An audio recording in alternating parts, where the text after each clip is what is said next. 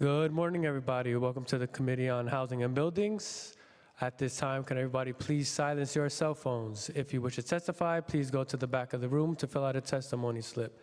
At this time and going forward, no one is to approach the dais. I repeat, no one is to approach the dais. Chair, we are ready to begin. Good morning and welcome to today's hearing on the New York City Council's Committee on Housing and Buildings. I'm Councilmember Pierina Sanchez, chair of this committee. Thank you to the many members of the public, the administration, and my colleagues who have joined us. I want to start with a procedural note. We'll first hear from the administration, followed by council member questions, and then public testimony. Please maintain decorum. If you wish to express support, use the silent approval gesture. Given the number of speakers signed up today, several hundred, council questions will be limited to 3 minutes and public testimony to 90 seconds. I will also ask administration witnesses to keep their answers brief, but I want the public to be aware that we do anticipate between 2 and 3 hours of testimony and questions with the administrations prior to the public. I ask that you please do plan accordingly. I apologize in advance if I have to cut you off at any point, but we want to ensure that we hear as many voices as possible during today's debate. Today we will be hearing 2 sets of legislation. Bear with us, it's the end of the session and there is a lot to do. First, we will consider several bills that modernize the New York City construction codes, support small businesses, and improve our response to rodent complaints. Intros, I know that's why everyone is here. Intros 1321 and 1422, which I sponsor, would create a New York City existing building code to align the rest of the construction codes and align the rest of construction codes accordingly. Right now, work on existing buildings must navigate both the 2022 and 1968 codes, creating conflicts, delays, and confusion. The existing building code is the product of a decade-long DOB-led consensus process with hundreds of experts, unions, and industry representatives. It gives owners a clearer, safer framework to maintain and alter existing buildings, and finally allows us to retire the 1968 code for existing buildings in a responsible way. Importantly, this new code also codifies changes to the definition of ordinary plumbing work, further changes that this council already passed in Intro 429 several months ago. Changes that some groups suggested came out of nowhere, where in reality, those provisions were debated and agreed upon during DOB's extensive code revision process. We will also hear a pre-considered bill updating the New York City Energy Conservation Code to align with the 2025 New York State Energy Conservation Code and the 2024 International Energy Conservation Code with New York City specific amendments. This keeps us on track with state law and ensures our buildings meet modern energy standards as required under existing law. Next, we will hear Intro 1465 by Councilmember Brannan, which extends a moratorium on fines for awning and accessory sign violations and requires the Department of Buildings and Small Business Services to provide education and outreach to small businesses. Small businesses have told us clearly that a sudden $6,000 fine for signage without education has been devastating. This bill continues the council's approach, enforce truly unsafe conditions, but don't balance the budget of our city on the backs of mom and pop shops. Finally, in this set, we will take up Intro 1217 by Councilmember Zhuang, which strengthens inspections and public reporting in response to 311 complaints related to rats and other pests, requiring the Department of Health to inspect within 10 business days and to make inspection data available online. Part 1. Part 2, the second set of legislation is on short-term rentals in 1 and 2 family homes. The second set of bills, Intro 948A by Councilmember Narcisse and Intro 1107A by Councilmember Lewis, would loosen certain requirements for short-term rentals in 1 and 2 family homes. I want to start by sharing that in the last weeks, I've heard from many colleagues on both sides of these pieces of legislation, but many concerned about there being movement here. I want to share that as housing chair and as someone who's spent the last 15 years working on housing and economic development policy, I know how hard it is for both renters and small homeowners to stay in our city. My district is 94% renters, and I myself became a small homeowner only by finding a diamond in the rough, something that I could barely afford, and even now struggle in many ways to maintain with essential repairs. I carry that reality into this debate. Short-term rental policy is one of the most contentious issues before this body. And in that context, we have to remember that we are in a historic housing crisis. The 2023 Housing Vacancy Survey shows that just 1.4% of rentals are vacant citywide. In that context, I enter this hearing with serious concerns myself about Intro 948A and 1107A as drafted. These bills would, among other things, allow for up to 4 adult short-term guests in 1- and 2-family homes, remove the requirement that a permanent occupant be present, and permit interior locks that limit access and change the building code and housing maintenance code definitions of family to accommodate these arrangements. What looks like small changes or small language tweaks could fundamentally alter how our homes are used in the city of New York. Why I'm worried. The data is clear. A report released this week by Community Service Society finds that 1- and 2-family buildings make up 14% of the city's rental stock, with roughly 327,000 units in total and close to 894 tenants. A total, when you include both rental and owner-occupied, of 27% of the city's housing stock is being affected by these bills. Those homes are more likely to be occupied by Black and brown and low-income families, and their rents tend to be lower than other market rate apartments. If we normalize a hostless short-term rentals in this stock, even inadvertently, we can drive up property values, push up rents, and create powerful incentives that could displace exactly the tenants who have the fewest protections. Some point to analyses that show that rents kept rising even after Local Law 18 took effect, and use that to claim that restricting short-term rentals doesn't matter. But correlation, my friends, we know is not causation. What these numbers really tell us is that New York City's broader housing crisis continues, not that we should weaken the one tool we have that prevents apartments from turning into hotel rooms. Small tweaks, major challenges. These bills are presented as technical cleanups, aligning definitions, allowing flexibility on host presence and interior doors, but small language changes can create big problems. When we move from a clear host presence rule to unhosted stays, more guests, and locked off areas, enforcement becomes significantly harder for an already stretched Office of Special Enforcement. It is much easier to verify that someone actually lives in and is present in a home than to untangle, after the fact, whether a unit has quietly become a full-time business. We've seen this before in places like Santa Monica and San Francisco.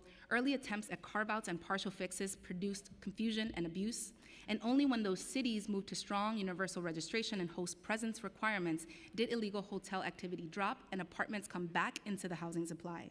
We can learn from that history and not repeat missteps. And I do want to highlight that some of the concerns that have been raised in the past few weeks are not theoretical. They are lessons from municipalities that also include New Orleans, San Francisco, and Barcelona.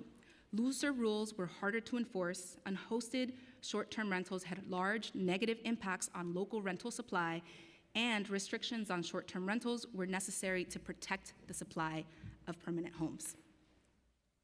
I also want to say gently, but clearly, that as we have this debate, we must be careful not to fall into narratives where we treat renters as inherently risky or undesirable as compared to tourists. Millions of New Yorkers, many of them across our districts, pay rent reliably every single month and are the backbone of our city's economy. When we talk about preferring short-term rentals because we can't count on renters, we risk reinforcing long-standing class and even perhaps inadvertently, racial biases that have no place in our city. In my district, 94% of residents are renters. My neighbors are the backbone of our economy and culture, and any reform worth supporting must protect both small homeowners and the tenants who make up the vast majority of our communities. If there is to be further conversation about adjustments in the future, I believe it must be far narrower than what is before us today and should be anchored in clear ideas. Perhaps owner occupancy instead of permanent occupancy, making sure that we have strong FDNY-aligned safety standards for any internal locks or access restrictions, no weakening of the family definitions that could have spillover effects into our building or housing maintenance codes, no path, intentional or otherwise, for a second unit or accessory dwelling unit to become a full-time short-term rental in a manner that our agencies are confident that they can enforce, and clear and enforceable limits on the amount of time that any units could be used as short-term rentals. That is the lens through which I will ask my questions today. In closing, this might go on record as one of my longest. I apologize, and thank you. Before turning to my colleagues, I want to remember Michael McKee, a tireless tenant advocate who cared deeply about these issues and tenant rights through his work over many years at Tenants PAC and other organizations. I also want to thank my team, Chief of Staff, Maria Villalobos, Deputy Chiefs, Ben Ratner and Kim Castellanos, Gerard Fernandez, Brenda Muniz, Stephanie Kuzi, again for wearing multiple hats, and our legislative fellow, Dylan Campos. I would not be here, literally, if it wasn't for y'all. Thank you. And I thank the Housing and Buildings Committee staff, Senior Legislative Counsel, Austin Malone, Legislative Counsel, Billy Eck, Senior Policy Analyst, Jose Conde, Policy Analyst, Dirk Spencer, Finance Analyst, Carla Naranjo, and Data Scientist, Reese Hirota. We are joined today by my colleagues on the committee. I'll call them out, and then I'll call them by name, and then Councilmember Zhuang, followed by Narcisse, followed by Lewis, yes, will make opening remarks about their bills. Acknowledging that we are joined on Zoom by Councilmember Arreola and Feliz, in person by Zhuang, Narcisse, Dinowitz, Riley, Lewis, Aviles, and Nurse. Thank you. With that, turning to Councilmember Zhuang. Thank you, Chair. Today we have a hearing about my bill, Intro 1217. Imagine a mother calls 311 for 2 years about the rat issue in her kitchen cabinet, in her children's bedroom, and no city agency comes to help. And this is actually a real story. We find those pictures in the news. When city agency finally showed up 2 years later, they found 18 rat burrows. This is a true and documented story. And our city government is allowing this to happen. I just don't understand. This is not the responsibility for our constituents to fix the rat problem. Yes, we see rats in our home, we try to fix everything. But we cannot, as constituents, we cannot tell our rats, only stay in my home, I'm gonna kill you. And then don't go to my neighbor's home. Can we do that? Of course not. And our city agencies, this is our city agencies' responsibility. The more time we wait, the more families will get affected, the whole neighborhood is gonna get affected, and the more value, more money gonna cost for the family and also for our city agency. And according to OMB estimate, my bill response the rat inspection in 10 days will cost nothing. I brought the Rat Academy to my district, and a lot of people come. A former rat czar visited too, and told me Department of Health addressed complaints mostly in the area with the most 311 calls or rat activity. But people call 311, no response for months. Our Department of Health also stated inspections are needed for them to get the rat out of our cities. So let's require them to inspect every call within 10 days to perform an inspection. Simple.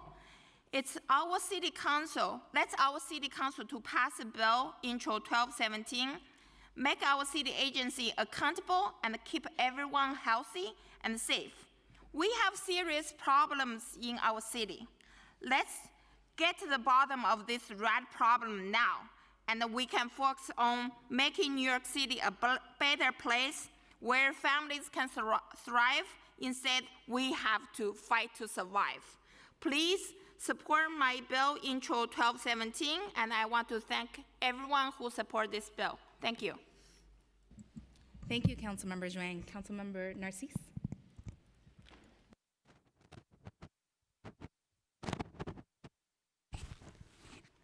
Good morning, everyone. I feel like I'm in the story of David and Goliath. But when you have your own chair, I have 94% of renters, and I'm not here for the big numbers. I'm here for the small voices, the smaller folks that cannot hold their home.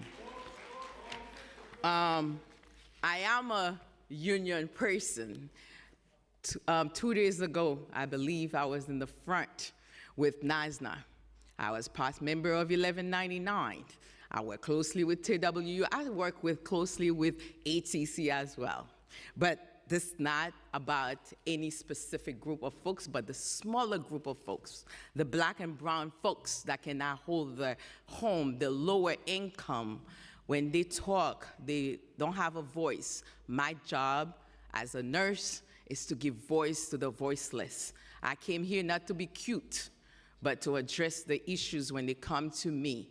And as legislators, when the legislation passed and other folks crying, they have foreclosure over their head, that's the reason I'm here, pure and simple. I'm not looking for power. I'm not looking for anything else but giving the voice of the voiceless. That's my responsibility. Thank you, Madam Chair, and thank you to my colleagues. I want to speak today in a strong support of my bill, Ensure 948A. Because for so many New Yorkers, especially in my communities that I represent, the community like mine, this issue is not abstract. It's real for them. It is not political. It is personal. It is about whether a long-time homeowner can afford to stay in the home they work so hard for their entire life to maintain. Some of my folks, HHA, CNA, LPN, working 3-4 jobs sometimes to hold a home, and they're losing it, and they need that option. They need that lifeline. That's the reason I'm here. I want for them to stay in the home they work their entire life for.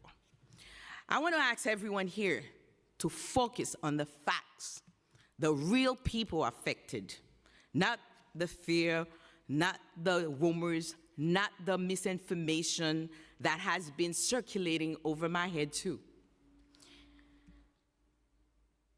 Some folks ask me if I'm scared to even go forward for it, forget about it. But when I look back to those that come to me, that's circulating those rumors over folks that are losing their home as we speak right now, there have been a lot of statements made about this bill that's simply not true.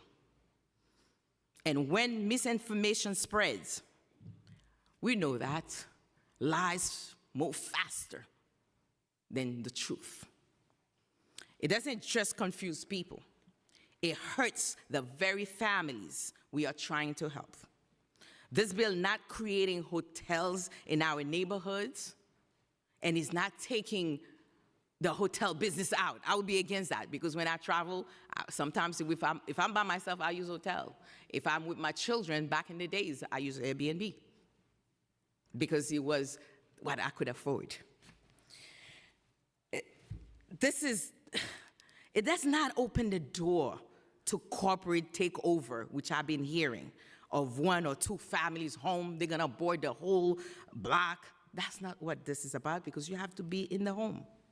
You have to own it. You have to be part of it. And when you go away, if you go to see a sick family, you have to come back, because that's have to be your home, your prime residence. It does not allow investors to run short-term rentals without living in there. And it absolutely does not allow unlimited numbers of people to pack in our homes. None of that is this bill. If it was that, I would walk away from it. What this bill does is quite simple.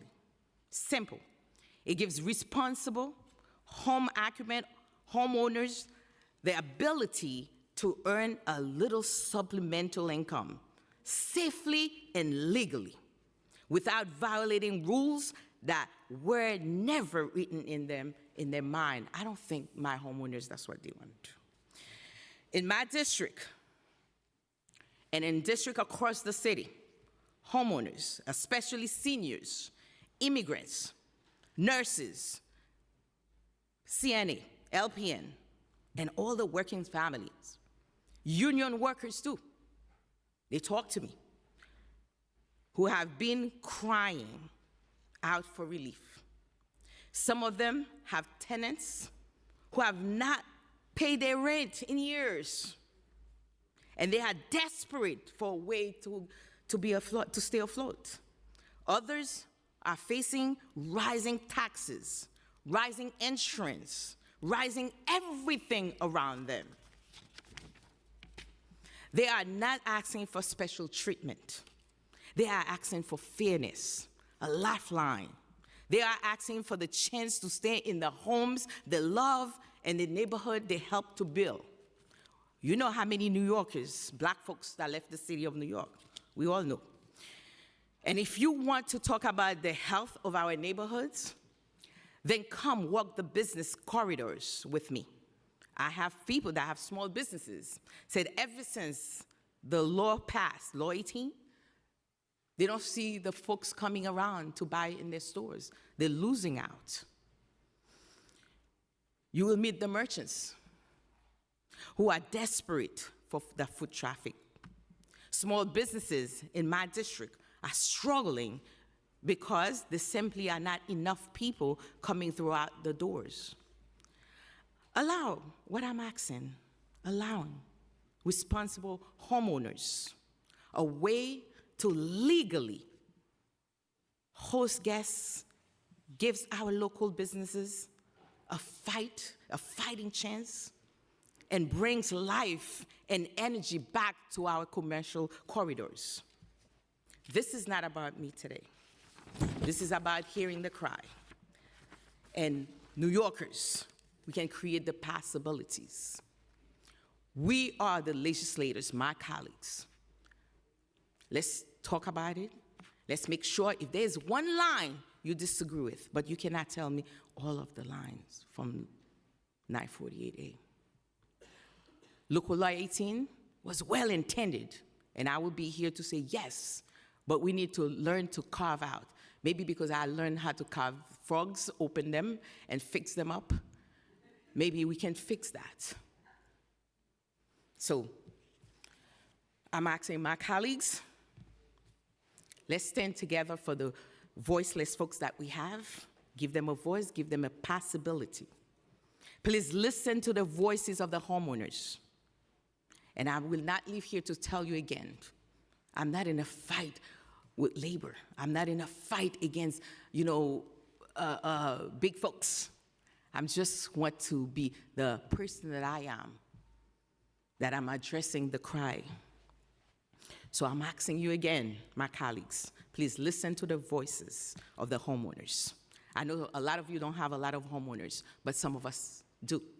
And those are the black, brown people and low-income people that are trying to stay in New York City. Listen to the people who are in the verge of losing their homes because the simply emergency or simply bill or single bill can push them over the edge. Single homeowners, their homes, because a single emergency or a single bill, extra water, can push them over the edge. You have seen on TV, folks lost their home because they could not pay the water bill. That's a fact of our lives. Maybe not mine or yours, but it is for some New Yorkers that build this city. And in my word, I don't want to curse in this place, build that, you know what. Listen to them, not to the media campaigns or fear-based narratives that ignore the reality of the community we represent. This bill is a balance. It is responsible. It is response to a very real need in our city. I want housing. I don't want to take the housing apartment, big 3-4 families out.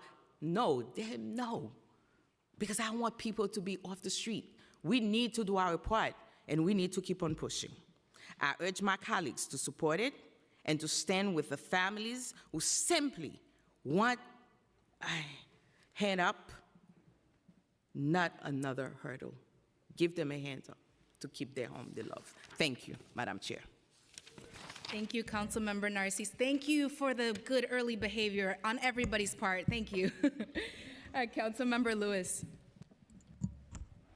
Thank you, Chair Sanchez, for holding this important hearing, for your leadership, and for including my bill. Introduction 1107, which provides fair and responsible flexibility for one and two family homeowners who seek to offer short-term rentals. Local Law 18 was created to address illegal hotels and protect our housing stock.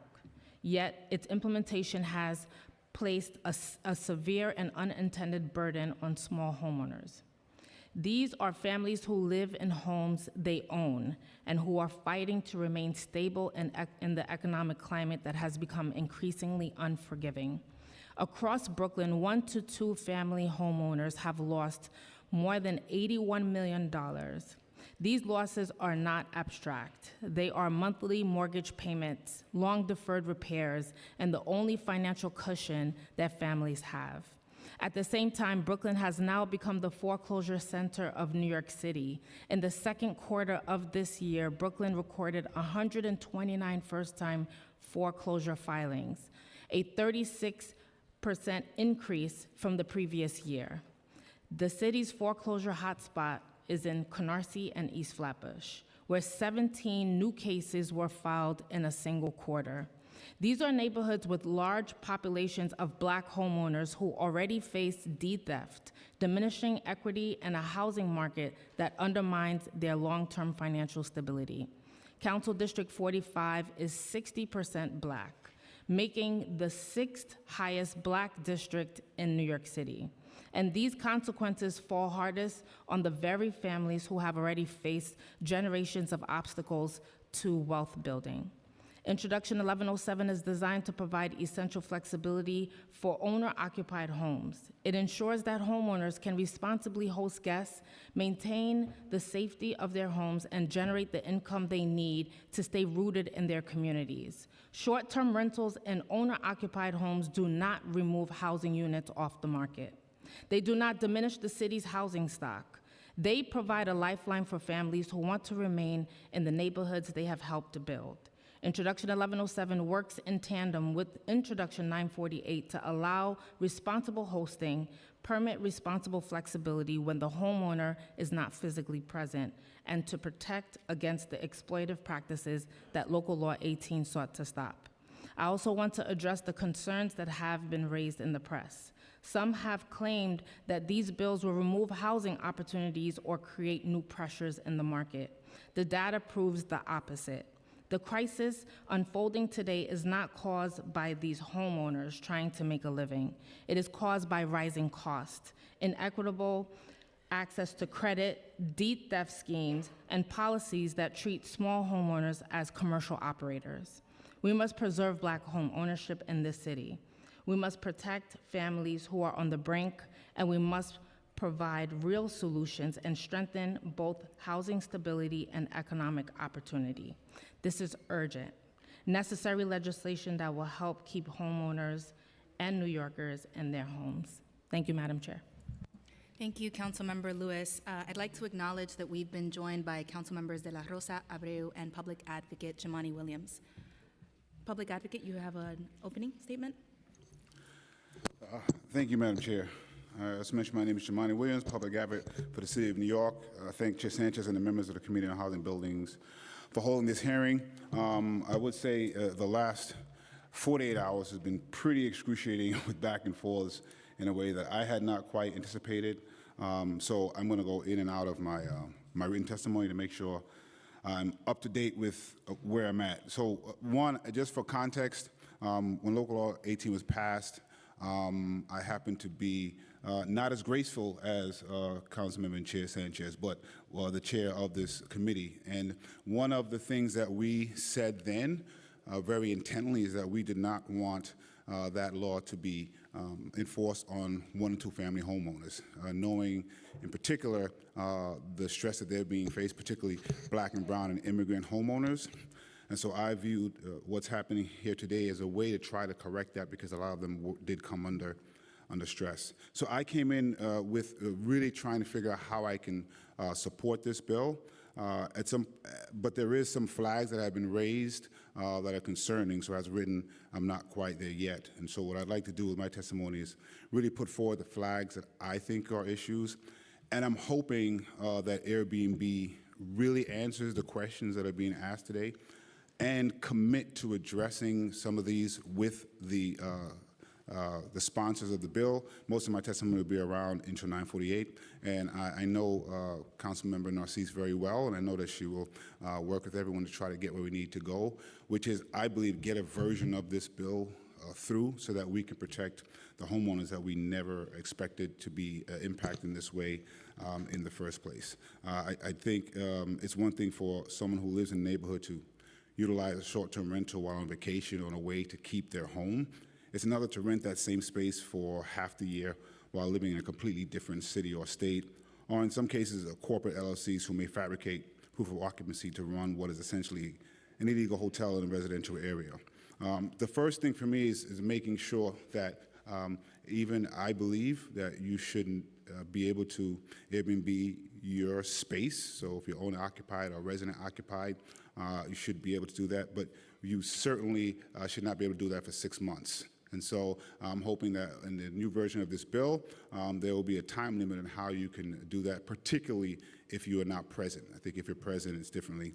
I also just want to make sure that we confirm, because I keep hearing different things, that if it's a 2-unit, you cannot Airbnb that second unit, because that would take units off the market, and we do not want to take units off the market.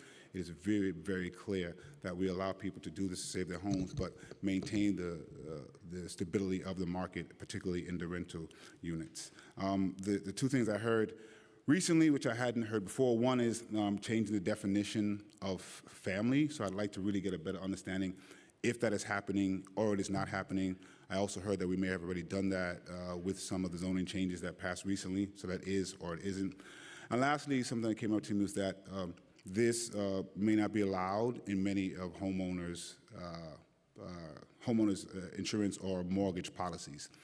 If that's the case, and we find a way to move forward this addressing the flags that I and I'm sure others have mentioned, I just want to make sure we make clear to homeowners that they need to read their policies so they don't inadvertently get themselves into problems. So I am thankful for the sponsors for pushing this forward to try to correct and make the law what we intended the whole time. And I'm hopeful we can get to a point that either addresses those or very clearly says in the law the way it's written so it's different than what we think it is, or provide some more language to address those flags so that we can help our Black and brown immigrant homeowners stay in their homes, use this modality, but also not take units off the market, not violate any policies that they have.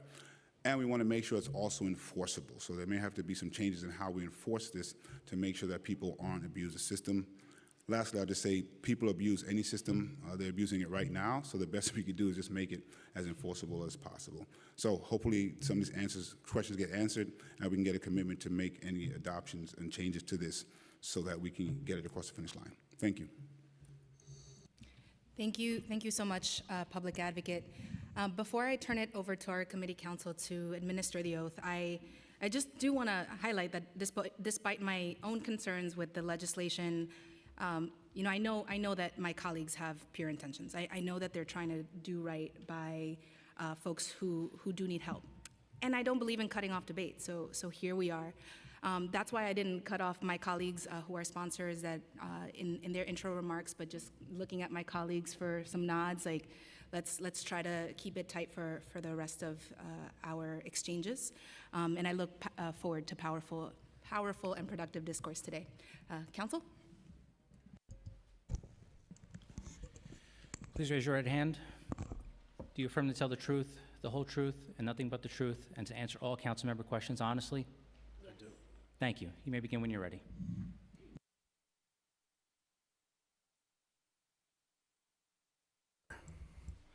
And I have some good news on timing. I'll be covering testimony on behalf of all the city agencies. The others will be HPD and DOB are here for questions, but hopefully we'll pick up some time there. Chairperson Sanchez and committee members, other council members, and Public Advocate Williams, thank you for the opportunity to discuss Intros 948A and 1107A.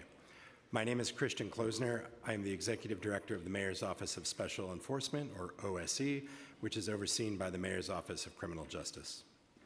While the bill's stated intent is to be about 1- and 2-family homes, both bills impact every unit of housing in the city and threaten to fundamentally alter New York City's housing market.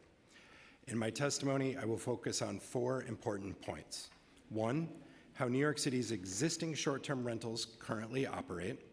2, how these bills could negatively impact the local housing market and for the many New Yorkers struggling to find stable housing. 3, how the bills will create a more dangerous environment for residents, guests, and first responders. And 4, how significant increases in short-term rentals will negatively impact quality of life. First, it is important to be clear about the current laws in New York City. For decades, the city's Housing Maintenance Code and Building Code have required the legal use of the city's housing stock in both apartment buildings and 1- and 2-family homes to be for permanent occupancy by a family. The term family allows not more than 2 boarders, roomers, or lodgers, it's a common phrase and a defined phrase, to rent part of the unit so long as the permanent occupant is occupying the unit and maintaining a common household with the lodgers.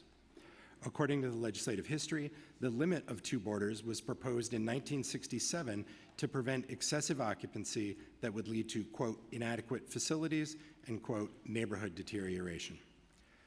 When online booking services arrived, the short-term rental market significantly increased, taking thousands of long-term rental units off the housing market, and according to numerous studies, driving up the cost of rent. To combat this significant increase in illegal activity and its impacts, City Council adopted the Short-Term Rental Registration Law, also known as Local Law 18 of 2022. But let me be very clear. For far longer than these online companies have existed, it has been illegal to rent out your entire unit for less than 30 days or to rent part of your home to more than 2 guests, no matter how many units were in your building. Local Law 18 did not change the laws I just described. It simply required hosts to follow them. It did not ban short-term rentals. Instead, it made enforcement of existing protections far more efficient. It requires hosts to register, and it requires platforms to verify the registration status. Local Law 18 allows the city to actually prevent illegal activity from depleting our housing stock. It prevents the additional upward pressure on rents associated with short-term rentals, and it provides hosts the chance to know their rental is legal before putting it on the short-term rental market.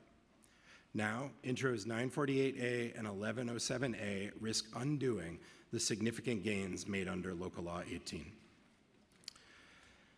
Let me start with a discussion of the impacts these bills could have on our housing stock. While both bills suggest they apply only to 1- and 2 families, each changes the definition of family in city laws. Changing the definition of family would apply to every home in the city, not just 1- and 2-family homes.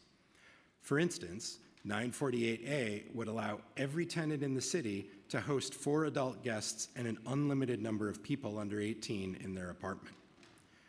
948A also redefines 1- and 2-family homes from exclusively for permanent use to primarily for permanent use. And 1107A contains the same provision, although just for 2-family homes. While that may seem like an insignificant change, it is not.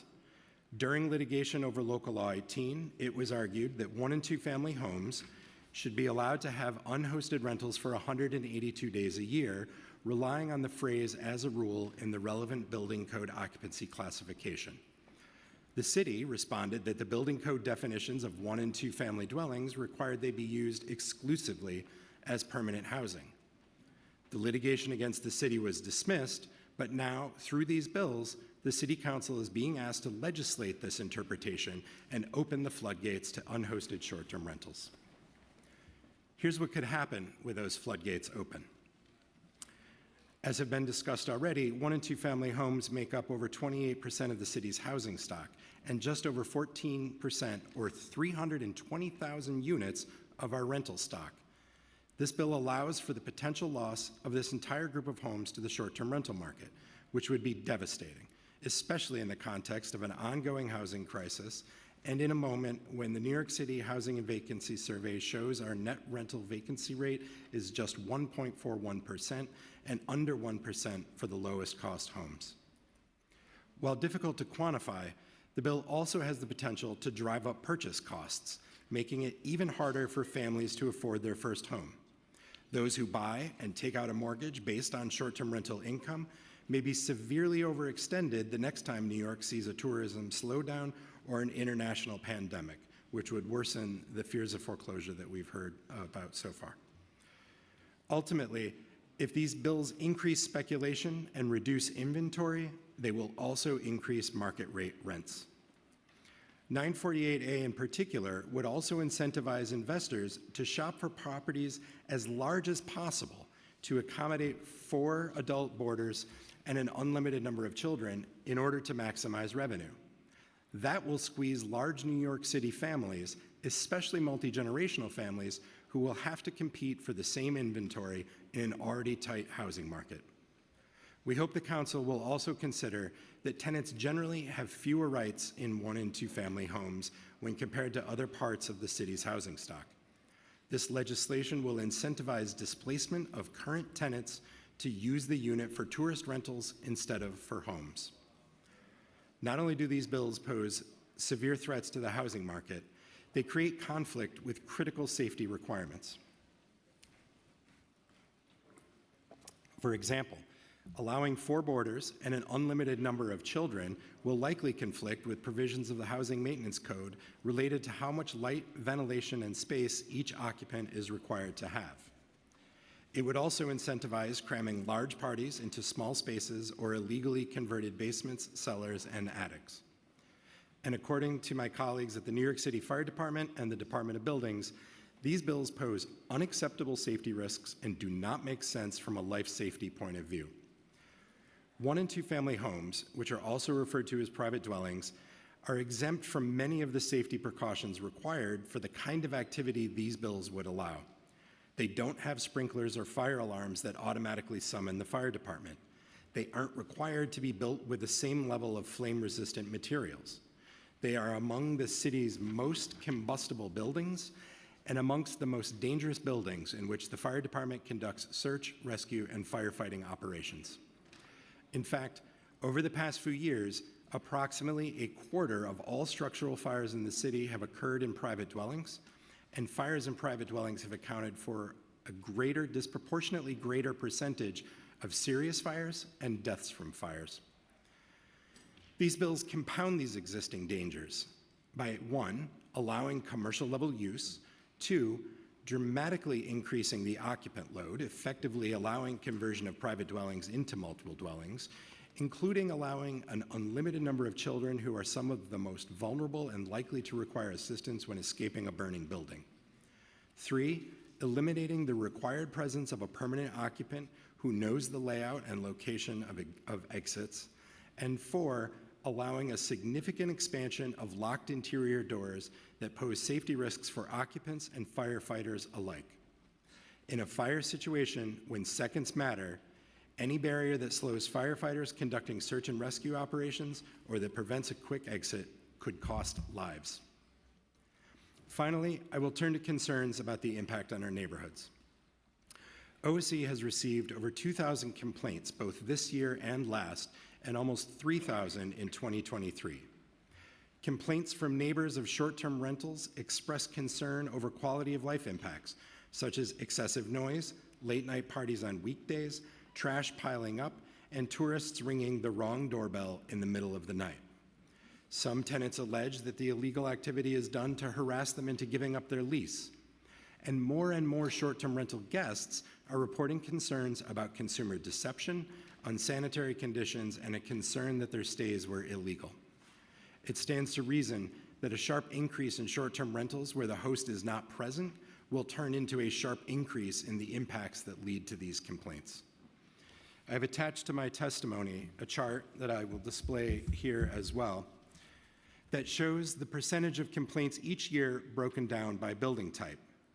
In 2018, the vast majority of complaints, 69%, were about units in multiple dwellings. Since then, as you can see in this chart, complaints about 1 and 2 families have made up an increasing percentage. And as of earlier this month, 2025 will be the first year in which there are more complaints about activities in 1 and 2 family homes than in multiple dwellings. These are people who have asked the city for help, and OSE asks this committee to consider these complaints as though the people filing them were here today to testify. For all of these reasons, the administration opposes these bills, and I ask the council to seriously consider their harmful, unintended consequences. Thank you again for the chance to testify, and I look forward to your questions. Thank you. Good morning, Chair Sanchez, Public Advocate, and members of the Committee on Housing and Buildings. I'm Corinne Schiff, Deputy Commissioner for Environmental Health at the New York City Department of Health and Mental Hygiene. On behalf of Commissioner Morris, thank you for the opportunity to testify today regarding the Health Department's pest control program and the legislation before your committee. The Health Department takes a multi-pronged, evidence-based approach across New York City to control rats, building on decades of experience. Our approach, called Integrated Pest Management, emphasizes inspections, monitoring, and removal of conditions that rats need to survive. Rats thrive when they have ready access to food and water, a place to live, and effective transportation routes. That means that reducing the rat population requires managing garbage, eliminating nesting areas, and repairing cracks and holes in sidewalks, structures, and buildings. Safe, targeted treatment using best practices is the final piece of an effective IPM program. Key components of our IPM program include proactive inspections of every property in a particular area, enabling the department to learn where rat activity is greatest and track progress over time, inspections in response to 311 complaints, enforcement actions against property owners who fail to maintain their properties free of rats, exterminations by our licensed pest management professionals on private properties where the owners fail to act and billing the owner for the work, monitoring, guidance, and technical assistance for city agencies to help them address areas in need of rat control, sealing or collapsing rat burrows in the public realm, and conducting outreach and education to help residents, property owners, and pest management professionals learn best practices for controlling rats. Many council members have sponsored our popular Rat Academy sessions, and we look forward to continuing to hold those with you. We describe our pest control activities on our Environment and Health Data Portal and provide detailed inspection information on our Rat Information Portal.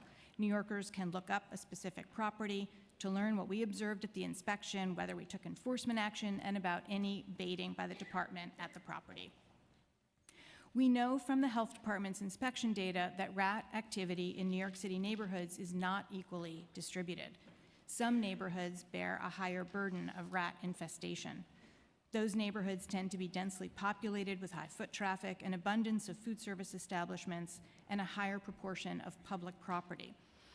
To effectively address rats, city agencies, property owners, and residents in these areas must work together. Rats do not observe property lines or distinguish between public and private ownership. To reduce rat populations in New York, everyone in a neighborhood, both private and public, must work together across our usual boundaries in times and places that matter most to rats.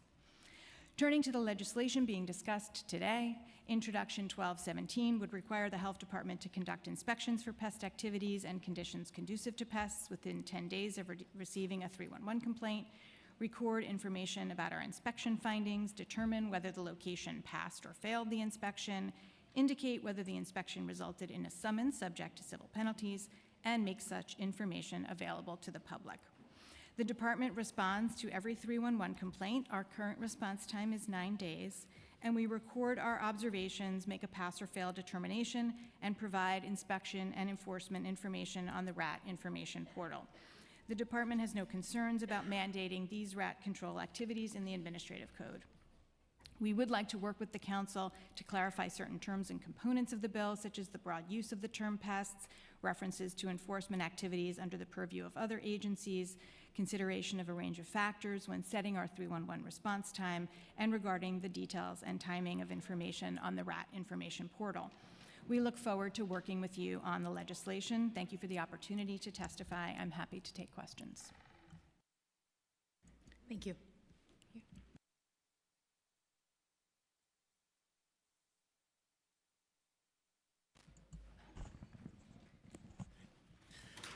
Good morning, Chair Sanchez, members of the Committee of Housing and Buildings, and the Public Advocate.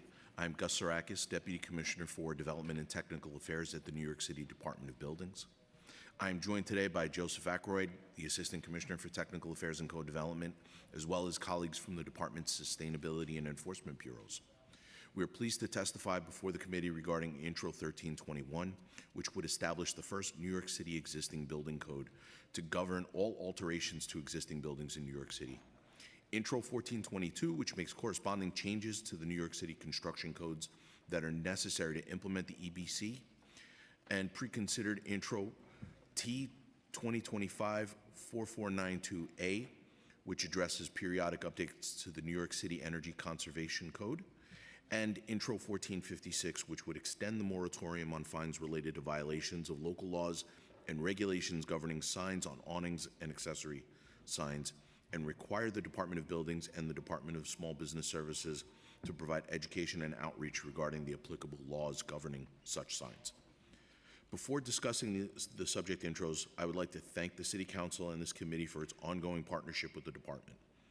Our work together ensures that this city, with its over 1 million buildings and tens of thousands of active construction sites, not only has the safest built environment, but that we continue to evolve and keep pace with advancements in construction, design, and development. It is through this vital partnership that we keep those who live, build, and visit New York City safe. Intro 1321. New York City first published its first full building code in 1899, and those rules have been updated periodically, including significant code updates in 1938, 1968, and 2008.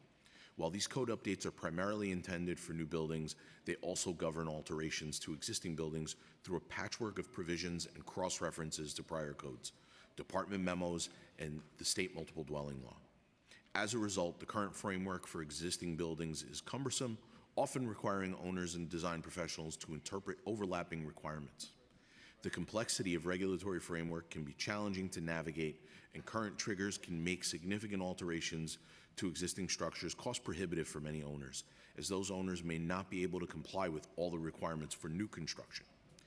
The department has been working toward an existing building code since the development of the 2008 construction codes, and in 2014, the department embarked on a multi-year code development project to establish the city's first ever EBC existing building code. The EBC is based on the International Existing Building Code, the IEBC, and is the culmination of many years of research, analysis, and committee work. The IEBC is a model code developed and maintained by the International Code Council and is widely adopted throughout the country, including New York State. Its framework has proven successful in providing a clear incremental path for the rehabilitation and adaptive reuse of existing buildings while maintaining essential life safety standards.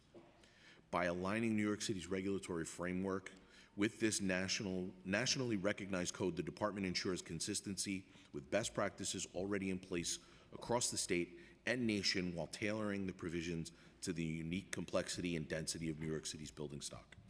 The EBC provides a comprehensive and streamlined regulatory framework, eliminating the need to consult previous codes when renovating an existing building. Because current triggers for upgrades to existing buildings are not incremental and often require formal variance reviews, the approval and permitting process can be lengthy. The EBC would limit the need for owners to obtain code variances from the department for certain scopes of work, thereby minimizing impediments to modernizing buildings. Most importantly, the EBC would enhance the safety of existing building stock by creating incremental compliance triggers regardless of alteration costs. These improvements accomplished by the EBC fall into three main categories: safety and modernization, efficiency, and sustainability. These improvements eliminate barriers to renovating existing buildings while ensuring a consistent level of safety across all building types. The proposed EBC accomplishes the following: safety and modernization, promotes compliance with modern codes by repealing the 1968 building code, which currently continues to apply to alterations, repairs, changes of occupancy, additions, and relocations of existing buildings. Provides comprehensive tenant and occupant protection plans for buildings occupied during construction activities, expanding on the current code regulations. Establishes new requirements for architectural investigations when the work area exceeds 50% of the floor area, ensuring that existing means of egress elements and rated assemblies are safe.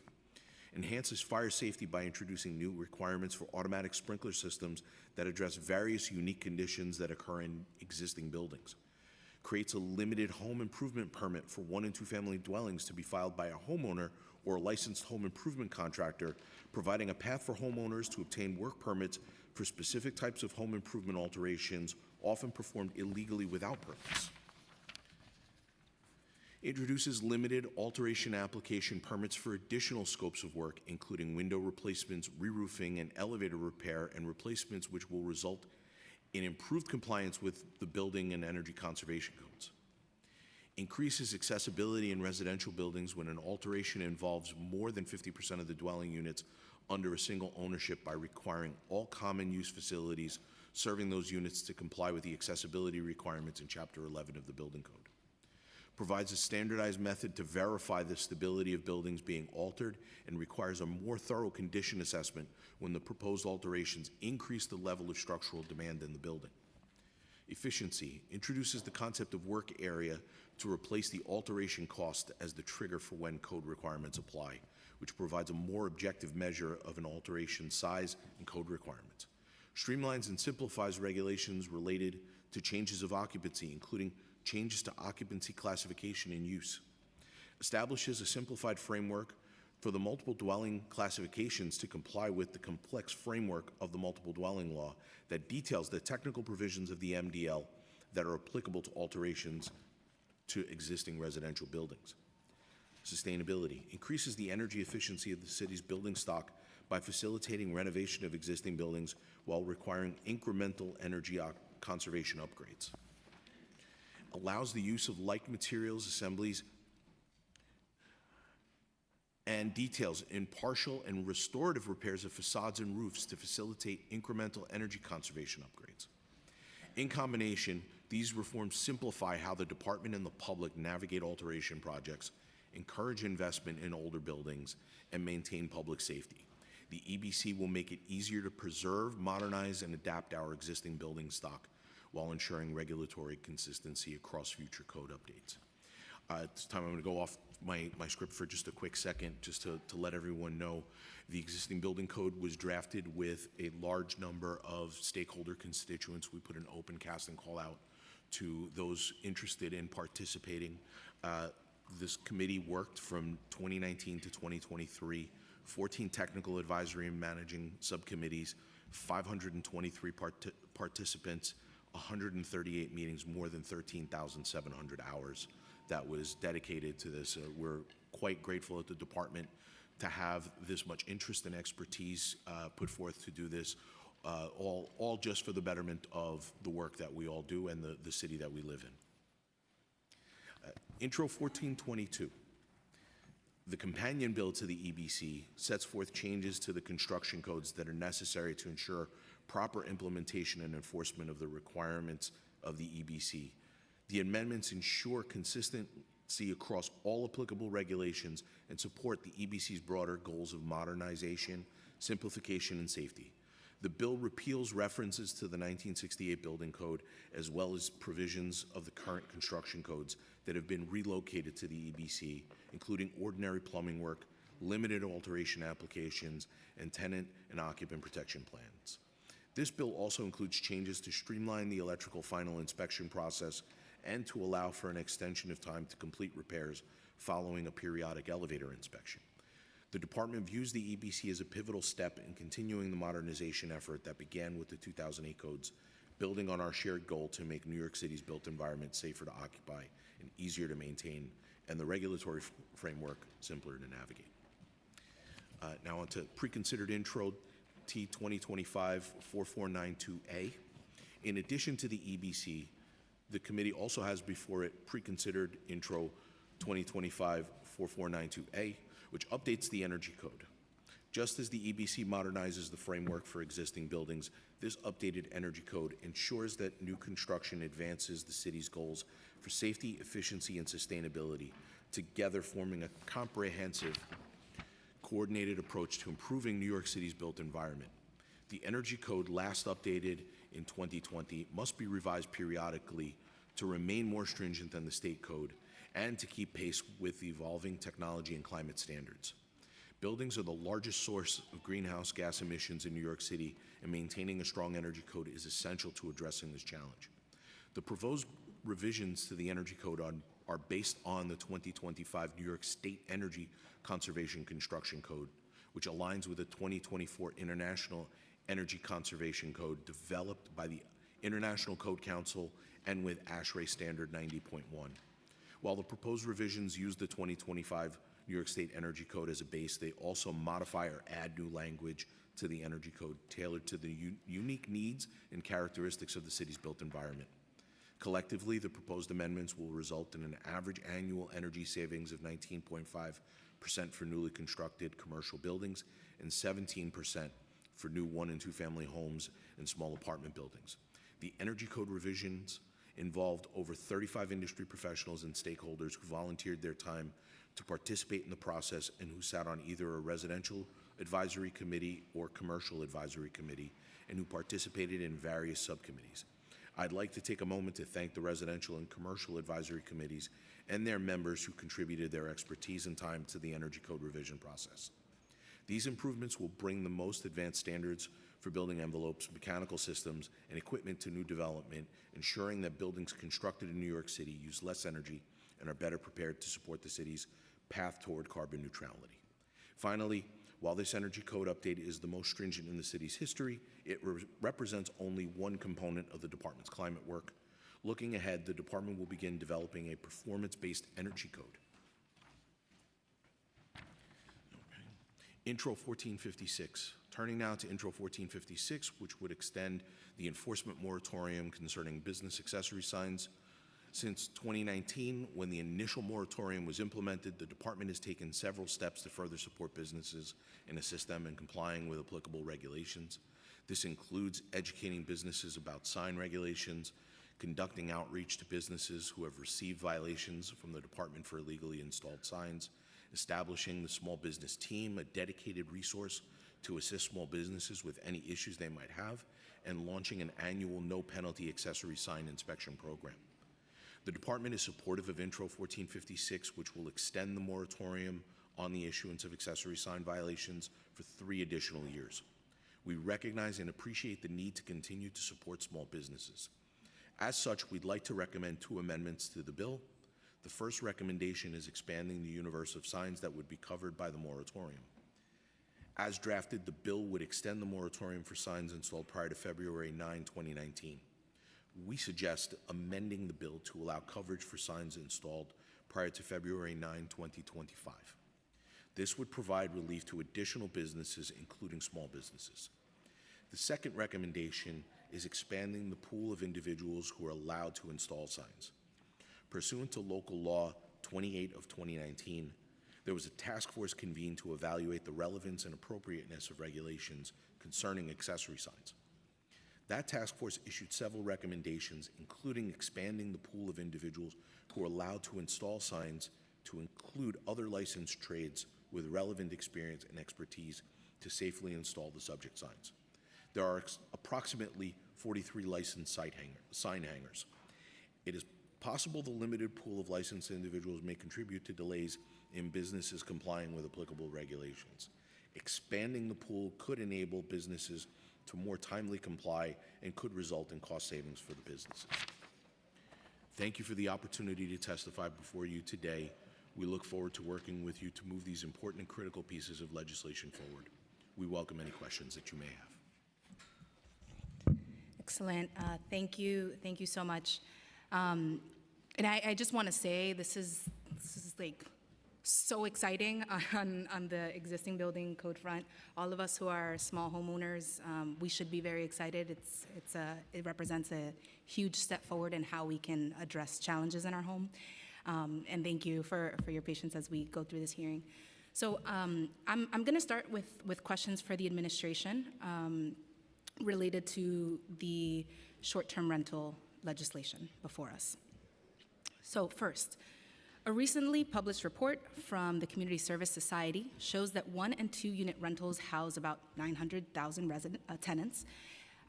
They are more affordable than other market rate units and disproportionately house Black and low-income New Yorkers. The report also notes that the vast majority of these renters are not covered by tenant protections. Nearly half don't have a lease. Rent stabilization only applies to buildings with more than 5 apartments, and good cause eviction laws only cover tenants in buildings where the landlord owns more than 9 units. So first, let me ask, how many 1 and 2 family dwelling units are currently registered as short-term rentals under Local Law 18?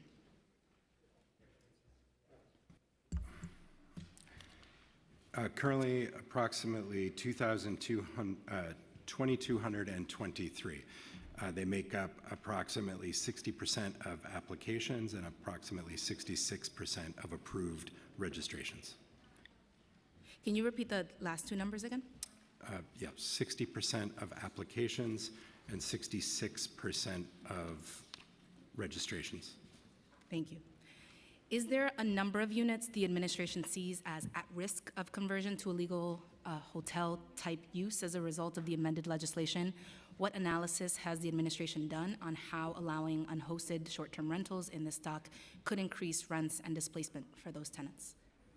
I will turn to my colleague Lucy to fill in, but potentially all of them, because the bills change the definition of family, they change the definition of what is allowed in the unit, and certainly as market forces marshal themselves to make these changes seen and felt, it could have an effect across the entire housing stock. I'll just add that as part of the New York City Housing and Vacancy Survey, we've been tracking some version of seasonal or held for occasional use as reasons for a home being vacant and not available. And over the last few cycles, we've amended that given the housing market has changed, and in particular in 2021 and 2023. This is a larger group than just short-term rentals. It includes pied-à-terres, units that are held for investment purposes, but also— I'm sorry, Deputy Commissioner, can we please have quiet in the chamber? Continue. But also short-term rentals. We don't consider these homes to be to be vacant and available because they are not on the market. They are therefore in the category that we call vacant, not available for rent or sale. They're effectively not options for New Yorkers when they're seeking to move. In 2023, or as recently as 2023, we added logic to the computer-assisted personal interview called the CAPI that better enabled us to identify, based on the questions that field interviewers are asking, both as part of the occupied interview and as part of the information captured when we're assessing occupancy status. So we actually expect to continue to improve on this data moving forward. But we did see across the market some change between 2021 and 2023. You all have heard me talk a lot about our findings from the New York City Housing and Vacancy Survey over this time. We went from some of our highest vacancy to some of our lowest vacancy. This is across basically every category that we measure.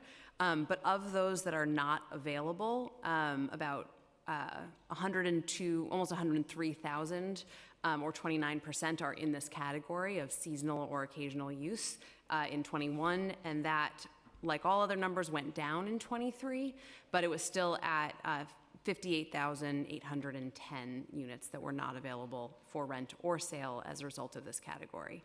It is very difficult to predict, I agree with my colleague, who would opt in to any policy change. The best indicator is past behavior, but we do certainly track things like this because we know that changes in laws and rules do impact behavior, and we would certainly expect for applications to increase. Thank you. If this legislation were adopted as written, what would prevent a private company from buying a one to two family home and evicting the tenants? What tenant protections exist for these New Yorkers who live as renters in these homes?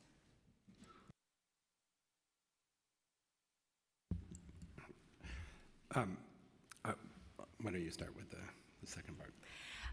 So I'll start with the second piece of that in terms of tenant protections. This is our relatively less protected part of the stock. Most rent stabilization applies mostly to larger buildings over 6 units. Good cause evictions, which was recently passed at the state level, excludes most of this stock. Owners have to have a certain portfolio size larger than 10 units. So these tenants don't have those same protections that we see in most of the other parts of our housing stock.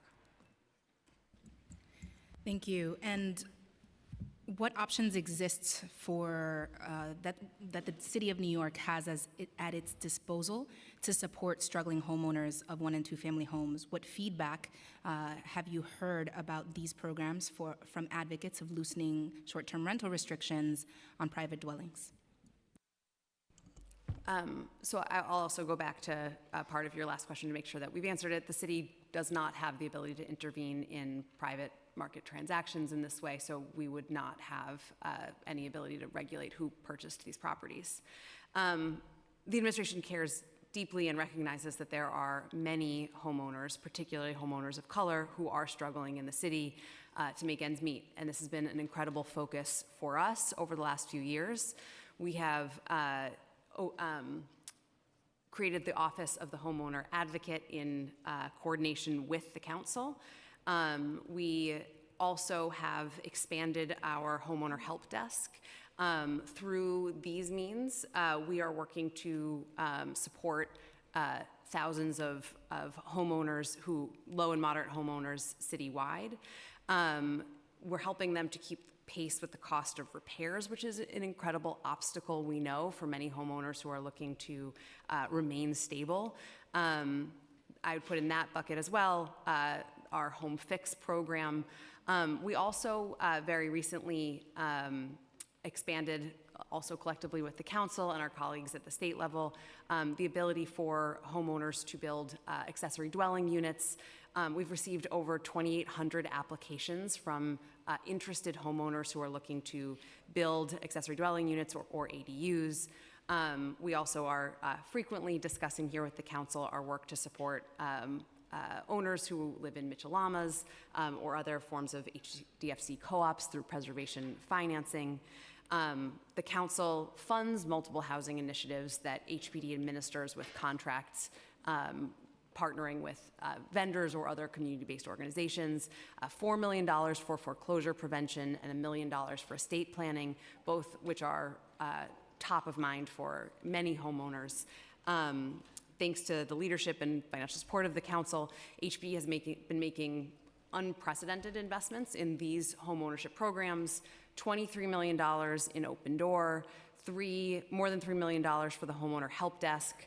I mentioned already the $4 million for foreclosure prevention, $2 million related to outreach for things like the tax lien sale, and I mentioned the $1 million for estate planning and resolution.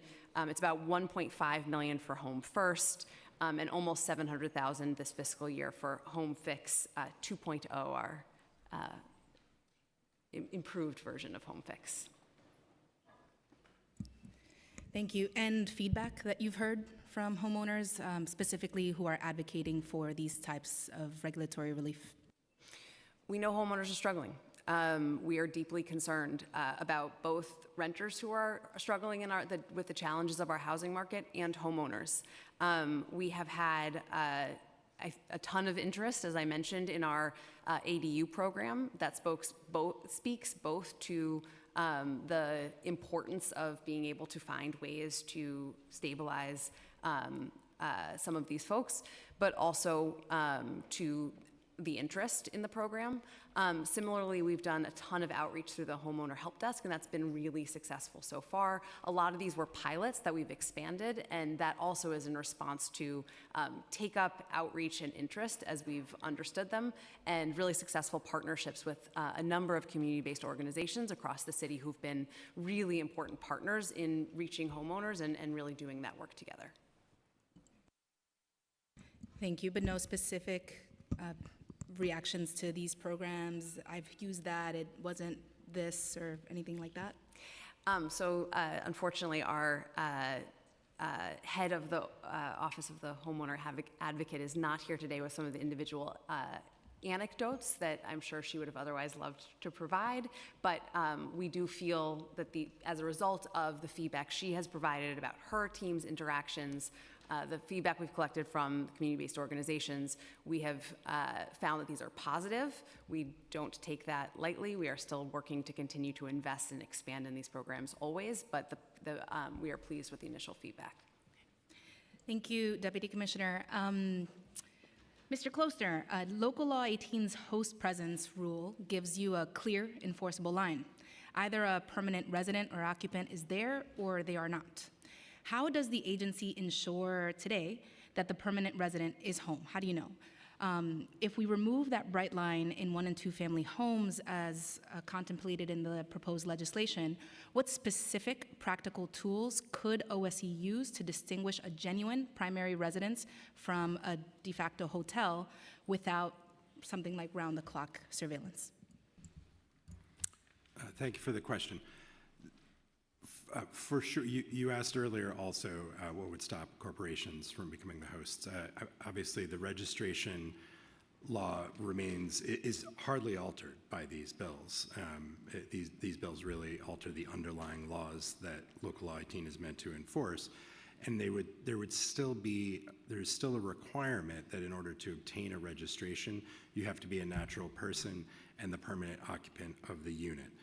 I think the easiest way to explain part of the concern is several years ago there was a 2-family that we found in Bed-Stuy that had been bought by someone in Long Island, and within 6 days of filing the deed, there were probably a dozen Airbnb listings. When we went, we found that a 2-family in a residential district had been converted to house approximately 30 transients with no host on site.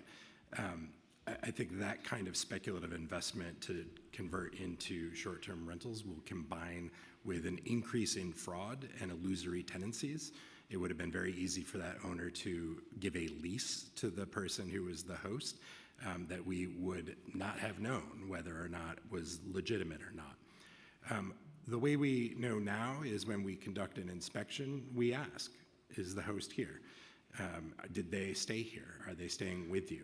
Right? If we have if we gain entry into the building, then we have the ability to look and see which areas are for the guests and are there the kinds of personal effects that would be there.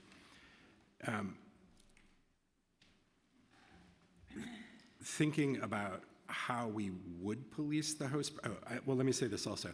Part of the registration process is that in order for a listing to be verified by the companies, it has to be associated with the registration. And so when someone submits a registration or application, or once they get approved and they seek to add a listing, we look at it. If it's clear that the person isn't going to be there, we give folks a chance to correct and say you have to make it clear that you will be present in the unit and you'll be staying there. So that adds a guarantee that the listing itself is legal. It also sends a signal to the guest as to what they can expect. So it adds in a layer of reporting by guests when they show up and the person isn't there and never was there. The guest might say, like, wait a second, this seems like maybe this isn't legal to me, and then they can report it. Let me pause there and let you hone me in if I haven't answered the question fully. That is helpful. So how does changing the definition of 1- and 2-family dwellings from a structured use used exclusively used for residential purposes to primarily used for residential purposes impact the regulatory framework for such homes? You touched on it in your testimony, but if you could expand.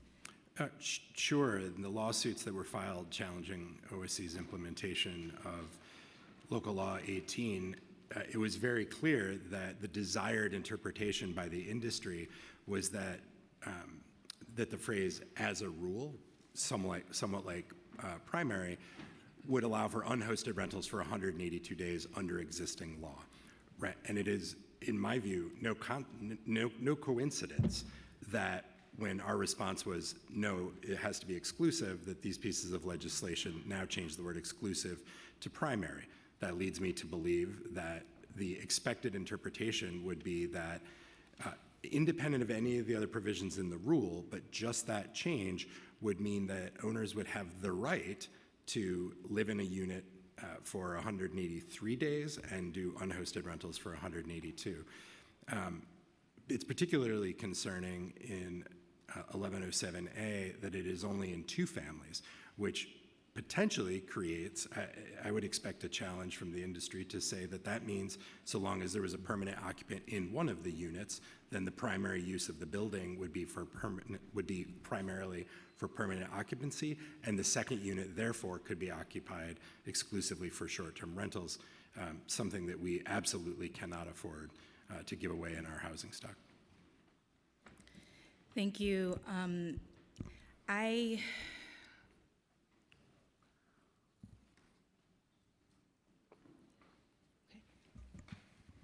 I'm going to ask one more question and then turn it over to my colleagues.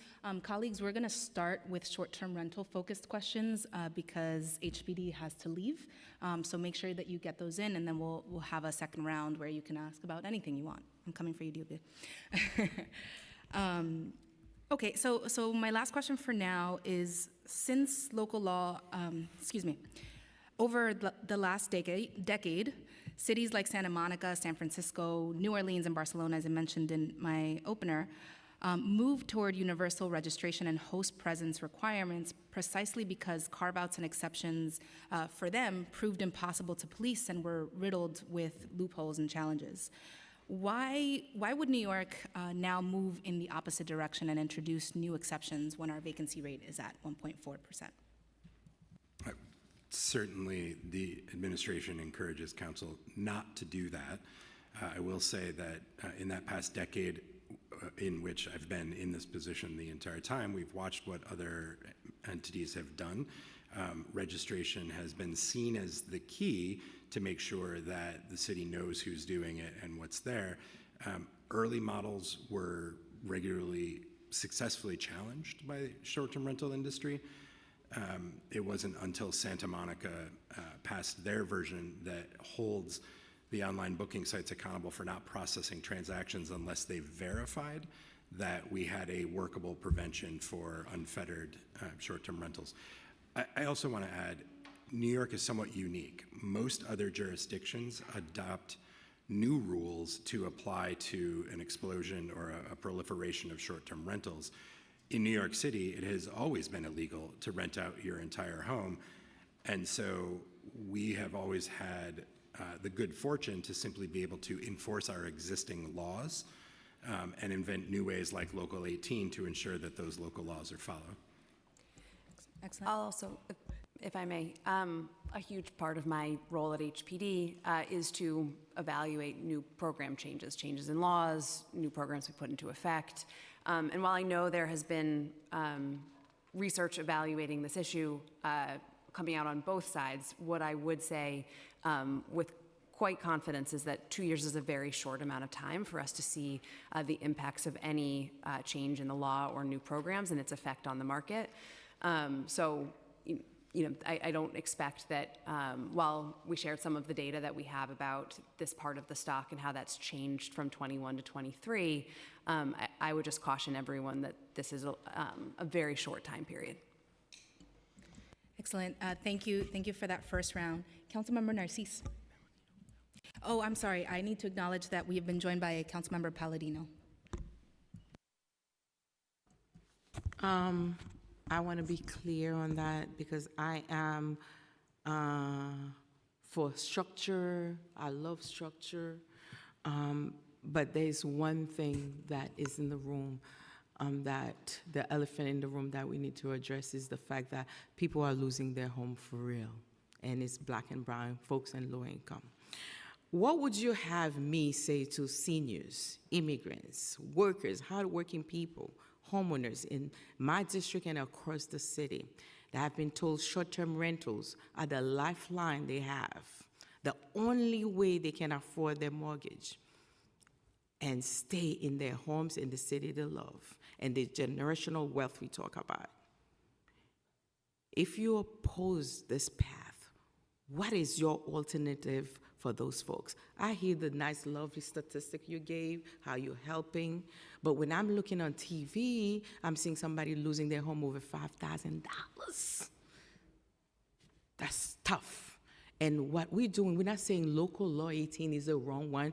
I am 100% to understand it. But all I'm asking is to we have to kind of carve this little space for the people that need to breathe. So what do I say to those folks?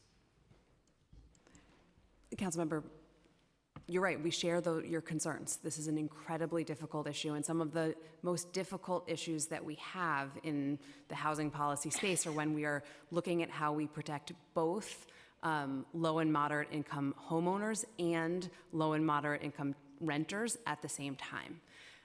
And some of that, in those moments, what we find that we try to do is to look at all of the potential consequences, and can we find policies or ways that we're, to every extent possible, helping both sets of communities who are all at risk in our housing market. But right now, there is nothing. There is no recipe for those people that's losing their home.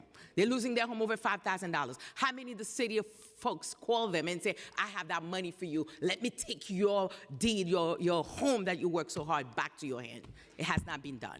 So when we're talking about why we don't go into this direction, I'm not a person that don't like conflict. I'm a nurse. I like to solve problems, come with a solution. I'm looking for that solution for those folks. And right now, would you say that New York City have the toughest law in the book right now for Airbnb protection? Well, so on that, I think we have one of the toughest one in New York City with structure, with the law and policy for short-term rental. So on that piece, if you don't mind, I'm going to defer to my colleague, but I do want to respond to your earlier comment. It is incredibly important to us that we continue to invest in this space and make sure that we have the best possible programming. I did describe some of the ways that we've rolled out new opportunities, new things through our Office of the Homeowner Help Desk. We want your feedback, and we want to work with you to make sure that we are offering as many opportunities to stabilize people as possible. But while you're rolling it, people are losing their home. They don't have a space. They're homeless, and the tenants become homeless with them too. That's the problem we're facing. And what's the percentage are we talking about in the housing market? We have vacancy in Nassau we cannot even fix right now. So why don't we fix that, administration? Fix that and make sure people have more opportunity before we touch an area that people invest their livelihood in. Give them a chance. That's all I'm asking. No politics, nothing like that. I'm not interested in politics. Well, a lot of people that knows me, I'm more like straightforward, talk about it, let's find a solution. I don't want to fight with anyone. I just want a solution for those folks that are coming to me. And I feel like that's my responsibility to carve it out, to make sure that we give them a room to breathe, and yet make sure that people we don't have developers buying the whole block and doing all that. That's not what I'm in for. I'm not in that. I'm not interested. But I'm interested in those people that are crying on my shoulder. Now you can answer your question. Thank you. Sure. And I appreciate your passion, and I can say that I share the sympathy and understanding. We've heard, I have personally heard from hundreds, if not thousands, of hosts at this point. We did extensive rulemaking hearing, and what we heard from people is that they wanted to use short-term rentals to pay their mortgage, to pay their bills. It's real. We understood that. We heard that loud and clear. And we're also mindful that small homeowners and two families, if a tenant stops paying rent, are at a greater risk than an owner of a large building. That was a very clear takeaway. I will say a couple of things. All the folks that bought these homes with the rules in place that prohibited them from having entire home short-term rentals. And that it cannot be that the solution to allow them to generate income, which they can do through legal short-term rentals. My office has bent over backwards to help people, to help them understand the process to clear up violations that would prohibit a registration, to help them understand that the property they bought doesn't have a certificate of occupancy that allows what they were led to believe. We've heard from a lot of homeowners who were sold properties with illegally finished basements and attics that they thought this is valuable living space, and in fact, it's illegal and dangerous living space. We work with them to correct them. When we had a huge backlog, I was in the office until 9 o'clock at night, giving people 20, 30 minutes of my time, walking them through point by point. Here's what the law is. Here's what you can do. The other thing that we can do and that we need folks to do, especially if it's a two-family, is rent the unit to a permanent tenant. I have folks that rent out the unit. People cannot pay. They have disabled folks. And because of the lifeline of the short term, they're able to maintain the roof over their head and the person that it needs in the New York City instead of being on the street of our city. We're talking about legalize the basement. Not many places we cannot do that, especially in the coastal areas. That's a problem. So in the meanwhile, the little less than 1% we're talking about, we're not taking the right away. We give them a lifeline and we let them stay in their home. And the structure we have, I am for structure. I am for rules. And then New York City have the toughest one in New York City. So let's make sure that we give them a little way, a little wiggle way for them to maintain it legally, and for them to be able to pay the mortgage. I don't want to see extra folks, more folks on the street of New York being homeless because they cannot maintain a home that they love, they invest in, and to stay in their community. That's all I'm asking. I'm not being difficult, and they're not being difficult. If they were being difficult, I would be the first one to walk out. I certainly, no one thinks you're being I'm not a difficult person. I'm easygoing, but we have to get solution to our problems. And the problems right now, the way it is, they don't have a lifeline. It's just like I have a lifeline. I'm in a hole. In a deep hole. Somebody give me a rope and you cut it totally. That's what Local 18 did to them. Drop them back. So let them go forward and give them a chance to breathe. That's all I'm asking. And HCC, everyone, I'm ready to talk about it. This have to go through to give a lifeline because it's a black and brown people and low income. Thank you. Thank you, Chair. Thank you to our bill sponsor. I'm going to go through the council colleagues who signed up for questions, and then if there's a second round and you have more questions, of course, you can let us know. You can let me know. So next up is Councilmember Abreu. Thank you, Chair. New York State's multiple dwelling laws bans unhosted rentals under 30 days unless a permanent resident is present. If Intro 948A removes the host preference requirement, how would your office enforce permanent occupancy? 948A actually doesn't remove the host presence requirement in multiple dwellings. It only removes it in 1 and 2 families, which is in its own somewhat problematic to treat people differently depending on what kind of unit of housing they live in.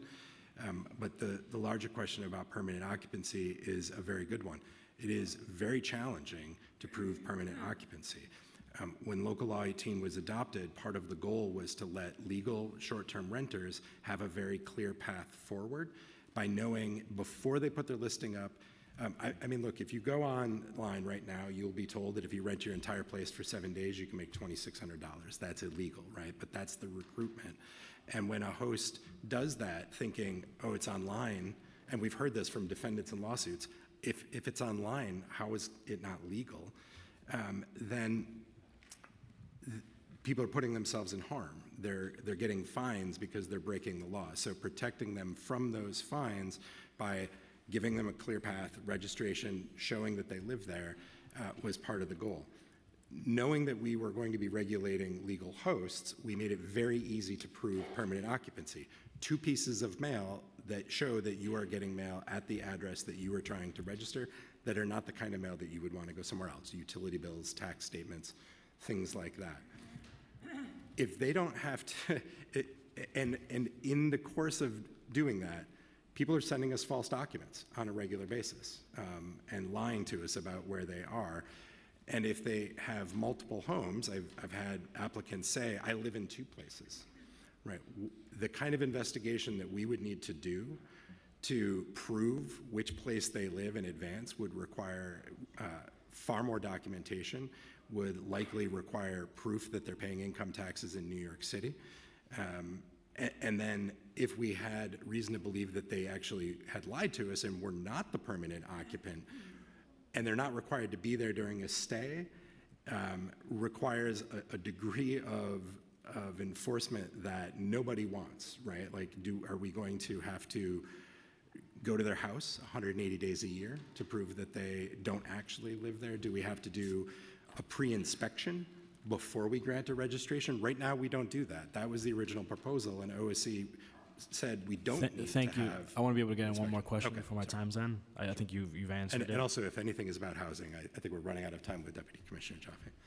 If property owners begin buying homes with mortgages dependent on short-term rental income, how does OSC envision enforcing permanent occupancy when the financial structure depends on non-permanent use? I don't envision that we would get to the point where we were thinking about the wisdom of the mortgage, but I appreciate the question, and we touched on this in our testimony. Just like COVID was devastating to homeowners, many of whom are here to testify today, any slowdown, any pandemic, when you are assuming a certain amount of mortgage payment based on income that could evaporate either through competition, through changes in regulation, et cetera, could be potentially devastating. And I don't know if Deputy Commissioner Jaffe has anything else to add about foreclosure. I think what I would note is that, which may be relevant to your question, what we're talking about here is, like the rest of our stock, mostly occupied homes. We have an incredibly low vacancy rate. It plummeted between 21 and 23. So when we talk about the potential impacts, either because someone is newly purchasing the home or existing and someone is saying that they are now going to start using short-term rentals as a lifeline for helping to stabilize, there is already someone living in that home currently, someone who is also likely to be vulnerable. The income of renters in 1 and 2 family homes is significantly lower than the income of owner-occupied residents of 1s and 2s. Doesn't mean that they're not both struggling to keep up with costs, but this just is something that we have to think about when we talk about any expansion or this as a new lifeline for folks. We are talking about potentially the necessary removal of the current tenant, which exacerbates some of our current challenges. Thank you, Chair. Thank you, Councilmember Abreu. I'd now like to call Councilmember Hudson, followed by Zhuang. Thank you so much, Chair. And forgive me in advance if you've shared some of these numbers, but I just want to make sure I have them correct. How many 1 to 2 family homes are currently registered to host under the existing provisions of Local Law 18? 2,223. Thank you. And to your knowledge, how many 1 to 2 family homes that were previously short-term rental hosts no longer did so after Local Law 18 passed? I think we'd have to look for more data to get there. So you can follow up Yeah, I think we'll have to follow up with us? Okay. So one of the things I can note, it is, apologies, Councilmember, I noted this, that we group seasonal or occasional use together. That includes, but is not limited to, short-term rentals. Of those that were available for rent, meaning they were not being used as seasonal or for seasonal or occasional use in 21. By 23, we actually saw an increase of 6% of those were now being used for seasonal or occasional use as of 23. Some of the data, obviously, right, we'll be back in the field in 27, so this is not the perfect timeline to which to look at a recent law change, but we have seen both plummeting vacancy, an overall decrease across the board and in the units that we consider to be off the market because they are off the market for occasional or seasonal use. But of those that were available for rent in 21 when we had more vacancy in the market, some have moved towards seasonal or occasional use as of 23. Okay, thank you. And how many 1 to 2 family homeowners do you anticipate will apply for registration should this law pass? we really know can't. it's hard to say. It's hard to say, right? But there is nothing to limit, right? There's no group that you could say this group could and this group could not, at least as currently contemplated under the law. Okay, and then my last question, how do you interpret the bill's use of the term primarily rather than exclusively regarding host occupancy? And what do you believe this means regarding what types of 1 to 2 family homeowners may be eligible to list their homes for short-term rentals? Yeah, I think with respect to my colleagues' time and the committee's time and the other folks, we did touch on that earlier, and I would like to just rest on the prior comments just to not retread on ground, or I'd be happy to meet with you to go over that point. Okay, thank you. Okay, thank you, Councilmember Hudson. Councilmember Schwan? Thank you, Chair. Thank you, Deputy Commissioner, come to testify. I have a couple questions. The first one, on your testimony, you said the department responds to every single 311 complaints. Our current response time is 9 days. I just want to know how accurate it is. We're doing the Airbnb first. Oh, where? We're talking about the 948A first. So our current response time to 311 complaints for an inspection is 9 days, and we do respond to every 311 complaint. Not every response is an inspection. We may get, for example, multiple complaints about the exact same location within a short period of time, and so not every complaint requires an inspection, but every complaint is reviewed by one of our staff to assess whether an inspection is needed or some other response. But very often we see from our constituents, the 311 complaint they filed, they never get a response, suddenly it's closed.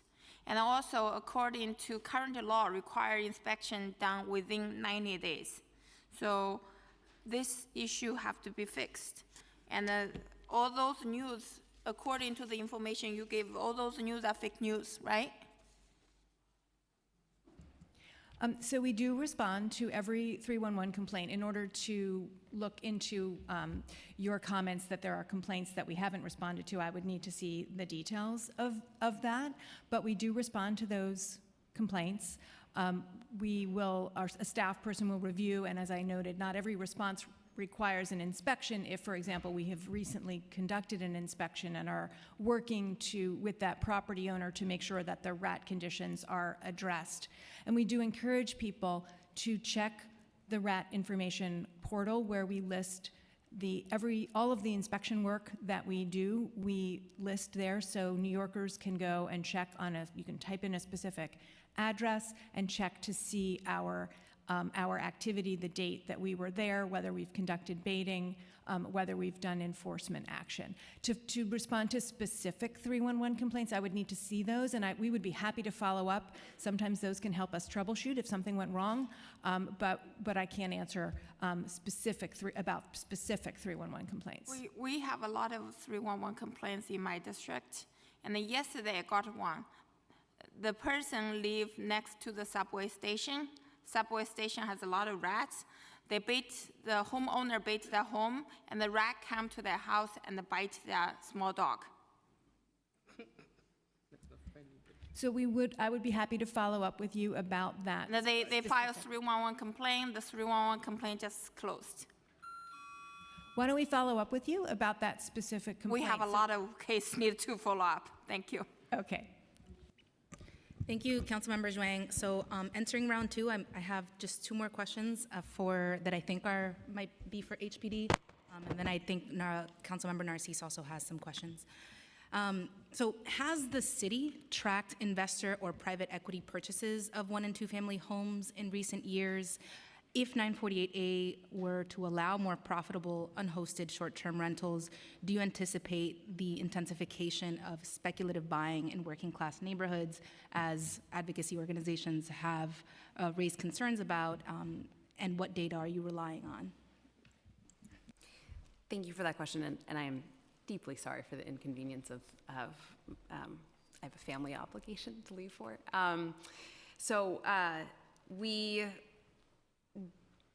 do not have a role in regulating these transactions, as I mentioned earlier. We attempt to track as much as we can about what's happening in the housing market.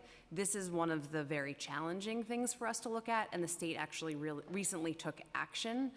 They passed a law that will go into effect January 1st, 2026, which would require non-exempt LLCs to disclose beneficial owners. It is one of the biggest obstacles to us really understanding who is purchasing or owns homes across the city. So unfortunately, right now, it's pretty difficult for us to have good insight into that.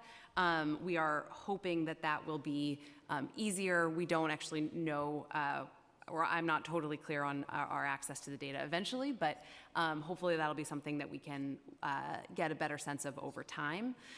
It's always quite difficult to predict what will happen in the future for any number of reasons, both directly in response to a change in the law, but also with just the fact that so many different things, unpredictable things can happen that influence behavior.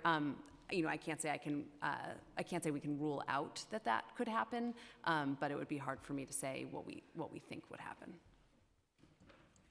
Thank you. Just a quick clarifying question. You said which kind of LLCs are required to disclose beneficial owners? Non-exempt foreign and domestic LLCs will have to disclose beneficial owners. In regular people terms? That is a very good question. I don't have a definition of exempt with me today, and I would be happy to follow up. Apologies for not catching that. No problem. Thank you. Just want to make sure we know what we're getting, and if there's legislation that the council should consider to make it further clear. Okay, so next question. I have deep concerns that the permanent resident rule and unit-specific registration would mean that a second unit or an accessory dwelling unit in a two-family home will be illegally turned into full-time short-term rental use, even if that's not the intention of the sponsors. So I think you touched on this a bit, Mr. Klosner. So formal, right? I think you touched on this a bit, but again, how would OSC verify that that second unit is not being used exclusively for short-term rental guests once the owner is allowed to be off-site? You talked about documents. How does that help you? And you talked about sending inspectors more frequently, but what does it really look like? Sure. When the local I-18 was being negotiated, OSC took the position that we did not want to do a pre-registration inspection. But I think a pre-registration inspection would be critical to determine that someone's personal belongings were on site. And of course, we know from San Francisco that people would stage their units to make it appear. It would be that we would perhaps have to have audits and then consequences for not being granted access. That is not something that we want. I don't think it's something that the hosts that are here to testify wants. It would be very hard, though. Proving that someone lives there when they actually are not there for most of the year is guaranteed to be an intrusive process in order to be effective, or it is guaranteed to not be effective. Thank you. Can you do that let's move into a world where this is the case? Can OSC conduct pre-registration inspections with existing resources? Because I did note that both we and OMB saw a fiscal impact of 0, but that sounds like a lot more work for your agency. If there weren't additional resources, then it would mean taking all of our enforcement staff away from actually responding to complaints that I discussed in my testimony, something that I think would not meet the city's obligations to do. I also note that a pre-inspection would subject the homeowner to any violations that an inspector saw when they were on site. We do not have a capacity to do advisory inspections for 1- and 2-family homeowners who have never received a violation. Many of those would instead result in a request for corrective action instead of a violation, so it may not be that risky. But if the property had a history of violations, it could be that going to make sure someone is the permanent occupant could result in lots of fines that could simply be avoided by not getting rid of the permanent occupant rule. Yeah. Thank you. Have you seen false or misleading documentation? Do you expect there to be more? Yes, I have. Yes, I do. Thank you. And last question, then I'll turn it over to Councilmember Narcisse. Since Local Law 18 took effect, does the city have an estimate of how many units have attempted, or how many owners or apartments have attempted to or have returned to short-term rental use to the long-term rental market? If we pass 948 and 1107, what is your best estimate of how many? I think you actually answered this earlier, so apologies. If you did just say, I already answered that, but I just want to make sure not to miss this question. So as you know, because we have the occasion of talking to you a lot about the New York City Housing and Vacancy Survey, it's a longitudinal study, and within the decade we go back to the same homes, which gives us the unique opportunity to see how exact occupants of a home and that home has changed over that time. So we are 2 surveys into this decade. Normally it's 3. We are doing 4 for extra credit this year because of conflict with the decennial census in 2020. So we will, I mentioned that we saw of the homes that were on the market and available for rent in 21, when we had actually a pretty high vacancy rate, the highest that we've had in decades. And then when that vacancy rate plummeted in 23, we saw about 6% of those homes not become occupied as rentals, but instead become occupied or taken out of our vacancy calculation and become unavailable for rent because they were now being used for seasonal or occasional use. That reflects a change in how we think an improvement of how we are assessing. To some of the point, it is quite difficult to assess seasonal or occasional use, and we made improvements on that for 2023. We will be back in the field starting this January and in front of the council with findings in 27. I know that's not timely enough for this bill, but we do expect to be able to share at least what we've seen over that time period at that point. Thank you. Councilmember Narcisse? Thank you for being here. And I can help by saying the reason that you cannot figure out the number, because what we're talking today is so minuscule. It's less than 1%. And I want to ask a question. Do you know what's the vacancy rate at NYCHA houses right now? Do you know by any chance? I actually don't work at the New York City Housing. You don't have no clue. What's the vacancy rate in NYCHA right now? I don't know. I'd have to defer to my colleagues. Because that will help me, because I love numbers. That will help me to tell you what we can do right now to make sure people that's homeless, people that really need, dying need, can get a place, a roof over their head. Let's do that and concentrate on that. That would be very helpful. For the help desk, for the homeowner, how many foreclosures that you were instrumental in making sure that they don't go through the process of foreclosure? They were able to hold their home in all the work, that wonderful work that we're doing. I'm looking to see. I don't know that I have numbers specific on foreclosures. I can absolutely check with my colleagues and get back to you on that. You get me. So did you make any effort in the light of what you saw on TV of that guy that was crying for help, saying that his house in foreclosure for about, I think, $5,000? Or have you ever have a chance to collaborate with the court system that we have? Because a lot of foreclosure go through the court system. So have you made any attempt of getting the list to see how we can help folks out? Because sometimes people in need, they don't even know who they reach out to. They don't even know about the owner help desk.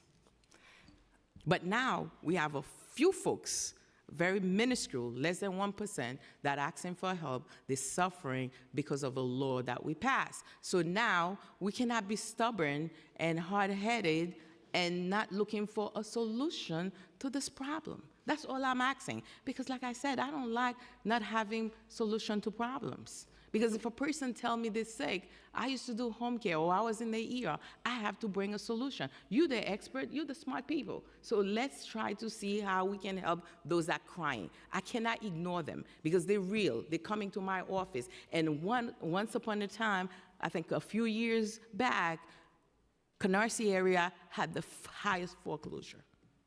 And this is real. And that's all I'm asking. I'm not being difficult. I know some folks may say, why is she touching it? I'm touching it because my heart is touching, because I can understand how somebody's struggling and they cannot get help. And they just need a lifeline. They're not asking us to be in our shelter. They're not asking us to give them money, but give them opportunity to hold their home. That's all. Simple. I'm very simple, by the way. Thank you. I appreciate you. Your partnership on this issue, your advocacy for on this issue is incredibly important, and we look forward to continuing to work with you. I do want to note that the Homeowner Help Desk received over 2,900 or provided foreclosure prevention services for over 2,900 households. We just kicked off a public awareness campaign about the Help Desk on November 14th. One of the issues that you talked about, making sure that folks really know who and where to reach out to, are aware of our programs. We know this is a major obstacle and something we're really working on, and that's part of the structure of how we've set up some of our homeowner support services. So not only is it HPD, but we are then partnering with the Center for New York City Neighborhoods, who is then also contracting with 17 community-based organizations to make sure that we have the widest reach possible. We've done direct outreach events, counseling, even individual door knocking. We held 66 lien sale events. We had more than 1,500 attendees. 2,885 people received counseling by that network of local community-based organizations that I mentioned. We've knocked on over 6,500 doors. We've also done some remote outreach, so almost 475,000 mailings, 71,000 phone calls, 16,000 emails, 18,000 flyers. We've also attempted to do some marketing across traditional, digital, and social media. So we've received millions of views through Link NYC kiosks, radio I love ads. your work. You don't even have to go because we partner. But I want to know how many that we stop from having a foreclosure, and that number, if we can tally that number, then I can say, okay, that we're doing amazing work. I'm doing all that. You know I'm big on that. Yep. But there's not, my colleagues probably not as much as I'm afraid of foreclosure, because I don't want nobody to have foreclosure. And when I'm hearing those stories, they hurt. They hurt. And my last question, if I may, 50% of folks that live in the city, the highest ever, happen to be Black folks. And a lot of them happen to be those folks that own a home.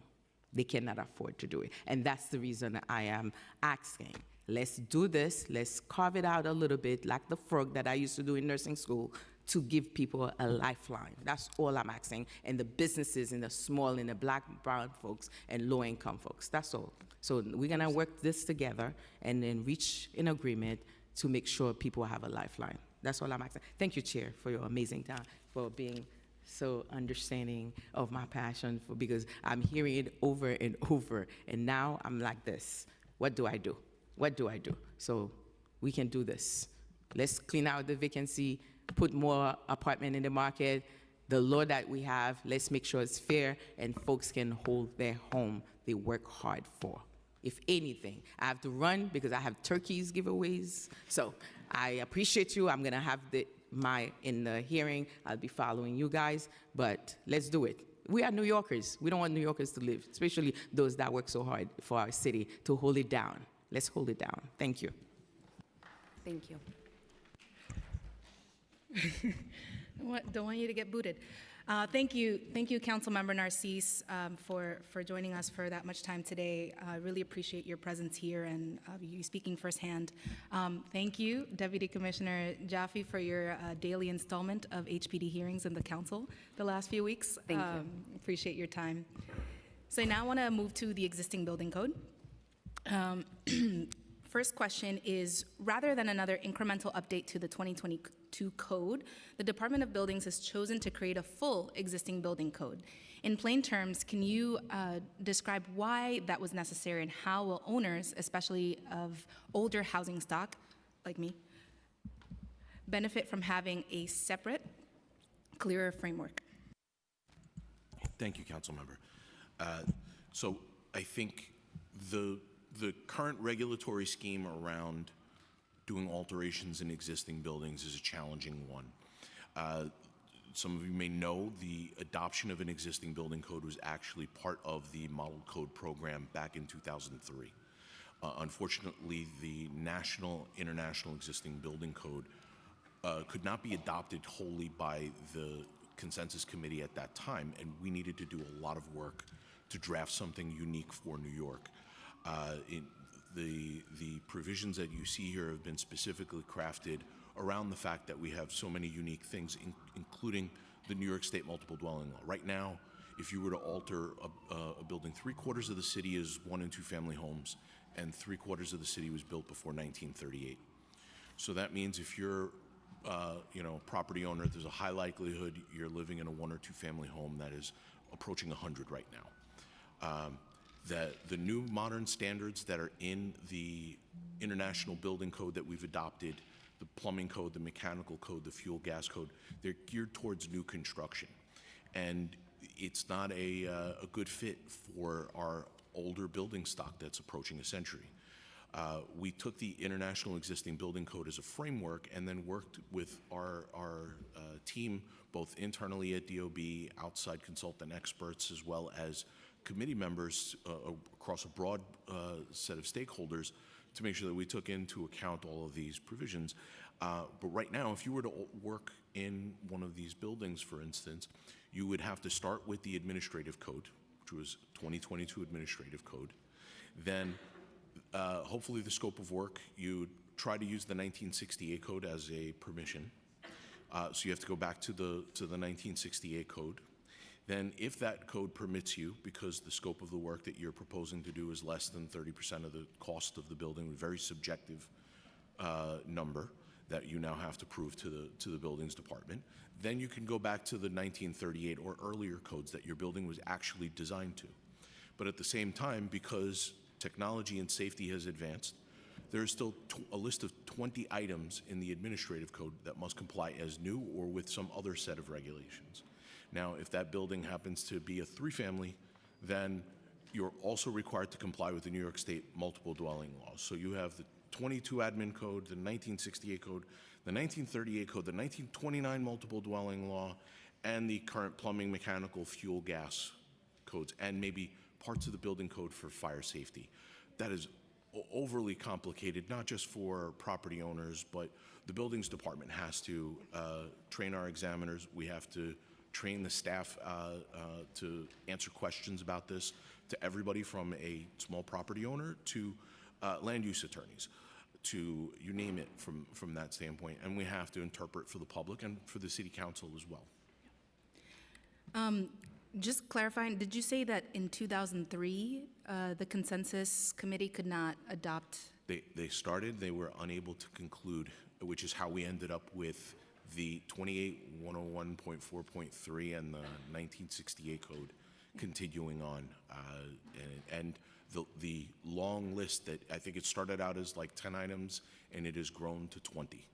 And you were here for that in 2003? I was not. That predates me. Oh, okay. It predates me. But I was going to say, man, Gus knows it all. we do have some folks at DOB that are still remember those days. Yeah. Awesome. How often does that patchwork lead to errors in alteration applications or delays in approvals? And how does we know how the existing building code will resolve that, but what have we seen in the past in terms of mistakes? Oh, this is, significant in that, there's debates, let's say, when there's changes that impact, let's say, a fire or life safety system that is, in some instances, required to comply as new, and in other instances, permitted to stay using the same existing system design, but with updated components. These end up being determinations that require going to borough commissioner that can then be later appealed. They can hold up a project for a significant amount of time, may require you to, in some instances, the uncertainty and then finding out after plan review and denial of an appeal or a variance request, it may be the end to your project because you can no longer afford to go forward. What we're hoping to do here is give clarity and understanding as to what the requirements are up front for everyone, so that way people can make an informed decision before ever visiting DOB as to what the requirements are. Thank you. One concern has been that code triggers can force very costly all or nothing upgrades. Can you give us some real examples where the existing building codes, work area, and level of alteration concepts will reduce unnecessary costs while still maintaining safety? And my pet from your items highlighted in testimony, you mentioned that you're creating, the EBC creates a limited home improvement permit for 1- and 2-family dwellings to be filed by the homeowner or a licensed home improvement contractor. Can you talk a little bit about the scopes of work that this change contemplates? Sure. So two-part question there. I think some of the changes as far as being incremental improvements as opposed to wholesale upgrades, there are instances, the current scheme that's adopted in the 1968 code, for instance, is cost-based.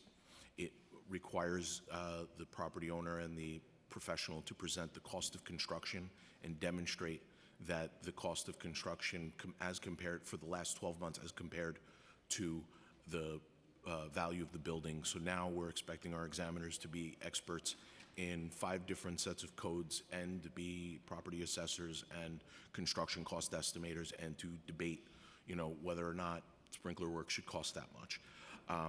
One of the scenarios, for instance, seismic retrofit has been a challenge. New York City has had seismic requirements since 1995.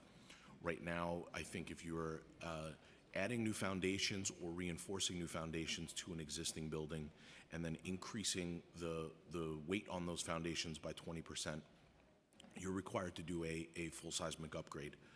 That, in some instances, prevents people from doing work on older buildings. The proposed existing building code before you has incremental improvements that can be done. So, for instance, when you're working in a building with wood joists and bearing on masonry walls, when you're within the work area, the area that you're actually proposing to touch, you're now required to connect those wood joists back to the masonry wall. We provide prescriptive details of how to go about doing that if you don't want to pay someone to design them. But the idea is that the designer can come up with their own detail, and as you're renovating a space, you're providing this incremental improvement that will improve the building's structural stability overall. And it's a quick and easy thing to do when you're already renovating the space. So, for instance, if you're completely renovating an apartment, you have the ceiling down, maybe for some other reason, you have the ability to provide this very cost-effective measure to improve structural stability, which would not only improve a building performance in wind or an earthquake, but adjoining construction and just overall, long-term care of the building. As far as the limited alteration applications themselves, that was something that the department has had good success with on the plumbing, fire suppression, piping, and boiler areas, and we thought there's good ways to expand this. Right now, there's probably a lot of ongoing work, construction work that requires a permit happening in 1- and 2-family homes that it's not getting the benefit of a plan review. It's not getting a benefit of a licensed contractor. It's not getting a benefit of maybe a DOB inspection to help steer it in the right direction. And those buildings, they're going to be around for some time and could present hazards. Our attempt here was to come up with prescriptive work that can be performed probably by a homeowner or reported by a homeowner. So that way we can at least track, identify, and provide guidance as to what the criteria would be for that scope of work. Do you want any particular examples? Yeah, I think we're really excited about the home improvement alteration limited home improvement alteration. The fact that a homeowner can now do some of this work as well as a home improvement contractor would be a savings in that you wouldn't have to hire a registered design professional or an architect or an engineer to file plans with the department. Some of the scopes of work include creating storage closets, insulating roofs, the attics, as well as alterations to existing kitchens, bathrooms, and toilet rooms. So that's a very common type of alteration in these homes. And obviously, you would still have to hire a licensed plumber and electrician to do that type of work, but we think that it's really going to be a benefit having a home improvement contractor doing these alterations without having to go through the plan review that would be required if you did it with a licensed design professional. Thank you. You gave me a lot of ideas. Lastly, and then I'm going to turn over to Councilmember Riley. Some stakeholders have implied that certain provisions, like the updated ordinary plumbing work definition, were sprung on them as we've had discussions over the last few months.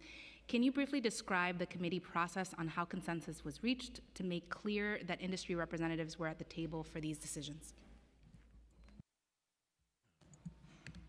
Yes, definitely. So all of the provisions of the code, whether it's the existing building code or any of our other code revision processes, I'm going to give a plug for our 2022 code, which is already under revision by Joe and his team for future adoption. And we have active committees right now, hundreds of stakeholders meeting on a regular basis, going through the requirements.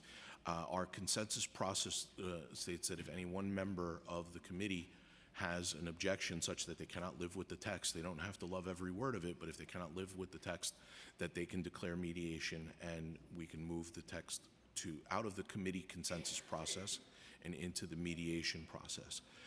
There were attempts through this process to try to come up with some kind of language that addressed everyone's concern and obtain consensus. That is common for our mediation process. And ordinary plumbing work was the only item that we could not get everyone back to the table and get consensus on. The department took positions from all of the stakeholders. We have then we hear them out. Then we come up with what we propose as the solution, and we issue a mediation memo out to both the managing committee, the admin and enforcement committee in this instance, as well as the plumbing committee. The mediation memo was actually issued June 11th of this year as the final document, and it included the background and all of the key parties who testified, as well as the final text that the department chose to put into the document. I think, on the positive side, the fact that, this whole front half of my three-ring binder is the hard work of the committee members. The only thing that they could not agree on was that one item where we addressed the concerns, but it was an open concern for quite some time, and we did do a lot of outreach as part of the mediation process to make sure that everybody was at least aware of what the department's final position was going to be. Thank you, Deputy Commissioner. Councilmember Riley. Thank you, Chair Sanchez, and thank you for your leadership in hosting this hearing today. Thank you to the administration for being here. Just have a few questions. Given the data indicating that rents have increased and vacancies have remained flat since the implementation of Local Law 18, despite a significant decrease in short-term rentals, what specific evidence does the agency have to demonstrate that the current regulations are effectively addressing the housing shortage and the affordability crisis? Local Law 18 wasn't meant to address it in its entirety, right? Rent is a complex set of factors. And people who are described, let me say what Local Law 18 was intended to do. It was intended to stop permanent housing from being used from short-term rentals because it was linked to rent increases. It was not intended to lower rent. It was meant to stop people from taking units of housing out of the housing stock. So I understand that, Commissioner. I only have 3 minutes, so I understand that. I'm not saying it does. That's the argument that's being portrayed. So that's the only reason I brought that up. So I understand that was in the cause of Local Law 18, but that's the argument that's being brought to us as legislators.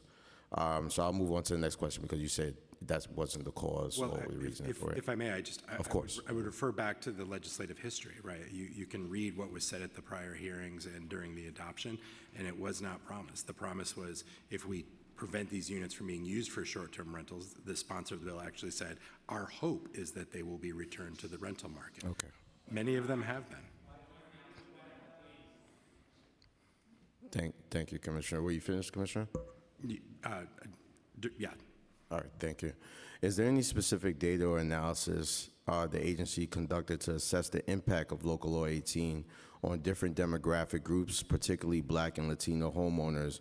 And how does proposed amendments like Intro 948 address any disproportionate burdens identified? I would refer you back to the record. We didn't do any studies on the impacts of the bill. Okay.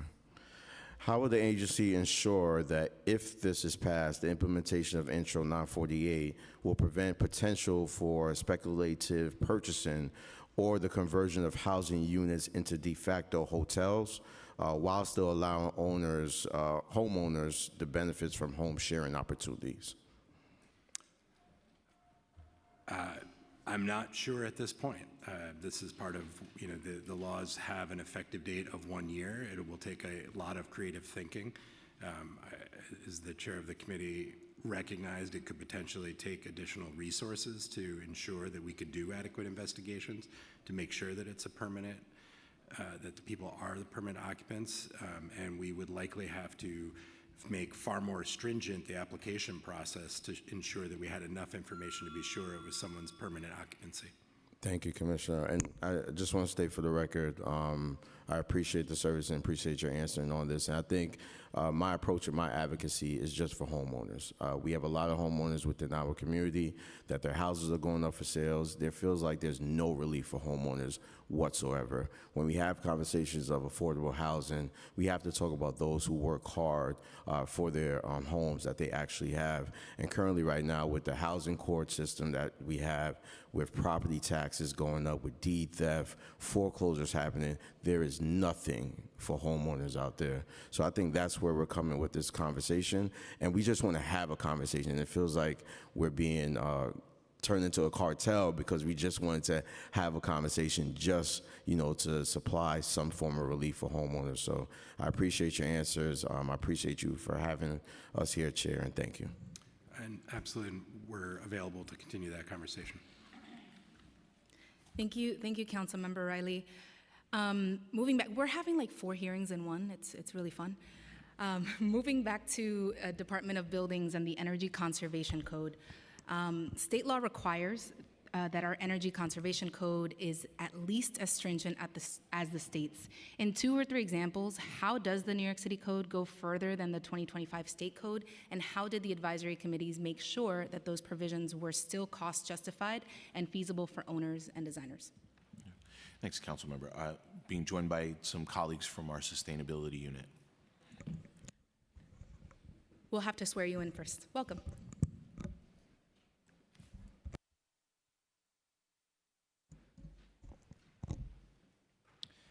Please raise your right hand. Do you affirm to tell the truth, the whole truth, and nothing but the truth, and to answer all council member questions honestly? Thank you.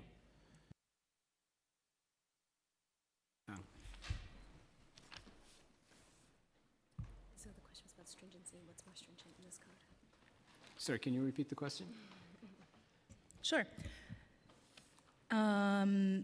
The state law requires the Energy Conservation Code to be at least as stringent as the states. In 2 or 3 examples, how does the New York City Code, as proposed in the bills before us today, go further than the 2025 state code? And how did the advisory committees make sure that those provisions were still cost justified and feasible for owners and designers? So our proposed code is in the draft is more stringent in terms of installation values, which were already more stringent than the state values. We're increasing the air leakage testing requirements for the housing stock, that new construction, and we've also kept the the sort of lighting values for buildings that were also already more stringent than the state code at this point in time.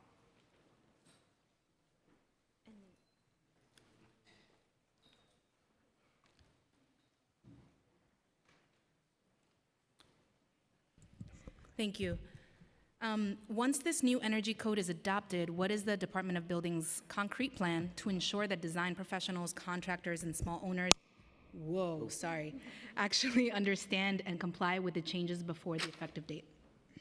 So as in the past, we've updated our website with information about the new code. There'll be a published or website published version of the code itself.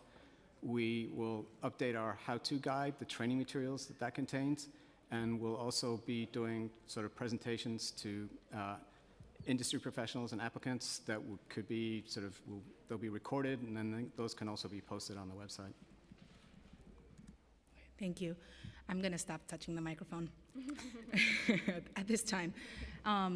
Thank you. I would definitely want to stay in communication with the department about these outreach attempts and scope, just because this is so dense, and for the homeowners, right, and the owners themselves, they can often go beyond our head and just be hard to find, even on the department's website. Third question here is, what is the department's position on including performance-based compliance pathways, such as passive house, in the energy code? That's something that we did have discussions with the state about, and they advised us that we should pursue that in more detail over the course of time with them. But it's definitely something that I think we would have under consideration. But it's not happening in this code? Not in this code cycle, no. Do you have an estimate of when we would be entertaining adding it to the city code? An estimate is difficult, but because certainly, of us. Yes, certainly part of the performance-based code that we're looking to introduce, as was previously mentioned. Thank you.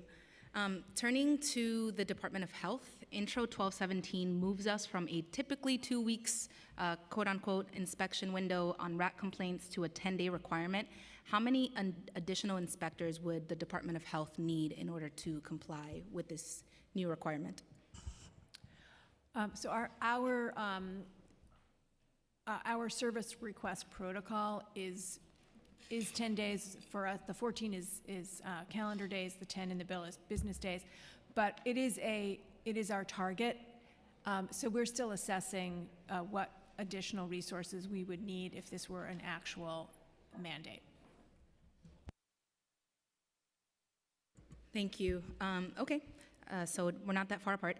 And does the 2025? Wait, no, that's the wrong question.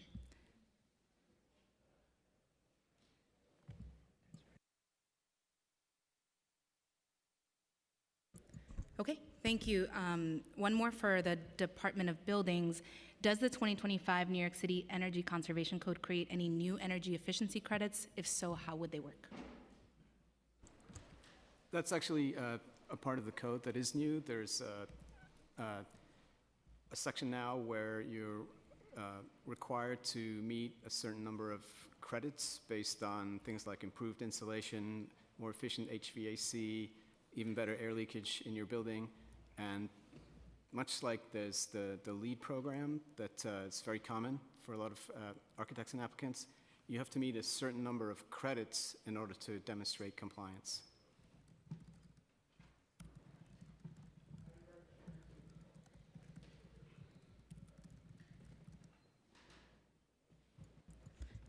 Got it, thank you. And one more question, and it's just you and I, Eric, so let me know if you have anything. It's all good. One more question from me, well, two more questions from me on awnings and the small business relief bill. We're here proposing to extend the moratorium on awning fines. We have extended the moratorium on awning fines several times now because the initial wave of $6,000 penalties blindsided small businesses. How will this bill shift Department of Building and Small Business Services from a fines-first posture to a predictable, multilingual education and outreach model so that businesses understand the rules before they get cited? I believe we have to swear you in.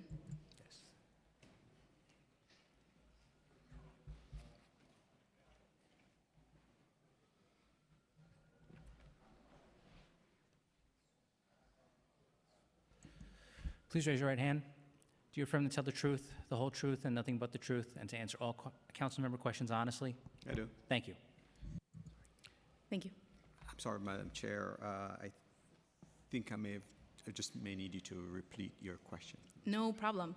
How will this bill shift the Department of Buildings and Small Business Services from a fines-first posture to a predictable, multilingual education and outreach model so that businesses understand the rules before they are charged?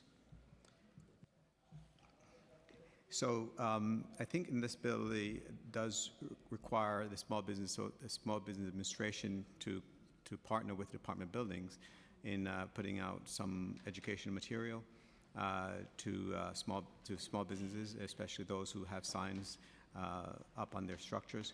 And those for the department would include service notices that would elaborately explain the process of permitting.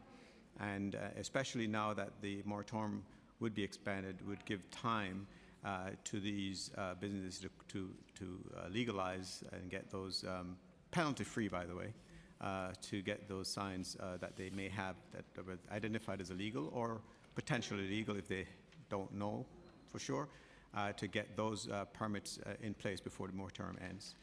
We do have also a no penalty relief program that we extend, no penalty inspection program that we extend annually to accessory signs, so that we can come and we can inspect and tell you if your sign is legal or not.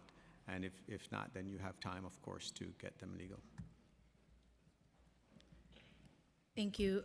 Specifically, do you provide education materials when you're issuing these fines or when you're issuing these warnings? No, we do not at the present, but we're not doing that. We're not issuing, for those that are covered by the moratorium, we're not going back and issuing violations. For the new ones, no, because the moratorium has expired. But that is certainly a great suggestion that we have considered already, that we'll have these informational material ready that we do that for other violations as well, so we can do it here in the future when the moratorium is again lifted. Understood. Thank you. Are there business owners that received fines since the moratorium lapsed in February of this year and today? And if so, would those fines be going away? Yes, that's true. Yes, and there are provisions to have those violations withdrawn if this bill passes. Yeah, the department would withdraw those violations through oath, and there are refund policies with oath for them to get, if they did pay the fine already, to get it refunded. And is that something that the department will do proactively in terms of recalling the violations with oath and reimbursing? We will. I believe we also pointed out in our testimony to extend the applicability date, which would add more folks to this. Great. Thank you. And also add them to the oath rescindment of violations and reimbursements? So, so we will first just have to, when this bill passes, of course, we'll go back and identify those violations that were issued for no permitting illegal signs. Going back to the moratorium date, and we will administratively withdraw prosecution of those summonses that we've issued to the oath tribunal, and of course the the respondents to those violations do get notice of our withdrawal. And so it is incumbent on them to then ask for a refund from Oath if they already had paid a fine. So it's not automatic. Oath, the refunds will not be Refund issued. is not an automatic, but we can probably speak to Oath and see what can be done. I'm not sure if that can be an automatic thing, but I'm sure we can reach out to them. Yeah. Or educate those folks in the letter that we withdraw the summons to give them process also of asking for a refund if they already paid. Okay, thank you. And just to state on the record, that is an amendment that I'm interested in seeing, just more clearly reflected in the bill, that folks are having those violations withdrawn proactively by the department and by Oath, and also are receiving reimbursements in a way that is coming proactively from Oath and the department. Okay, and finally, this is just because I have received a constituent concern in the 2 days before the hearing, but can you share why there is a distinction between accessory signs and illuminated signs, and whether illuminated signs are treated differently? Are they subject to the moratorium? In general, I'd have to go back and look at a little bit more in detail, but the idea is an illuminated sign versus an accessory sign is obviously, or I shouldn't say obviously, the intention there is that it's accessory to something that's going on the business, on the lot itself. An illuminated sign, though, ends up being more, projecting more light, typically has carried more weight in the past. I think while technology is advancing, but there was a lot more that goes along with this, an electrical permit to provide the illumination. So there are a lot more complications that come along with an illuminated sign, which can also be accessory or advertising as well. But the weight, the electrification, the complexity of the install, those are all three things that make an illuminated sign something that's unique. Got it. Thank you. And so are illuminated sign violations subject to the moratorium? I believe so. There would be if they're also an accessory sign.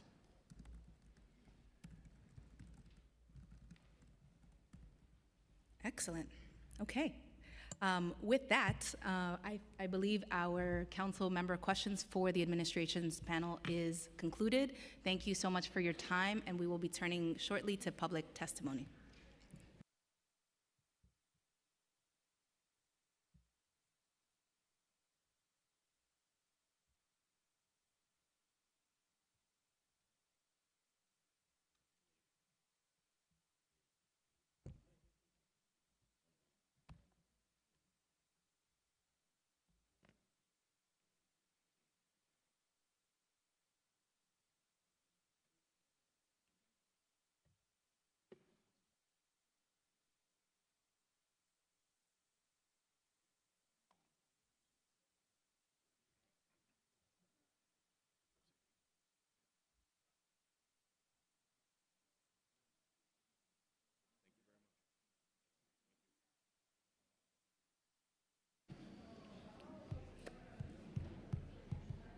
Let me use yours just to tell the public what's happening. Oh, he's good. He's saying you're good. Oh, la. Okay. All right. I just want to inform everyone. So we're going to take a 10-minute break. Resume at 1:13 p.m. At which time I will open the hearing for public testimony. And I will read a script at that time, but just want to let everybody know we're going to resume at 1:13 because this lady has drank way too much coffee. Thank you.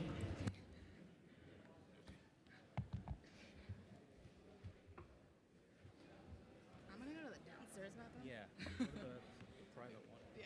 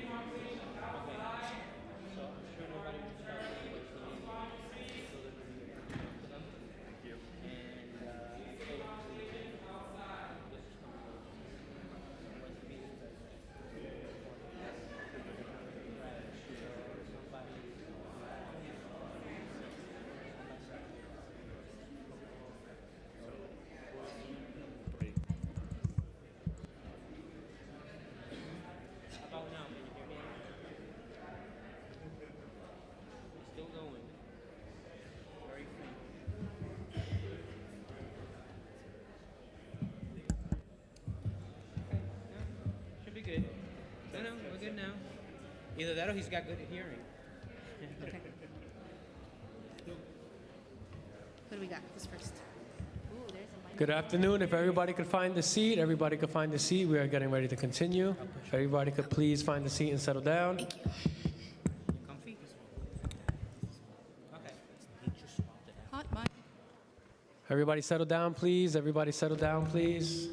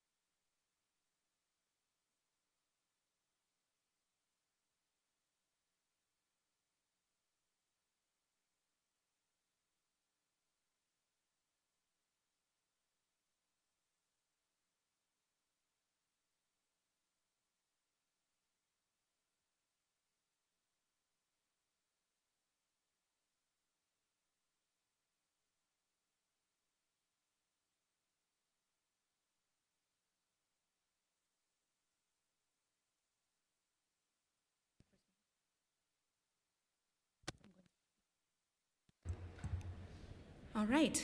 I now open the hearing for public testimony. I remind members of the public that this is a formal government proceeding and that decorum shall be observed at all times. As such, members of the public shall remain silent at all times. The witness table is reserved for people who wish to testify. No video recording or photography is allowed from the witness table. Further, members of the public may not present audio or video recordings as testimony, but may submit transcripts of such recordings to the Sergeant at Arms for inclusion in the hearing record. If you wish to speak at today's hearing, please fill out an appearance card with the Sergeant at Arms and wait to be recognized. And when recognized, you will have 90 seconds, a minute and a half, to speak on today's hearing topic of intros number 948A, 1107A, 1217, 1321, 1422, 1465, and preconsidered, I don't have that number here, and the preconsidered intro. If you have a written statement or additional written testimony you wish to submit for the record, please provide a copy of that testimony to the Sergeant at Arms. And if you have testimony that is written that is longer than the 90 seconds allotted, I will ask you to wrap up and submit that testimony. You may also email written testimony to testimony@council.nyc.gov within 72 hours of this hearing. Again, audio and video recordings will not be accepted. The first panel consists of Dorothy Mazzarella, Marjorie Perlmutter, and Brad Keffer.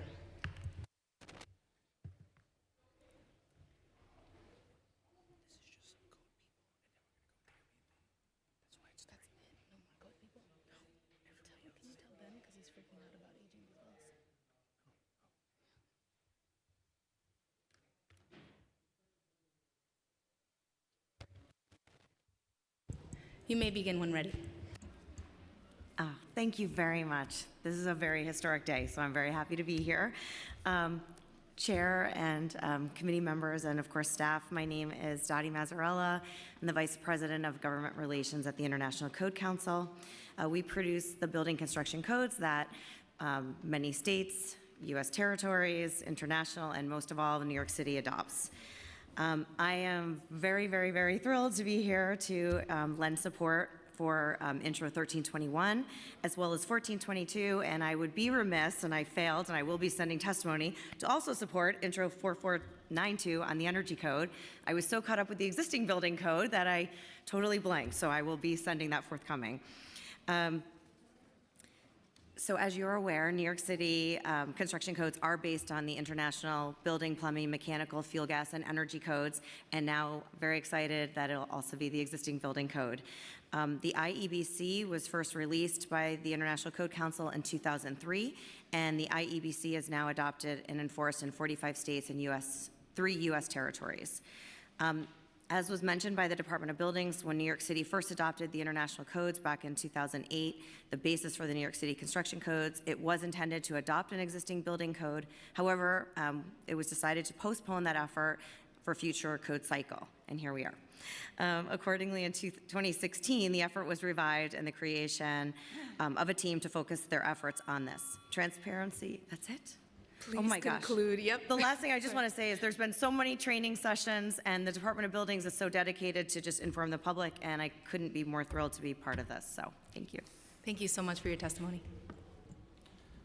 Good afternoon. My name is Brad Kiefer. I am a practicing professional engineer in New York City and a co-chair of the Structural Engineers Association of New York's Code Advisory Committee.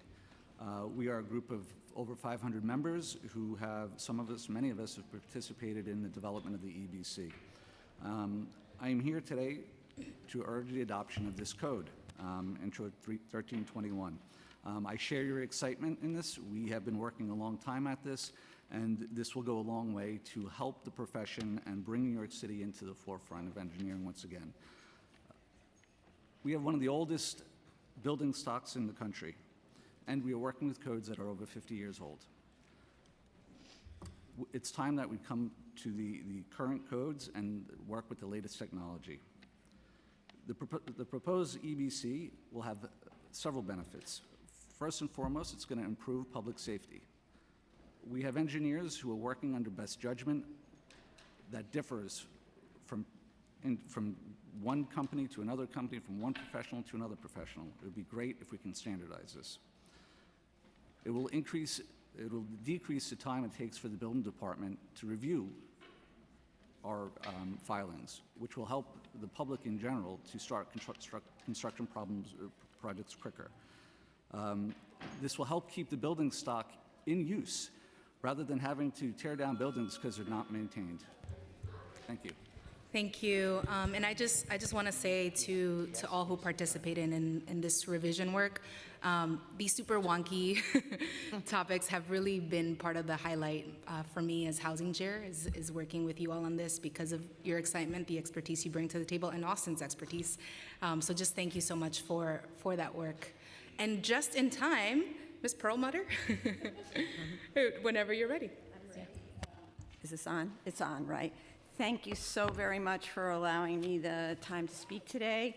My name is Marjorie Perlmutter. I'm a land use lawyer and an architect and the former chair of the New York City Board of Standards and Appeals in the de Blasio administration. And I am going to be speaking about the existing building code. New York City has tens of thousands of 3 to 6 story occupied walk-up apartment buildings that are without elevators.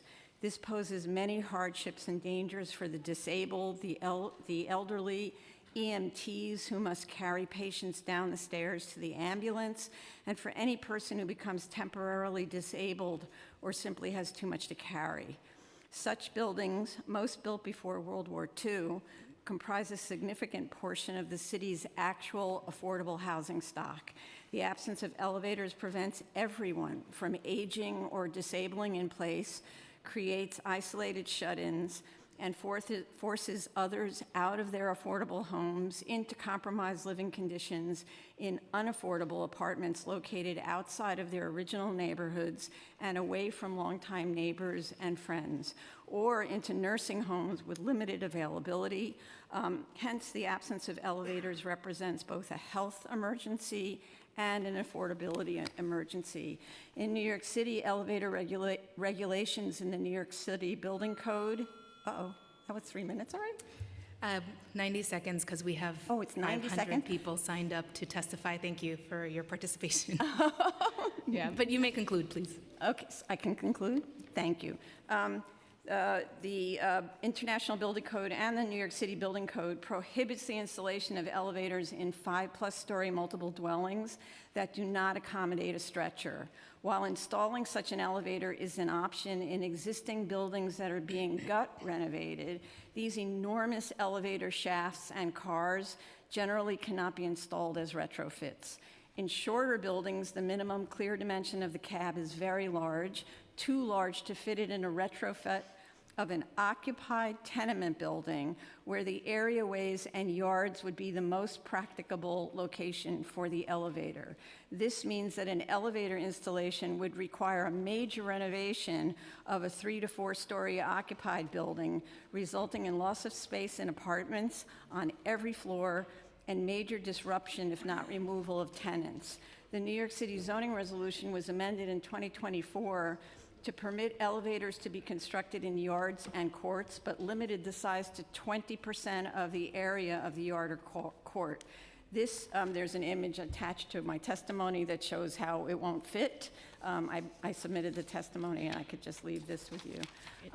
Appendix K of the New York City I'm sorry, Zoning Code. It's just one paragraph. Appendix K of the New York City Building Code. I'm sorry, I can't. I'm sorry, just because, especially because this is the first panel. But please do submit your testimony, and we will review. This is the codes panel, so we will be reviewing your testimony in connection. I'm sorry, just before you go, Dorothy, I want to acknowledge that you flew in to be here with us today, and just wanted to give you an opportunity if you wanted to share a bit more about your work.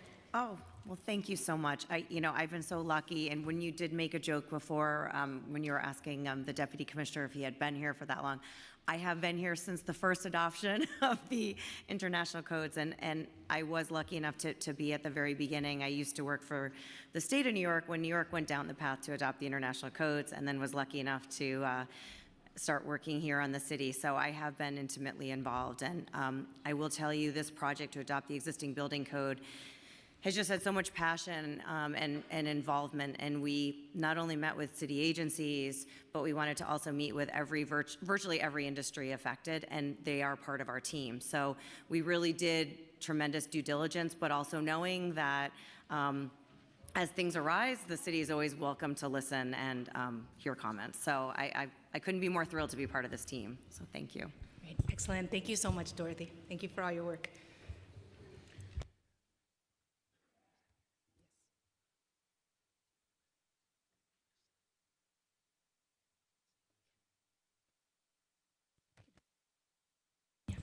I just want to make sure folks in the audience know that you do have to register to sign up. The way that you do that is you approach the sergeants. They have these yellow slips, two layers slips. Please do so that we have you on record and can call you up. So now I'm going to move to the second panel.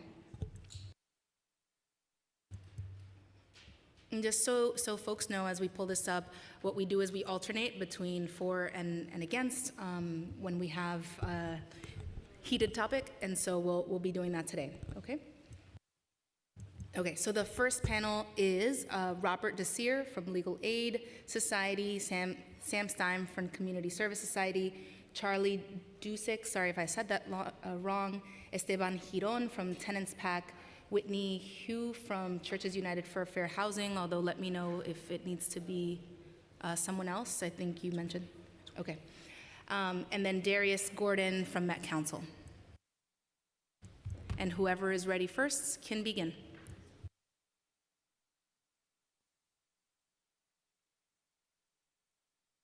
Please make sure you say your name at the top of your testimony, and if you're affiliated with an organization, your name and your affiliation.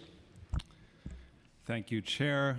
My name is Samuel Stein. I'm a senior policy analyst at the Community Service Society, longstanding anti-poverty organization in New York City. I did not know about the rest of the bills that were being heard today, but they sound great. In the interest of time, I'm testifying today in opposition to the Intro 948A and 1107, which would, among other things, open the door to allowing owners of 1- and 2-family homes to convert residential units into unregulated hotels. As CSS demonstrated in our recent report, Homes Not Hotels, going down this road toward deregulation would be a grievous error, which could lead to displacement of largely low-income, plurality African-American tenants and make homeownership even less attainable for first-time homebuyers. Our argument is essentially that there are hundreds of thousands of tenants who do not have leases, are not covered by rent stabilization, most do not have good cause. Allowing this change could basically escalate property values dramatically, which could basically make it harder for regular folks to buy a home, and then if they do buy that home, incentivize using short-term rentals instead of long-term rentals, thus exacerbating the housing crisis. We recognize that struggling homeowners desperately need ways to maintain their affordability of their homes, and we urge the city to pursue public policy interventions that address the problem directly. Thank you.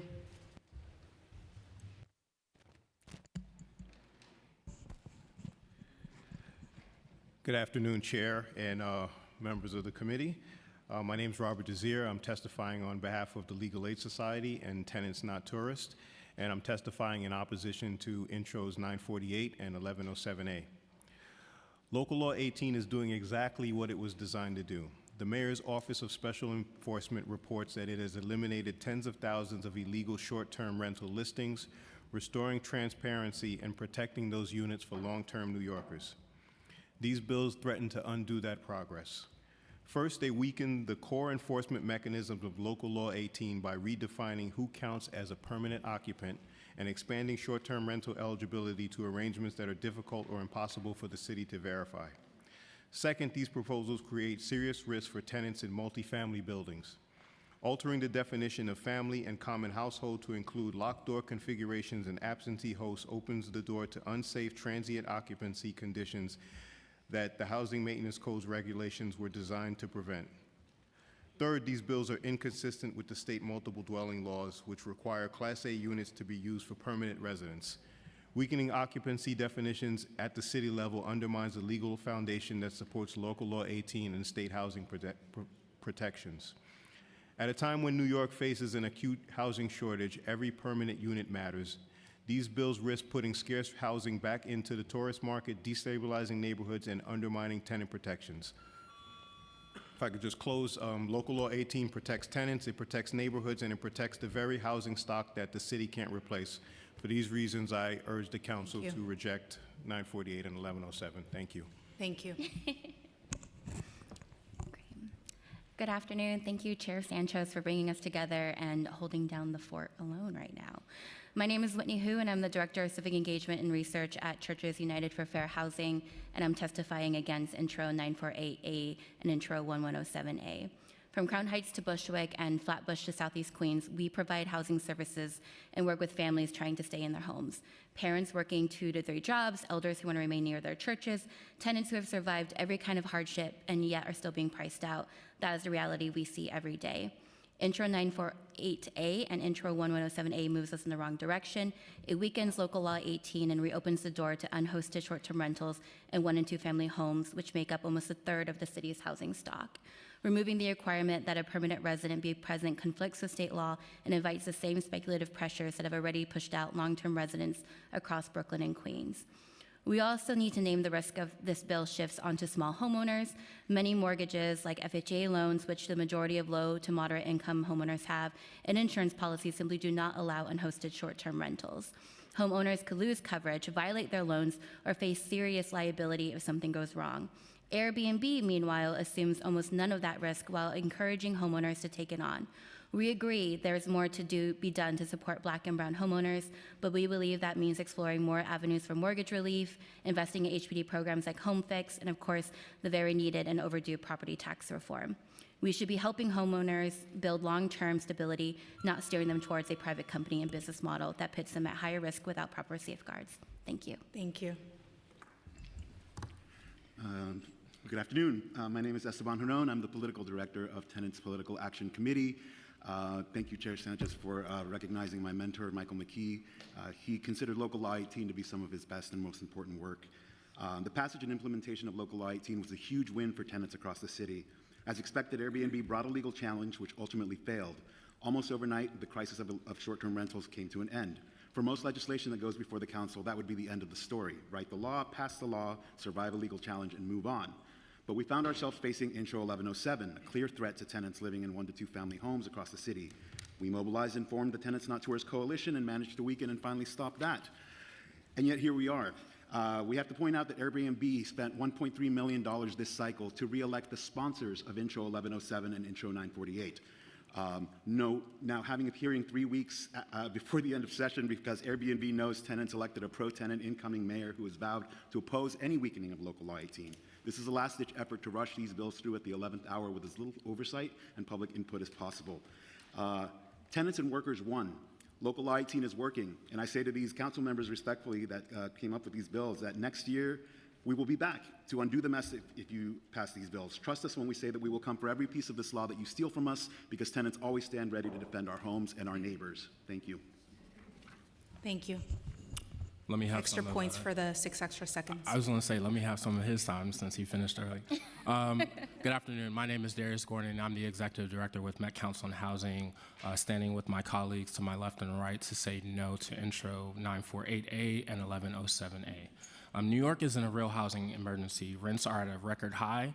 Homelessness continues to climb, and the city has one of the lowest vacancy rates in decades. Every housing unit matters, but these bills will make it easier to take thousands of homes off long-term market and turn them into short-term rentals and illegal hotels. Currently, Local Law 18 enforces state law by requiring permanent residents to be present during short-term rentals. These new bills will remove these requirements and allow more transient use for 1- and 2-family homes, nearly a third of all of the New York City housing. This could push many units off the rental market and into speculative use, further increasing rents for millions of New Yorkers already struggling to stay housed. The truth is that Local Law 18 is effective. It has restored units to the rental market, improved accountability, and protected tenants from illegal conversions and rising rents. Instead of reversing progress, we should focus on expanding real solutions and keep both tenants and small homeowners stable, including fair property taxes, foreclosure prevention, and home repair programs to help families stay in their homes.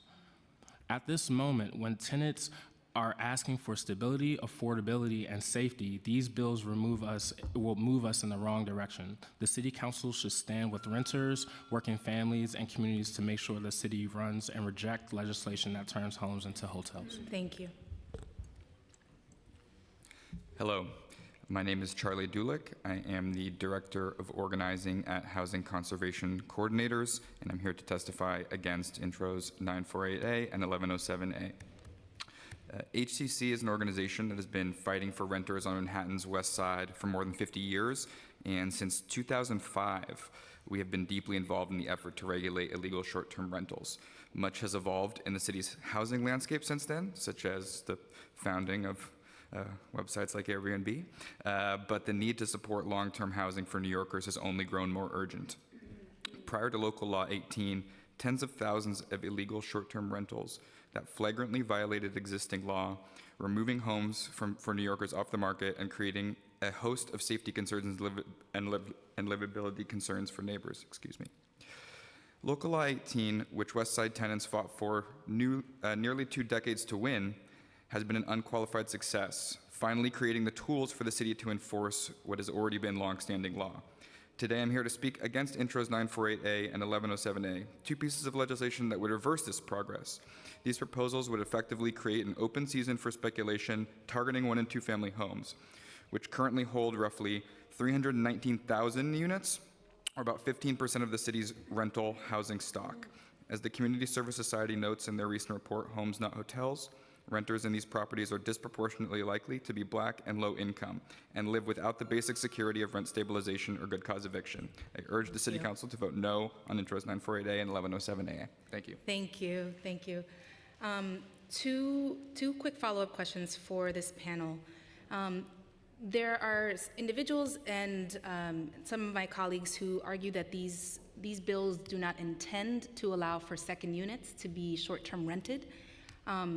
Does that change your analysis as conducted in Homes Not Hotels? And secondly, another claim is that prior to Local Law 18, when there were 1- to 2-family homes that were short-term renting, that the majority of those were renting for short periods of time, much shorter than 180 days. Does that change your conclusions in the Homes Not Hotel report? As the first author of that report, I'll start to answer. So our analysis did not assume that these units would be on Airbnb all year. it assumed a 50% occupancy rate. You might say that that's high, and so if we went with a lower one, we would still have the same trend, which is that there's a lot more money to be made by this short-term rental model than tenancy. And while the current homeowner may be totally responsible and wants to keep their tenant, we cannot guarantee that the next buyer will, especially if the next buyer is willing to put out a whole lot of money up front under the assumption that they'll be able to short-term rent it for as much time as the law allows. Thank you. And wondering if you all have a perspective on whether there are conflicts between the zoning resolution, the multiple dwelling law, and the changes contemplated in these proposed bills with respect to the definition of family and the number of borders allowed. Yeah, I think the multiple dwelling law contemplates the Class A units, that's the 3 or mores, being used for permanent resident purposes. So, you know, where the bill runs afoul of that is, you know, some of the terms that are used are not quite defined, and then also the notion that the permanent resident does not have to be present during the short-term rental period. So that kind of runs in conflict with the spirit of the multiple dwelling law, and I think that is something that, you know, if this is passed, is going to have to be reckoned with. Thank you so much. And it would be helpful if you can follow up with what terms are not defined and any more color that you would want to place on our considerations about disconnects between codes. Sure, we'll be offering our written testimony in due time, so then that gets a little more into those questions. Excellent.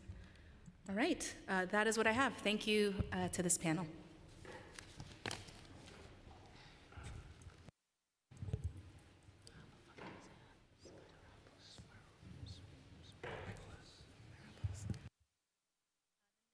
The next panel is Alex Spyropoulos, Gia Sharp, Warren Gardner, Nathan Rotman, Lisa Grossman, Jason Mondesir Caesar.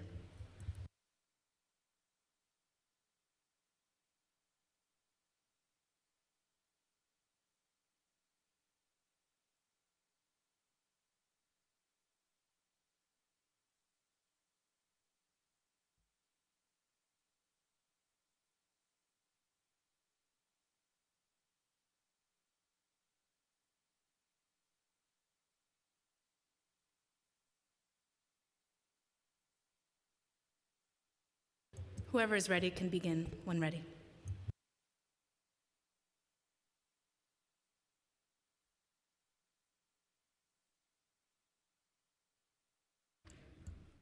Can you hear me now? Oh, thank you. Okay, I'm going to start. Hi, my name is Gia Sharp, proud renter of 15 years and homeowner of 12 years in Sunset Park, Brooklyn, and Councilmember Avila's district. I'm one of the co-founders of ROAR, Restore Homeowner Autonomy and Rights, representing 700-plus homeowner households throughout the 5 boroughs. Owner-occupied 1- and 2-family homes are not housing stock, and we are not hoarding units. We live in our homes with our families, and it's been that way for generations. These private homes have long been examples of communal living, shared among family members, pooling resources to support each other and remain housed in one of the most expensive cities in the world. But even with pooling resources, many families still need the survival tool of home sharing to afford their housing expenses and the ever-rising cost of living, which is why we support Intro 948A and 1107A and thank Council members Narcisse and Lewis for their leadership. This false narrative that owner-occupied homes are housing stock is partly based on the misuse of census data. When families living together in private homes complete the census, they report their street address only, like 123 Carroll Street, whether it's a 1-family or 2-family. There's no distinction of a unit. So when the city and other housing policy organizations interpret the data, they mistakenly attribute all family members to 1 unit. However, the reality is that the family is sharing the entire home together and there is no empty unit.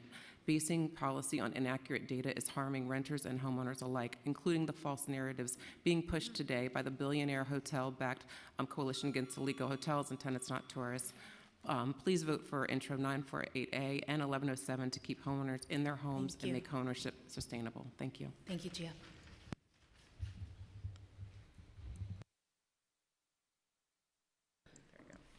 Hi, my name is Lisa Grossman. I'm a lifelong New Yorker. I am not being paid to be here, and I actually wrote my own testimony.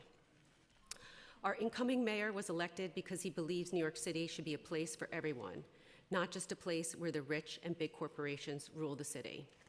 However, in 2021, Local Law 18 was funded by the multi-million-dollar hotel lobby. Yes, I agree changes were needed, but Local Law 18 went too far. It should be no surprise that the tenant groups and opposition you are hearing from today are funded by the hotel lobby. Their claims that by voting yes on Intro 948A, thousands of apartments will be taken off the market from needy New Yorkers. I don't know where those thousands are coming from. And that 948A is a loophole for speculators and investors. They are wrong. Speculators and investors won't benefit, rather regular, hardworking, outer borough New Yorkers will benefit along with their communities. I urge each of the Housing Committee members to go home this evening and log on to the OSE website and attempt to register your home to Home Share. You will then see that the system in place already makes it impossible for an investor to register. 948E is easy and it's simple. It simply increases the number of guests from 2 to 4. It allows locks on our doors, and it reasonably does not require a homeowner to be present 100% of the stay. That's it. It's simple, smart, and straightforward. Please vote yes. Thank you.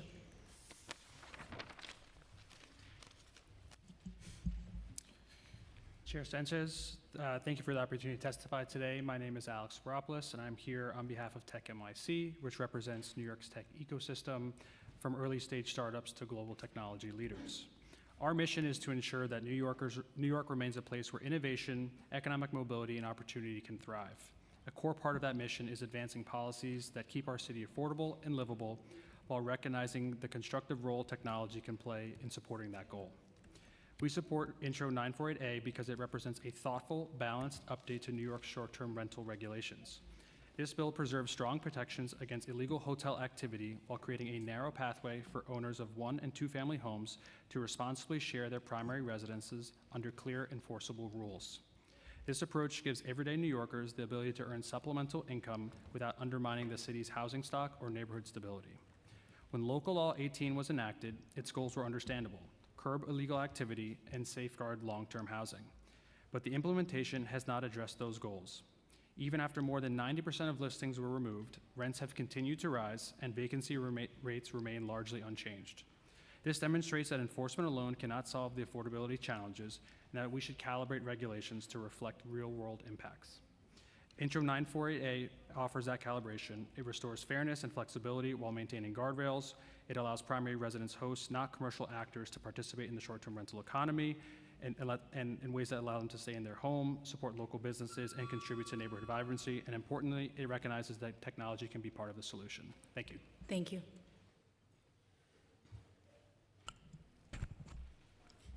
Good afternoon, Chair Sanchez and members of the committee. My name is Warren Gardner, and I'm the Senior Manager for Public Policy at Airbnb, and I'm joined by my colleague Nathan Rotman, our Director of North America Policy. I'm here today because affordable homeownership in New York City is very personal to me. I'm the son of immigrants who came to this city with nothing but determination. For decades, my parents drove a yellow taxi through these streets. They work 18 hours a day, 7 days a week, to afford our home in Southeast Queens. Like millions of working families across the city, they sacrificed everything. And they still have a mortgage because they had to refinance their home several times in order to survive in the city they helped build. This is what many New Yorkers face today. This is why we are here. Airbnb, at its core, our mission is to reflect the same principles that founded this company, helping ordinary people stay in their homes and in their communities. The message you're going to hear from homeowners today is that New York City has become the most restrictive short-term rental market in the entire country. And we're not here to dismantle Local Law 18. The registration system works, but the law's unintended consequences have created an untenable situation for homeowners. Even the bill's original sponsor has acknowledged that it went too far. The current restrictions are crushing opportunities for the very families we should be protecting. New York City has lost over 200,000 Black and brown families, and we can't afford to lose any more. Intro 948A is simply a modest correction to an overreach. The bill applies only to 1- and 2-family homes where a permanent resident lives. These common sense adjustments do not remove a single unit of housing from the market. This is not just about policy, but about values and keeping New York City the true American dream that it is. And we want to work with the council in order to make this law palatable for everyone. Thank you for your leadership and the opportunity to testify today. Thank you. Okay, great. Thank you. Hi. Oh, Hi. sorry. Good afternoon. I thought we were going that way. Yes. Oh, yeah, no, I let everyone go first. Good afternoon. My name is Jason Mondesir Caesar. I'm a native New Yorker, and I'm a homeowner in Bed-Stuy, Brooklyn. I home share in my unit of my home, which allows me to keep my rent affordable for my tenant on the top floor. Opponents of this bill will come and tell you that every unit in a home sharing platform, is a unit taken from the affordable housing market. This is demonstrably false. Local Law 18 currently allows you to participate in home sharing only in your unit. Right? Intro 948A and 1107 do not change that. Therefore, there is zero change to any count of any unit availability, right? Affordable housing, there's no change because I'm using the units that I live in. We're using the units we live in. Home sharing and lease tenancy are not mutually exclusive, and they should be able to work hand in hand to ensure that small homeowners are able to employ what works best for them, right, and their household. If you have a tenant who has moved out, you should be able to use home sharing in order to continue to earn income in that interim while you look for a good fit for another long-term tenant, right? Everyone here, I know they're not here right now, but their constituents are suffering from the tax liens and deed theft, right? Every last one of them. Home sharing is a solution that is another resource that can, oh wow, that was quick. Okay. You may conclude. Can I make it? Thank you. Lastly, I wanted to urge you to end the cycle of scapegoating that allows the affordable housing crisis to continue, right? Because last time it was home sharing and short-term rental. This time it was city council with the passing of ballot proposals 2 through 4 that and we know it's not true, but the story was that, city council is blocking all the affordable housing construction, so let's take strip them from their autonomy and rights, right? Let's not allow that. Please vote yes on 948A. So small homeowners like myself can afford to remain in our homes and remain in this city. Thank you. Thank you. First, I want to just acknowledge our meetings. Roar, I know you met with my team just this week, what is time? Recently. Yeah. And we've met over the past 3 years. We've had several conversations, so thank you for your continuing advocacy. And to Airbnb, thank you for the ongoing conversations. I know that you know what my concerns are before coming into this conversation, and that you have been thoughtful in getting us responses, although, as you can hear, my concerns remain. My first question is for homeowners, fellow homeowners who are here at the dais. I understand the sponsors, my colleague sponsors' intent, and what you're saying is the intent of the legislation to not allow for the second unit or third unit to be short-term rented. But are you concerned that the legislation can have unintended negative effects for homeowners, such as a rise in the assessed value and higher property taxes? Thank you for that question. I don't really have a concern about that. I mean, I think what we're really talking about is survival. So we first have to actually afford our mortgages and our housing repairs and our current property taxes before you even get to that, speculative point. I mean, people are losing their homes within 6 months. So thinking about something that's far off is just not what we have the luxury of doing. We're actually trying to survive. I do have the luxury of thinking that far ahead because I because I went through the registration process with Christian Klosner, and what I observed in that is that he was very diligent about making sure that I chose a unit in my home because I was only allowed one unit to rent, on the short-term market or home share, and it's his office who would be regulating that the abuse, to make sure that there is no abuse of the platforms. And yeah, he was good at it. You know, it was to my dismay that I was only able to home share with my unit that I live in. So I trust that he would do his same due diligence in making sure that anyone who engaged in that would follow the same rules. I just want to also add just the thought that, you know, hopefully the property taxes don't get out of control. I don't know, so understand what plan the city has, but we do live in our homes. We're homeowners, and there are owner occupancy exemptions, and so this is about people who live in their homes, and because we're really just trying to survive. Yeah. I like that you said that this is about people who, owner occupants who live in their homes. That the bill does not say that. The bill says permanent residents that is open to renters. So would you be willing to have that conversation about being owner occupied versus any permanent resident occupied? Yes, our group has always been advocating for owner occupied 1 and 2 family homes. I mean, I don't know what the legality of owner occupancy versus, you know, something else, but I mean, we are definitely primary residents, and that's easily provable, and it's a legally defined term, you know, federally, state, and locally. So it should be really easy to figure out who is actually an owner of the home. We'll say really quickly that I did go to a housing conference, and they were talking a lot about tangled titles and heirs property, and so I do have a concern that people who do feel like they do own the home because they inherited it from someone somehow would be locked out of this, and they're already marginalized and wouldn't be able to, you know, afford their home. Great, thank you. To Airbnb, do you support the change from exclusive to primarily for residential use? Yes, we think it remain, the rules remain quite strict that you must be that you must be the permanent resident of that property, whether an owner or a tenant under the existing rules today. Okay, thank you. Also to the company, how do you reconcile the profit incentive to shift permanent housing into the tourist market with the city's obligation to protect the long-term housing stock, particularly in the midst of this severe housing shortage? Again, we're talking about the incentives created, potentially created through the bill, not the intent of the legislation. So this bill doesn't allow any investor or anyone who has a second unit to become a short-term rental host.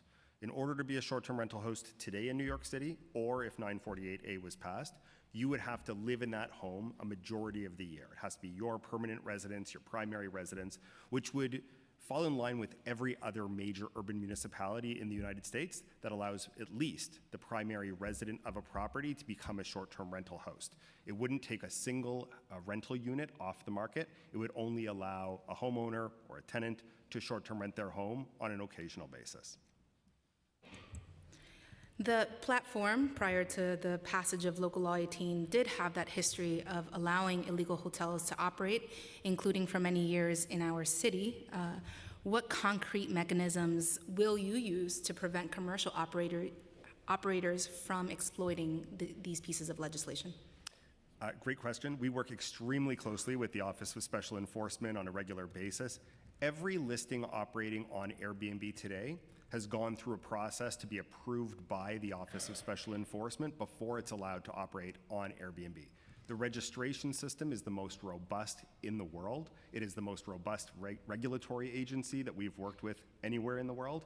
And both the registration requirements, the system, and the approach that we take with working with the OSC is the most robust in the United States by far.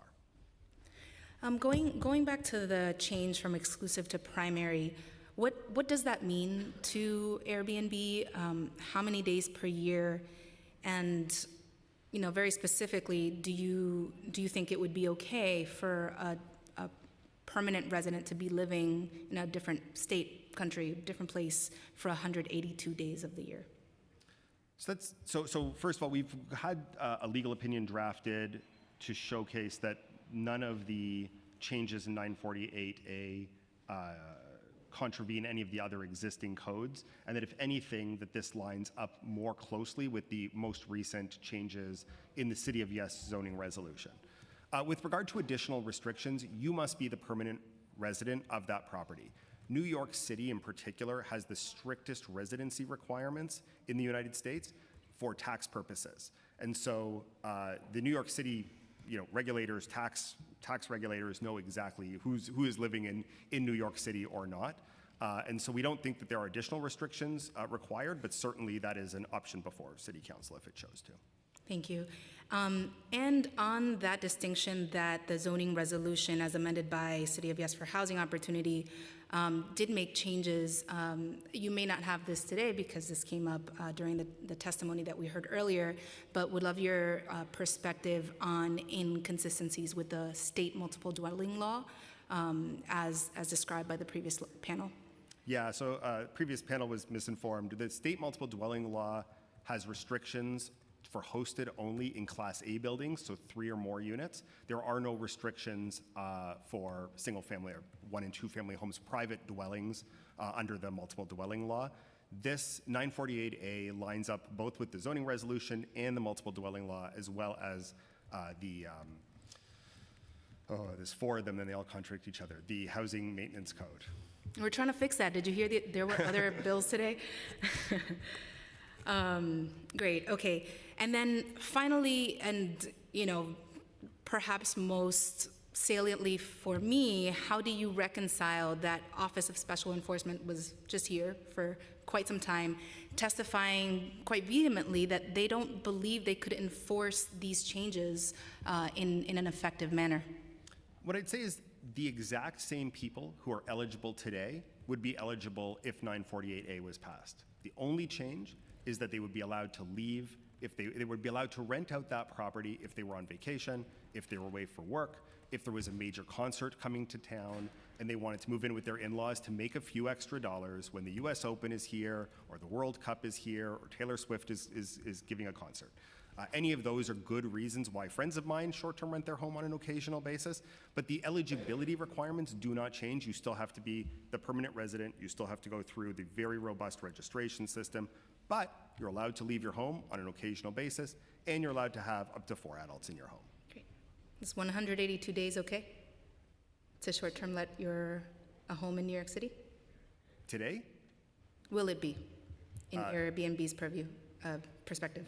We believe people should have the opportunity to short-term rent their home when they want to or when they need to. The home, as long as, at least according to this law, as long as it is their permanent residence, their primary residence, where we call it the toothbrush test, where your toothbrush lives most of the time.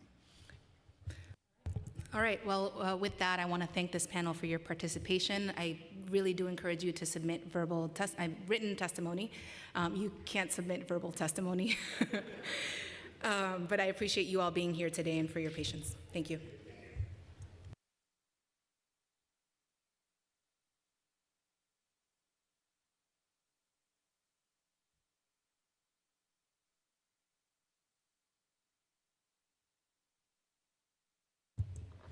I'll now call the next panel, Hazel Hazard, who has a very cool name, Michael Leonard, James Innes, Dorca Reynoso, Alexander Gleason, and Jack Spillane. Apologies if I said that wrong.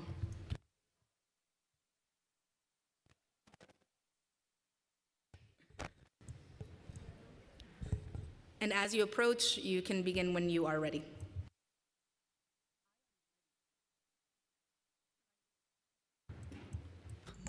Thank you. My name is Hazel Hazard, and I am a vice president of HTC. First, I was a room attendant and worked my way up, organizing and mobilizing other non-union hotels. I'm here today because it's up to the union members like me to tell you what's at stake. HTC is a voice for those who cannot be heard, for the benefits that we offered, the benefit that we fought for our members is truly a life-changing issue for us. All of these things I take pride in being able to provide for the workers. At HTC, we love to say, when we fight, we win, and that is so true. If this is not a complicated issue. There is a right side and there's a wrong side to be on. Airbnb doesn't care about New Yorkers. They just care about profits.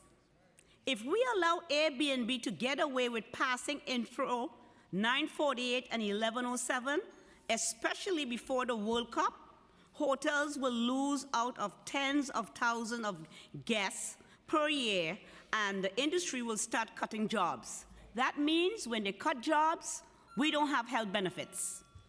Our livelihood is at stake. We are fighting so that we can continue paying our mortgage, sending our kids to college, and living our lives with dignity that we reserve. Thank you, Ms. Hazard. Thank you. You don't have to leave yet. I'm getting. May have questions, but just testimony over.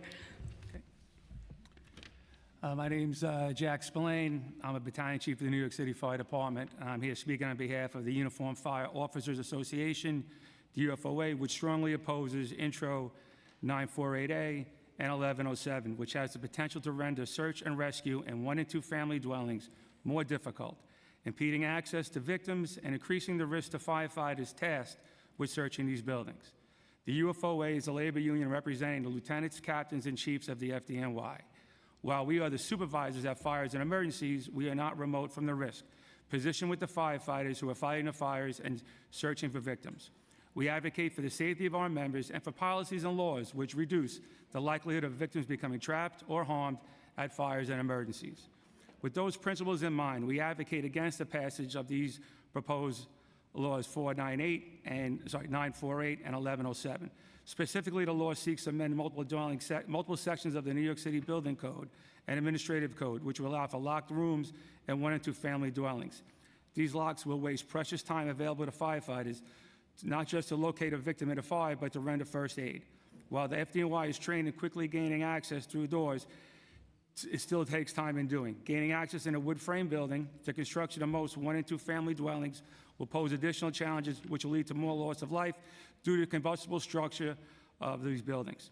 Additionally, this law will inevitably increase chances of firefighters becoming trapped above the fire and have their egress cut off. Fire travel can be unpredictable and is even more so in private dwellings. We had such an instance up in the Bronx where two of our members were killed on Black Sunday. One died 10 years later due to their injuries, and 3 other members have been seriously impacted by those injuries. The lessons of the past help us guide to best protect our current members and the public which we serve. It's with these lessons that we staunchly oppose the passage of 948 and 1107. Thank you.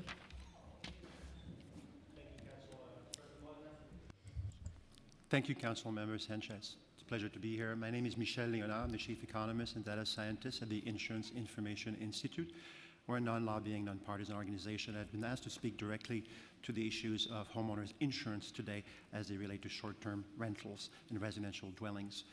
We've provided a report which looks at the insurance implications of short-term rentals in single-unit, 2-unit, or multi-unit residential properties.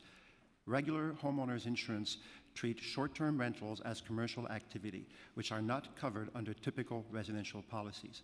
This may result in claims denials, limited liability, and higher deductibles. As a result, short-term rental owners and their neighbors could be partially or completely unprotected against losses associated with operating a short-term rental. Operating short-term rentals in residential units impact the rental owner's homeowner's insurance, and for multi-dwellings, the shared master policy insurance of their neighbors. Increased commercial activity, including short-term rentals in single or multi-unit dwellings and in areas deemed residential, can impact the cost, policy terms, conditions, and exclusions of homeowners, renters, condo, and master insurance policies. This typically leads to higher insurance premium, complexity, and costs for all involved. Thank you. Thank you. Bonus points, 9 seconds. Good afternoon, Council Member. My name is Alexander Gleason, and I'm here on behalf of the New York City Central Labor Council.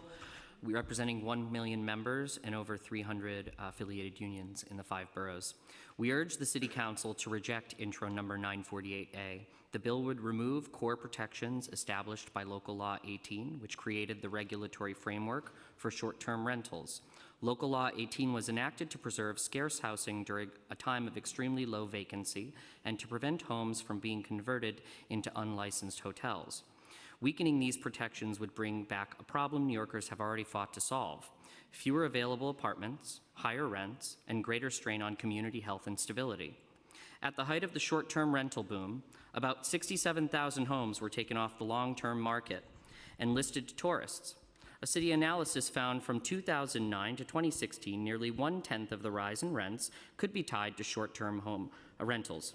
Entire blocks in Brooklyn and Harlem saw rents climb faster than wages, displacing long-term residents and altering the character of neighborhoods and streets.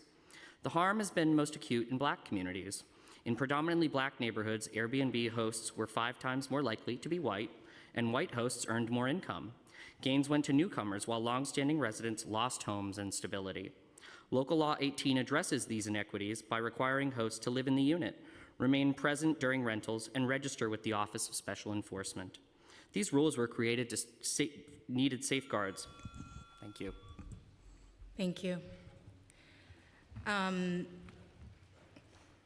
Alex, I'll give you a chance to conclude if there's anything that you missed that you wanted to add.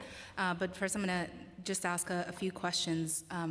Jack, starting with you, I had a five alarm fire at a single. It was a 2-family home on DeVoe Terrace in my district in the Bronx this summer. There were hundreds of firefighters there, and it took hours and hours and hours to put that fire out, and it was exhausting, it was hot, it was dangerous conditions all around for our first responders. So just wanted to ask you to put a finer note on that example. What is a 5-alarm fire for the benefit of the public? What does it mean about how many folks are on the ground and what the fire is like? Second, what are the challenges inherent already in putting out fires in these older 1- and 2-family dwellings? And again, what would these bills, specifically with the locks provision, how does that make it more challenging or different for firefighters? Well, thank you. We appreciate your interest in this. When you have a 5-alarm fire, you have over 250 firefighters on the scene. And then on top of that is EMS and chiefs and other members of the department. A 5-alarm fire is a large volume fire that probably extends to multiple buildings, 3 or 4 buildings most likely. I'm sure that your building is connected at the rooftop level, the common cock loft, which is an avenue of extension that causes fire to spread in either direction away from the original fire building. What concerns us the most, though, about 1- and 2-family buildings is that there's a fire protection floor in most all these buildings, and that is the open interior staircase from the cellar or basement area to the first floor, and more likely, the first floor to the second. When you have a fire on the first floor, it inevitably goes up the stairs because there's no door to stop it. Let me use as an example, if you're in a multiple dwelling, we always tell people to shut the door. Well, there's no door to shut on the first floor of a private dwelling, okay? And that fire will go upstairs and will extend. So that's the main cause of fire damage and civilian injury between the smoke and the heat going up the stairs into the bedroom areas. Having to force entry into individual occupancies in those areas will delay the time of the rescue and recovery of people that are in those buildings and delay the discovery of fire that had extended. And that extended fire could go to the rooftop level and extend to adjoining buildings if they are there. Thank you. You talk about the impacts on insurance. Have you quantified how increasing insurance rates are capitalized into housing prices? This is an excellent question, and we have actually looked in the issue, and we decided that the quantification itself was probably not that useful. The bottom line is that getting into short-term rentals, we feel that there's a lot of education that needs to be done, and that without that education, proper education, folks may be underinsured. So even before we get into the added costs. Now, to try to be as specific in answering your question, though, on average, all things being equal, it is a bit more expensive to have those commercial add-ons because they do tend to cover extended risk-based liability, for example, liability from someone who's drinking on the premises, and so forth. Thank you. Alex, did you want to conclude with anything? Councilmember, I appreciate that opportunity, and the Reader's Digest version is, labor is the community, community is labor. We represent 1 million people in the city. When people are being displaced, our members feel that, and our members are the ones being displaced, and we want to protect our members in every aspect of their lives because we understand the social determinants of health are important. Thank you. Thank you so much to this panel.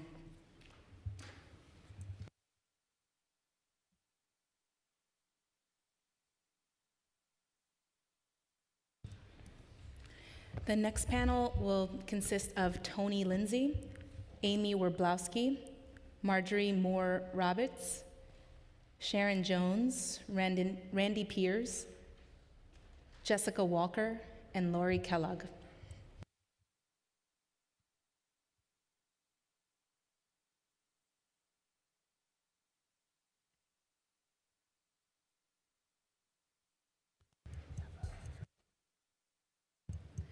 Well, this panel gets settled, just foreshadowing for everyone that in our infinite wisdom, this room is booked at 5, so we're going to get kicked out at 4. And what we're going to do is we're going to go across the street to 250 Broadway, here in room 1. So I look forward to that trip with you, and whoever is ready can begin. Good afternoon, Chair Sanchez. Good to see you. I'm Jessica Walker, President and CEO of the Manhattan Chamber of Commerce. And I want to start by expressing my shock at the administration's testimony today. They completely ignored the upcoming FIFA World Cup and Sail 250 events, which will bring more than 7 million visitors to the metro area next summer. In many ways, this is larger than hosting the Summer Olympics. Yet we only have 135,000 hotel rooms citywide. Local Law 18 and other policies have artificially strangled supply, driving hotel prices to record highs. We are effectively telling these tourists to stay in New Jersey and spend their dollars there. This inaction is devastating. Local Law 18 is already denying $1.6 billion from being spent in our local stores and restaurants and driving foot traffic away from neighborhoods like Harlem and Washington Heights. We could certainly use the 21,000 jobs that would be created by this level of spending. Other global cities have figured this out, protecting housing without destroying their tourism economy. New York must do the same. We see Intro 948 as being that solution. As we talked about, it only targets owner-occupied 1- and 2-family homes, not apartment buildings. We cannot host the world with a closed sign on our door. We urge the council to pass Intro 948. Thank you. Thank you. How many tourists? How many tourists anticipated? 7 million. 7 million between the two events. Thank you. Extra points for 10 seconds. Good afternoon, Randy Pierce, Brooklyn Chamber of Commerce, Small Business Champion. Let me take my 90 seconds to remind you of a couple of things. You are hurting black and brown homeowners and immigrant homeowners who are at risk of losing all they worked for just to get a piece of the American dream. You are hurting neighborhoods in the outer boroughs that are transit-starved and don't have any hotels. You are hurting families in these same neighborhoods who have no affordable way to host their family and friends when they visit from out of town. You are hurting the tourism citywide, especially in advance of FIFA and the World Cup. And you are hurting small businesses in the outer boroughs who rely on foot traffic and visitors coming into these neighborhoods and driving that foot traffic. And you are doing all this without making a dent or progress on the housing crisis in New York City, which has worsened since Local Law 18. The only one benefiting from this law are the big hotels. Double-digit profits since Local Law 18, while our homeowners are struggling. Look, if HTC wants help, let's get rid of the special permits law and let's build more hotels in New York City and make them union hotels. That's the compromise here. But let's pass Local Law 948A. Let's make some reasonable accommodations so that our residents here in New York City can keep their homes, do the right thing. Thank you, Mr. Pierce. Appreciate you. Hello, my name is Tony Lindsay. Oh, I have to hold it. Yeah, hi, my name is Tony Lindsay. I'm the president of New York Homeowners Alliance. I'm actually the person who drafted the language that led to Intro 948. I'm disappointed to see all of the false talking points that have been delivered here today And it's particularly troubling because I hear a lot of language that is being wrapped in equity and protection of black people, while at the same time, Local Law 18 has accelerated the displacement of black people out of their communities. Even the HTC members here today, many of them are homeowners themselves, but as union members, they're prohibited by the HTC from sharing their own homes. So I just want people to understand that a lot of the talking points that you've heard today here, they are false. And I want to make something clear. Under Local Law 18, tenants, renters are not impacted whatsoever. And the only thing it does is it creates a narrow carve-out. And to see the campaign of misinformation that has been pushed behind this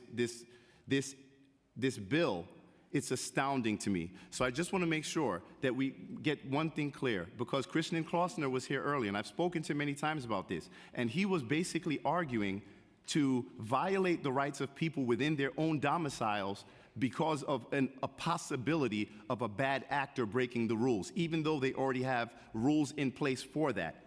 And probably the last thing that I want to say, because I know it's like I'm on limited time, is that I've been trying to squeeze everything in. I'll just, yeah, you know what? Hopefully you'll ask me some questions, because I've been trying to squeeze everything in here. I'm gonna ask you to highlight the two top points. Oh, it's one thing. Okay.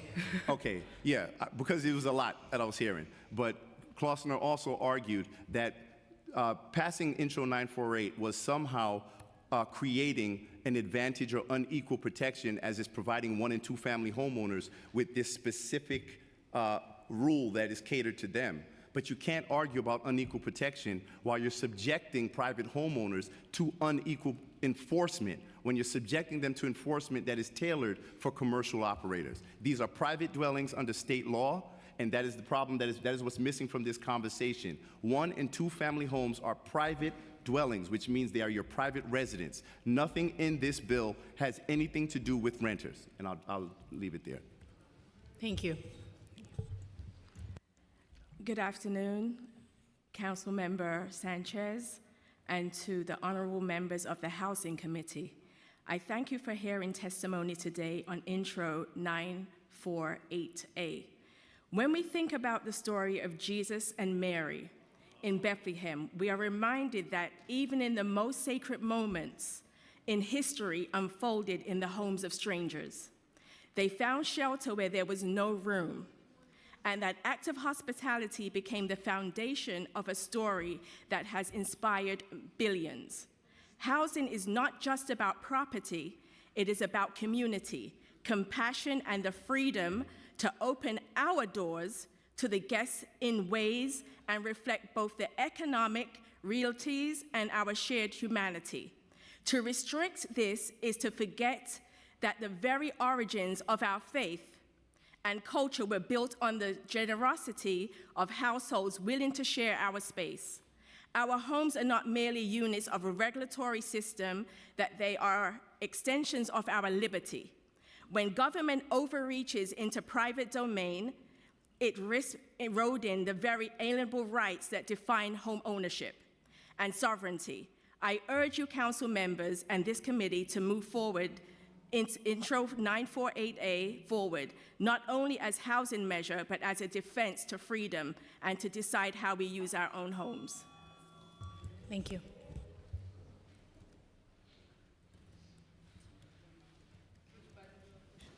Oh, I'm sorry. I want to acknowledge that I've been acknowledged. I can still speak English. I want to acknowledge I've been joined by my Councilmember Gutierrez. I need food. Yeah, go ahead. Good afternoon, Chair Sanchez and Councilmember Gutierrez. My name is Marjane Moore Roberts. I'm a homeowner in Brooklyn. I am not being paid for my testimony today. I am living it. I urge this body to approve both 1107 and 948A so both bills can be fully considered by the entire council. When 948A whether it's approved or blocked by this committee today, this bill will make history and impact generations. The question is, what kind of history? Throughout our history, government regulations have been a key determinant for who is afforded the opportunity to buy and stay in a home. From the destruction of Seneca Village to redlining, racial covenants, predatory lending practices, and mass displacement due to underregulated corporate landlords and investment banks, Black and brown families have repeatedly been boxed out of economic opportunities that homeownership provides. Now, in a city where buying a home takes a small miracle and keeping a home requires multiple streams of income, the overly restrictive regulations of Local Law 18 threaten to continue this devastating trend. While some reform was necessary, the current regulations have thrown 1- and 2-family homeowners out with the proverbial bathwater. We have been discarded as political roadkill. Without supplemental income from responsible home sharing, middle and lower income homeowners are losing and will continue to lose their homes. This is not hypothetical. It is a fully realized fact. Foreclosure rates are up. So what kind of history will we make today? Passing 948A will curtail the economic harm that's been perpetuated by government regulations for far too long. Thank you. Thank you. Sure.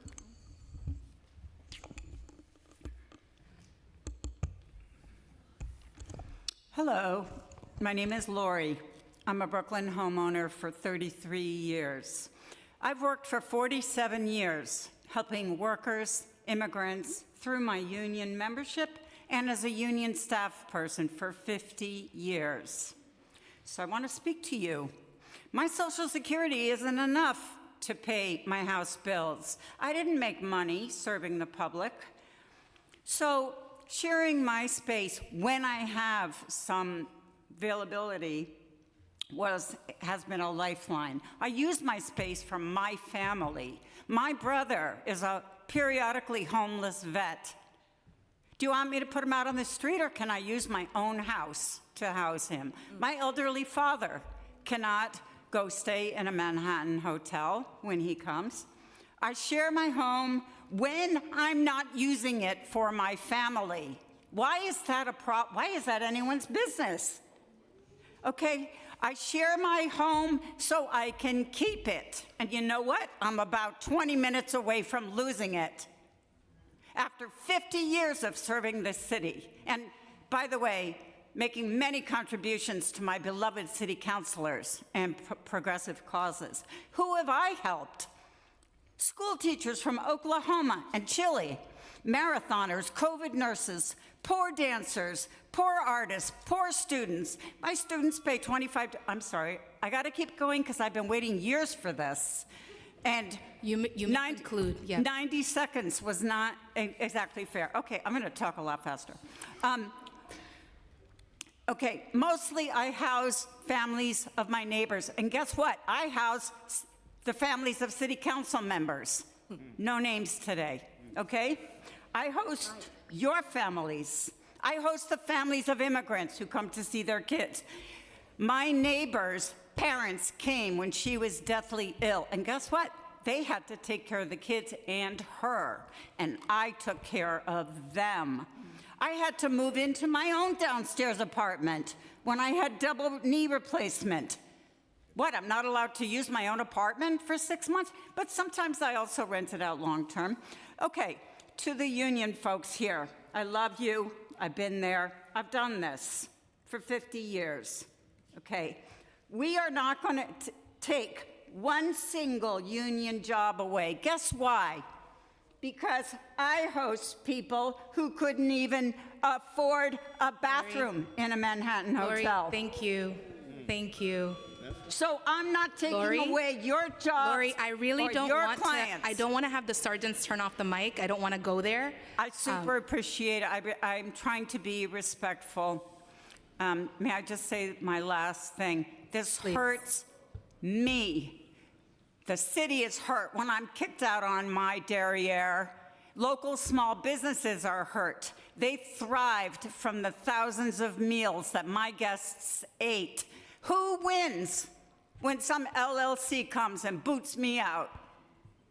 Nobody. Thank you. The city does not win. Thank you. Thank you. Thank you. I want to thank this panel for your candid and passionate testimony, and that's why we're here. We're here. I'm sorry we don't have as much time to air every single concern, but we are here to receive all feedback. So this is valuable, it's on the record, and we look forward to any written testimony you submit. Thank you. Did you want to say anything else? Just briefly. Local Law 18 is simply a law that requires registration, and I want to make that clear. The reason why it only requires registration is because the rules that have been created under the OSE cannot exist in the law because it overreaches into the private domicile of people who reside in their homes. And I think that's just something that you guys really need to consider.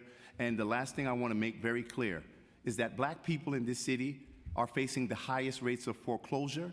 They are the highest rates of homelessness. And I really am offended when I see the hotel union use these beautiful people here to come out here and protest against against their own interests, because at the end of the day, Intro 948 has absolutely nothing to do with anything that they are doing here, and I'm sure many of them are homeowners, and this is about their autonomy and their rights. Thank you, Mr. Lindsay. Thank you. Thank you to this panel.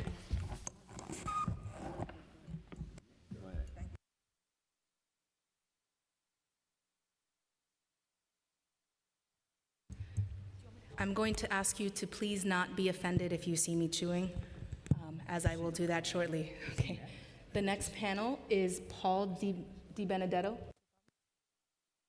Paul Di Benedetto, Jamie Kazi, Katie Drager, Carlos Calderon, Aisata Bokum, Kwadwo Opoku Burko, and Michael Angelo Savino.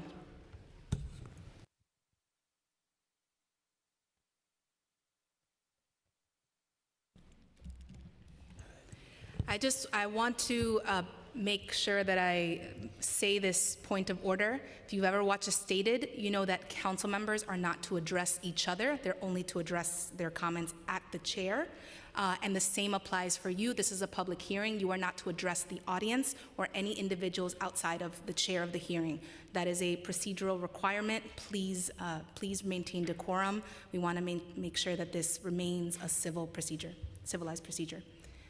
Whoever is ready may begin. Good afternoon, Madam Chair. My name is Carlos Calderon.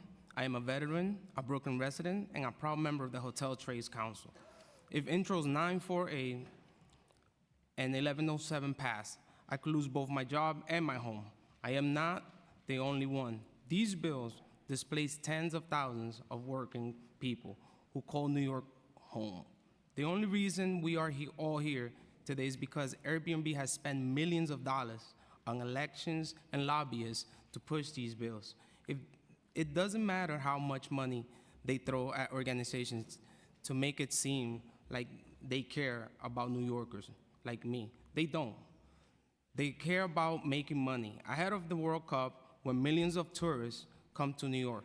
Just like tourists, though, Airbnb will come and go without giving a second thought to the damage they will leave behind. We already saw what happened when Airbnbs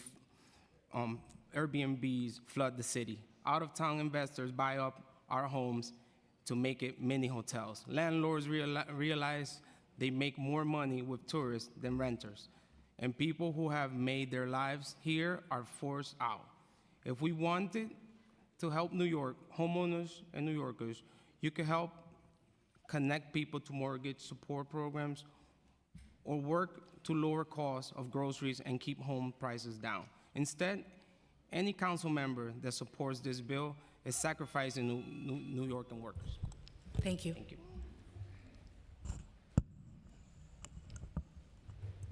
Hi, my name is Aisata Bokum. I am a proud member of Hotel Trade Council. I'm here today to urge you not to pass any bill that would expedite short-term rent. I watch my friends, neighbors, and co-workers pushing out. as rent spiked and long-term lease disappearing. We cannot call this harmless side hustle when they contribute to legalize and expedite short-term rent will put even more pressure on neighborhoods that are already fighting to survive. Please vote no. Please vote no.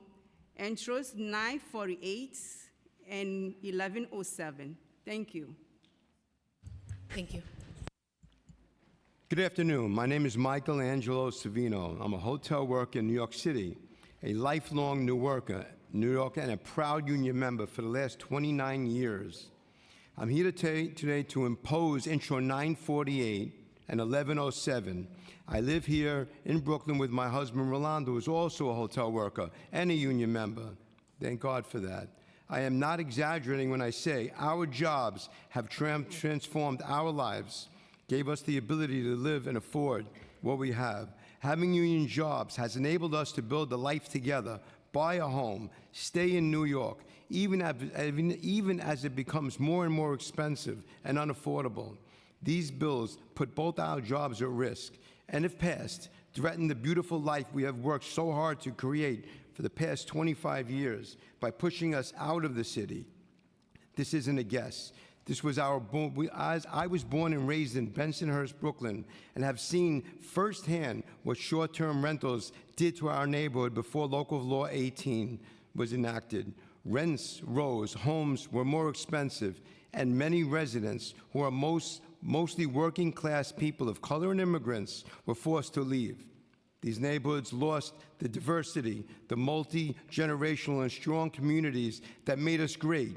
These bills will worsen, gentrify, and harm New Yorkers like myself and my husband. Please vote no. Thank you, and thank you for wearing an Orioles cap. We're an Orioles and Ravens family. Thank you. Hello, my name is Paul DiBenedetto, and I am the chair of Queens Community Board 11. I have come to the chamber today to ask you to please vote no on Intro 948A and 1107A. These proposals allow 4 rooms to be rented per day in a 1-family home and 8 clients per day in a 2-family home. Meanwhile, the owner does not have to be present.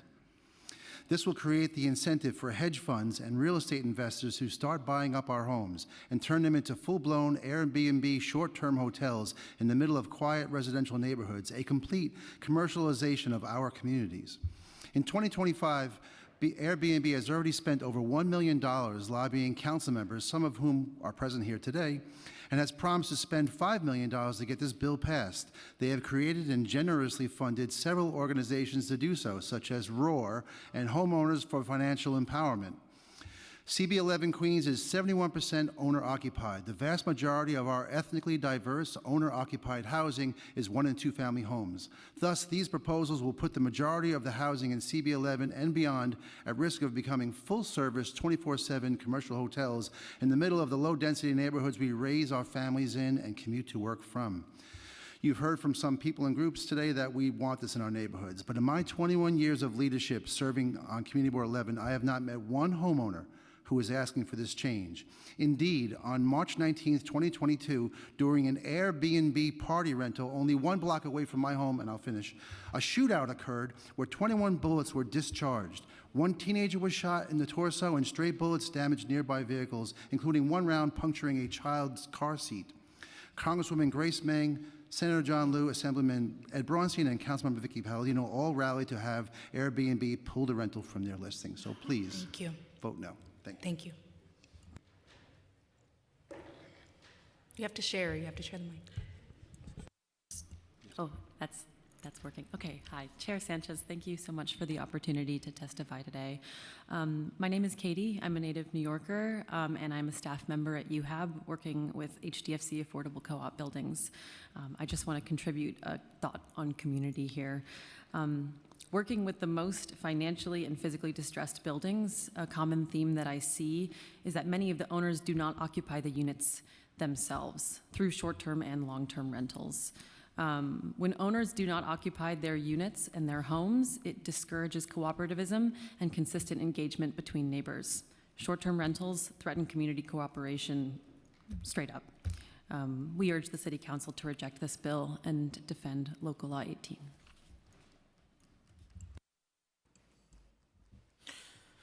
Thank you for the opportunity to testify today on Intros 948A and 1107A. My name is Jamie Kazi, and I'm here on behalf of 32BJ SEIU.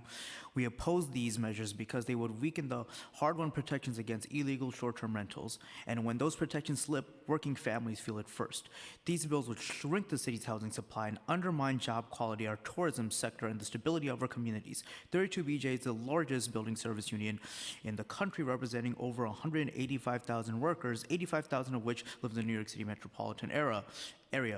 Our members are overwhelmingly immigrants and people of color. They're the cleaners, door people, airport workers, and school and building service workers who keep this city running. And they have fought contract after contract for living wages, family-sustaining benefits, and basic protections that make it possible to build a life here. Although 32BJ has won historic compensation standards, our members, just like other working families, still face challenges in securing affordable housing. Housing supply is not kept up with growing demand.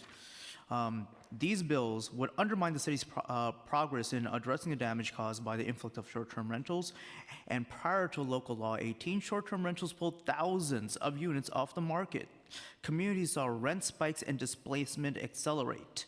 These amendments would reopen the door to these de facto hotels in residential neighborhoods and are counter to the intent of Local Law 18. For these reasons, we urge the City Council to vote no on Intro 948A and 1107A. Thank you. Thank you. Thank you so much to this panel for your participation. Thank you.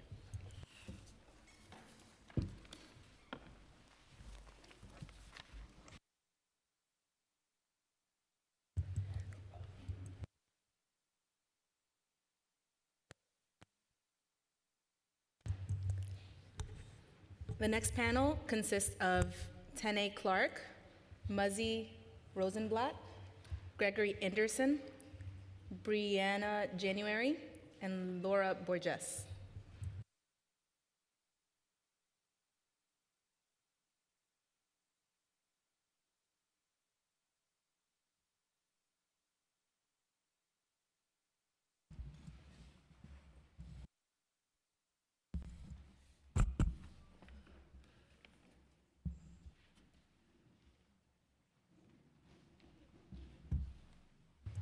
Whoever is ready can begin. Hi, my name is Muzzy Rosenblatt. I'm the president and CEO of the Barry Residents Committee, more commonly known as BRC, and I'm here today to speak in support of Intro 948A. At BRC, our mission is rooted in helping New Yorkers achieve stability, dignity, and a place to call home. We are among New York City's largest and most effective nonprofit providers of services, shelter, housing to New Yorkers experiencing homelessness. We operate homeless outreach services, shelters and safe havens, residential and outpatient treatment for people with health and substance use challenges, and we build and operate permanent supportive housing and housing for low-income households like 237 Landing Road in your district. We provide a hand up and a path home for New Yorkers who are experiencing homelessness. In FY25, we assisted over 12,000 individuals, including over 1,300 who found more stable housing and nearly 400 who found more stable employment, and more than half successfully graduated from our programs.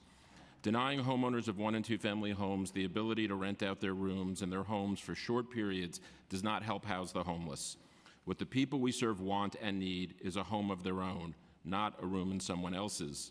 That is why thoughtful housing policy, which dramatically increases the supply of rental housing affordable to those experiencing homelessness with a lease, with tenant protections, is the answer, not making homeowners out to be boogeymen.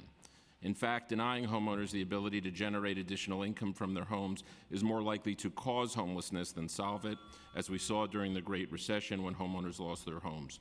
Those who would oppose Intro 948A by suggesting it would cause homelessness are not being honest, nor are they proposing to provide the funding and cost-saving solutions to end homelessness. Thank you. Thank you. You need to turn on your mic. Here you go. Here you go. Oh, thank you. I'm going to try to go as fast as I can. Sorry, I'm going to try to really talk. I have a lot to say. I'm a young homeowner in Brooklyn. I've been wanting to own a home since I was a teenager, and it's been really hard to maintain the home. Being able to short-term rental helped me a lot. Local Law 18 is hurting a lot of us. It's really has drastically affected my income. I'm close to foreclosure if it ends. But I don't like how the ATC is using people to go against us. We are 1- and 2-family homeowners. They were bad actors. They're LLCs and owners of large buildings who took advantage of the short-term rental. That has nothing to do with us. We are not the enemy of the HTC's workers. I have people who work for the HTC, cleaners who have worked part-time to clean for me. So we are not the enemies. These large corporations use us to try to use y'all as pawns to go against us, and we're not. 1- and 2-family homeowners have been punished since local law 18. It's unfair. The OSC has been harassing us. You would think that we are running prostitution links or trap houses or something like that. We're not. We are innocent, law-abiding homeowners who just want to make some money to keep our homes. We are not the enemy of these working people. We are all the same. We are all in the same exact boat. So to try to make us seem like pit us against each other is unfair, and we cannot allow it. We do not want to hurt HTC workers at all. We are being unfairly attacked and targeted, and it's mostly Black young homeowners, older homeowners like myself, and I would really like you guys to pass Local 948 so that we can continue to keep our homes, because this is my proudest moment was buying a house, and I do not want to lose it. Thank you. Hello, my name is Laura Burgess. I would like you to support the 948A bill. I've lived in Brooklyn, Flatbush for 20 years in my home. I bought it. It looked like a haunted house. I did everything I could to turn it into a lovely home.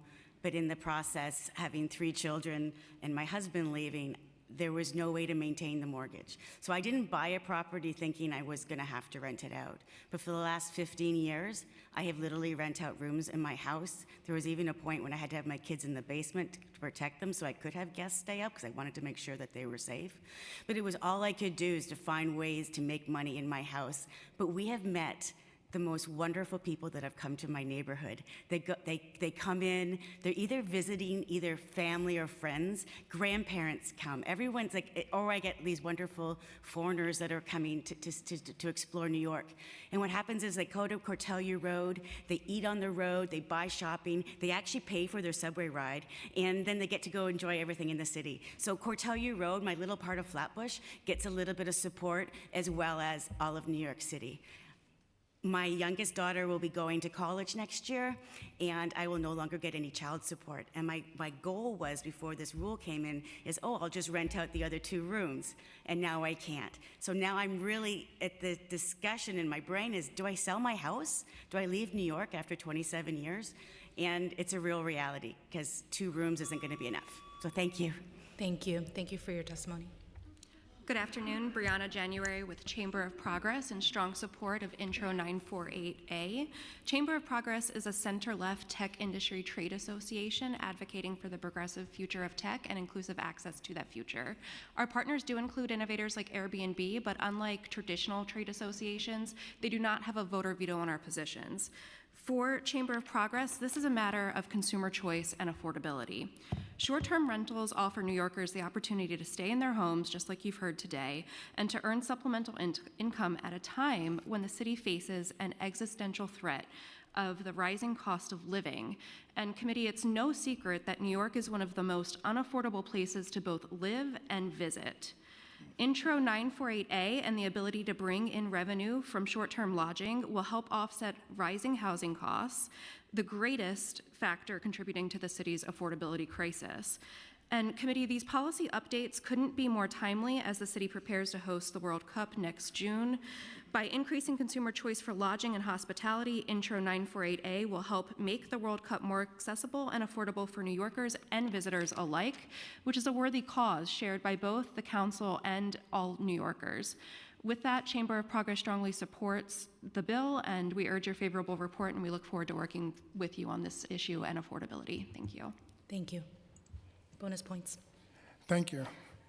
My name is Gregory Anderson, and I serve as President and CEO of Bridge Street Development Corporation, a community development nonprofit that has served Central Brooklyn for over 30 years. We work every day with renters, homeowners, and seniors who are fighting to remain in the neighborhoods they helped build. Bridge Street has developed more than 600 units of affordable rental housing. We also serve as an HPD housing ambassador, helping thousands of New Yorkers apply for, obtain, and maintain housing they can afford. We have renovated 79 one-to-four family homes for below-market home ownership, and we are currently marketing affordable co-ops. So at Bridge Street, we see the city's affordability crisis up close, every day, and from every angle. Bedford-Stuyvesant once had one of the highest rates of black home ownership in the United States.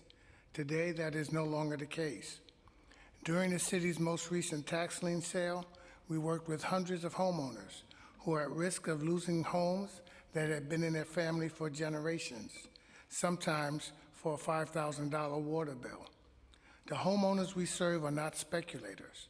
They are teachers, retirees, caregivers, and essential workers who simply lack the financial cushion needed to absorb rising taxes, utilities, insurance. I'll end quickly. For many households, renting a spare room for short periods has meant fixing a roof leak before it becomes a crisis, paying taxes on time, avoiding predatory refinance, or simply keeping up with the rising costs of living in New York City. So for the families we serve, this bill represents not a luxury, but a lifeline. Thank you for your time. Thank you. Thank you to this panel. You I may. just want to say one last thing. A lot of the things that the other side was saying does not even apply to 948. It doesn't change a lot of the things that these people are against. A lot of lies are being put out. 948 doesn't change the things that you are concerned about at all. If you read it and you understood it, you would know that. It's very important that we pass this for all of us, so we could keep our homes and continue to flourish as a city and bring in tourism and money to our community. Thank you for sharing that perspective. Thank you.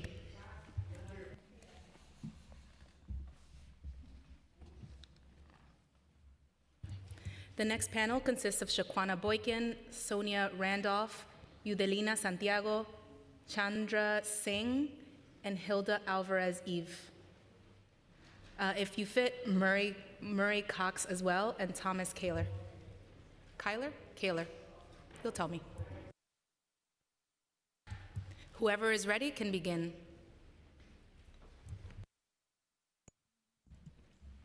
My name is Yudelina Santiago, and I'm here to oppose.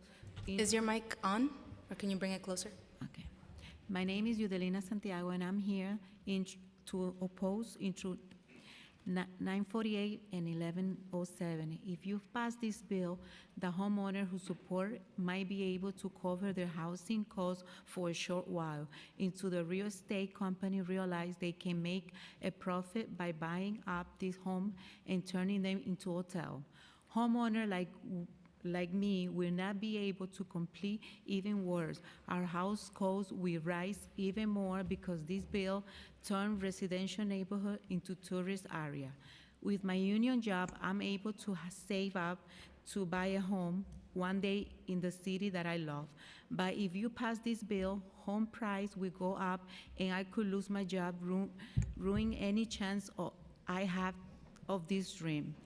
This bill not leave homeowner better off. Instead of helping tax company, we should be helping current potential homeowner by creating better paying job and lowering the cost of living in New York City. The city council should listen to the outshore resident of New York City, not just lie that Airbnb is spreading. Vote no on both measures. Thank you. You may begin. Hey, thank you very much. My name is Tom Kaler. No, did I not flip myself back on? Hey, all right, thank you. And welcome this afternoon. My name is Tom Kaler. The Coalition Against Illegal Housing is a housing advocacy group that wrote, sponsored, and helped to pass Intro 2309 back in 2021, which then became Local Law 18 in 2022. So, Local Law 18 is what precipitated this little brouhaha that we're having here today. So you are welcome to blame me and my colleagues for that if you would like. But what you can't do is to say that Local Law 18 did anything other than require short-term rental platforms and hosts to register with the city as any other business in the city is required to do. Local Law 18 did not change a single existing New York City housing law, period, which means that 1- and 2-family homeowners and apartments can, in fact, rent their spare rooms in New York City. That is legal. They can rent their spare rooms for cash to help pay for their mortgages. What they can't do is rent their entire units and then be off premise. Now, this regulation of being on premise is the most important one in order to keep any residential housing unit from becoming a permanent short-term rental. Once you vacate that, then you have taken out the regulation which prevents that from happening. It's that important, and thank you very much. Thank you. You are taller than I thought you were. We've only met over Zoom. But thank you. Thank you for your advocacy. Thank you for your testimony. Yeah. Good afternoon, everyone. My name is Chandra Singh, and I'm a New York City hotel worker and resident. I came to the city from Trinidad 3 decades ago, and I have worked at the Mandarin Oriental Hotel for 21 years. My union job has allowed me to provide for my 2 daughters, own a home in Queens, and be a part of a strong community. All of that will be put at risk if the City Council passes Intro 948 or 1107. My union job means not only that I could afford to buy a home, but also I can afford to keep my home. That is how to help homeowners by creating good jobs opportunity with fair wages and benefit. If workers like me lose their jobs and home prices increase, families will be pushed out of New York.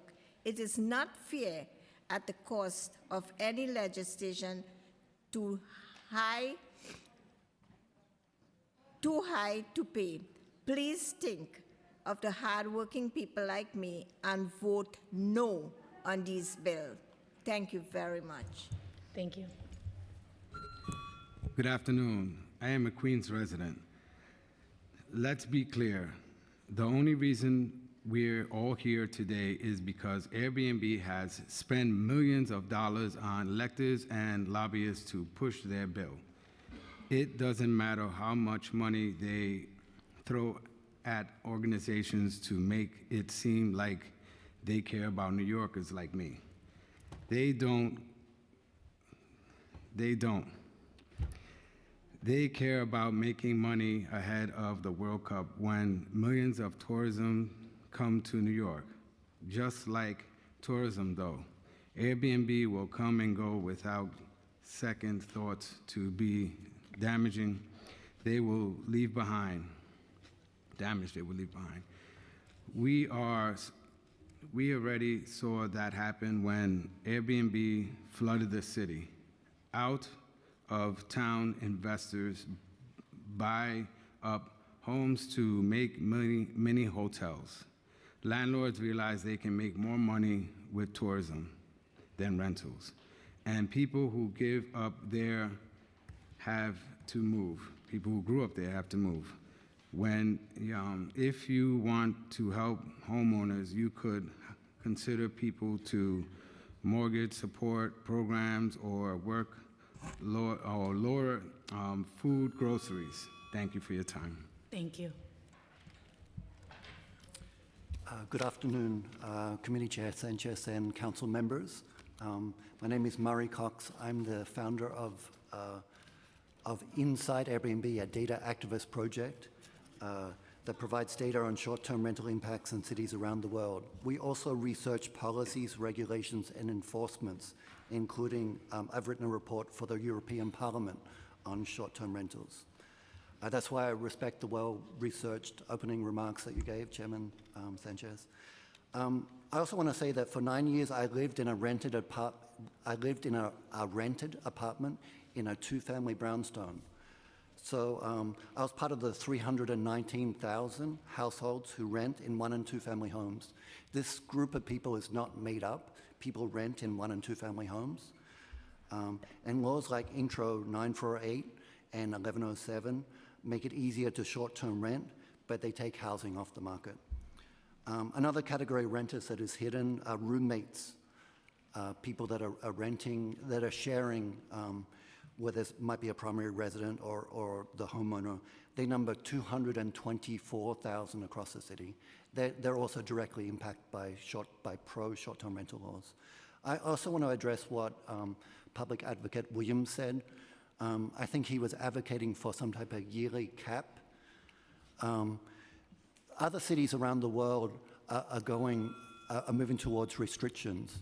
LA tried a cap of 120, and they said they couldn't enforce it. People use multiple platforms, and it's impossible to enforce across different platforms. And I could talk about that after the hearing if you're interested. Thank you. Thank you. That's very helpful, Murray. To Mr. Kyler, in your remarks, Kaler, you said Kaler. Thank you. Okay. Kyler, it's one of those names. What can you do? Okay. In your remarks, you said the biggest threat in this package of proposed tweaks, reforms, is the insertion of hostless short-term rentals. Can you describe why that is your perspective? What maybe you have seen, and maybe Mr. Murray, if you have a perspective here too, what you've seen in other municipalities that you think could happen here in the city? The only regulation in New York City law that keeps permanent residential dwellings residential in New York City, as well as New York State, allows for roomers, boarders, and lodgers for less than 30 days. But it allows them if the primary leaseholder is on site. Once you say the primary leaseholder doesn't have to be on site anymore, this bill 948, there's no limitations on when the primary leaseholder doesn't have to be on site. And in fact, the primary leaseholder can become just a paper primary leaseholder. All they have to do is put their name on the paper and say, yes, I'm the primary leaseholder. There's no requirement how many nights they have to actually occupy that space, period. So once you remove that regulation, then there is no longer any way, shape, or form to prove that that space is being used as a primary residence anymore. Many other cities have tried this. Murray, who does research on this, can be more specific about that. But that is the only regulation in New York City that prevents primary residences from becoming permanent short-term rentals. Thank you, Tom. You did mention, Murray, you did mention a municipality that found it impossible to enforce. Which one did you Los say? Angeles, the city of Los Angeles. Yep. Thank you. Is there anything else you wanted to add? There are other cities that are, like for example, in Amsterdam, they tried having caps. They started off with 90-day caps per year so that the resident could rent out for up to 90 days in individual stays. They reduced it to 60, to 30, and then they tried to ban it. The entire home rentals are, where the owner is not present, are the most profitable to rent out, and there's more incentives to do it. And so people might even short-term rent for a short period of the year and leave it vacant the rest of the year. And so it takes housing off the market if you allow entire home units to be rented. Thank you. Thank you for your perspectives on this panel.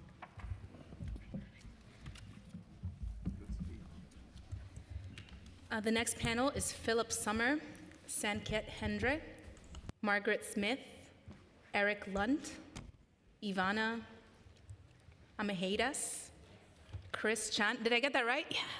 Yeah. Chris Chan and Dr. Abdo Zandani.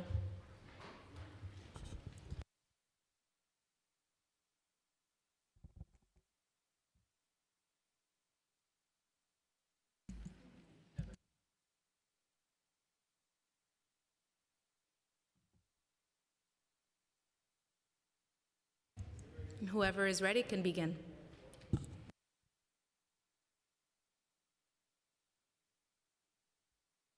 Look for the red light. Yep. Hello, hello. Hello, how's everybody doing? My name is Sunny, and I work for QEDC, Queens Economic Development Corporation. Our goal and mission is to help entrepreneurs and small businesses in the borough of Queens. And this kind of goes throughout the whole city. So I am in support of this bill. And the reason I'm in support of it is because it gives the ability to rent out rooms for would-be entrepreneurs, which are small landlords. And it allows them to make extra money on areas that they wouldn't have been able to rent anyway, places that I don't think they would be available to the public. Allows tourists to come to undervisited areas, and also bestows the right for a small homeowner to do what they've always should have been allowed to do, which is rent, which is provide short-term housing.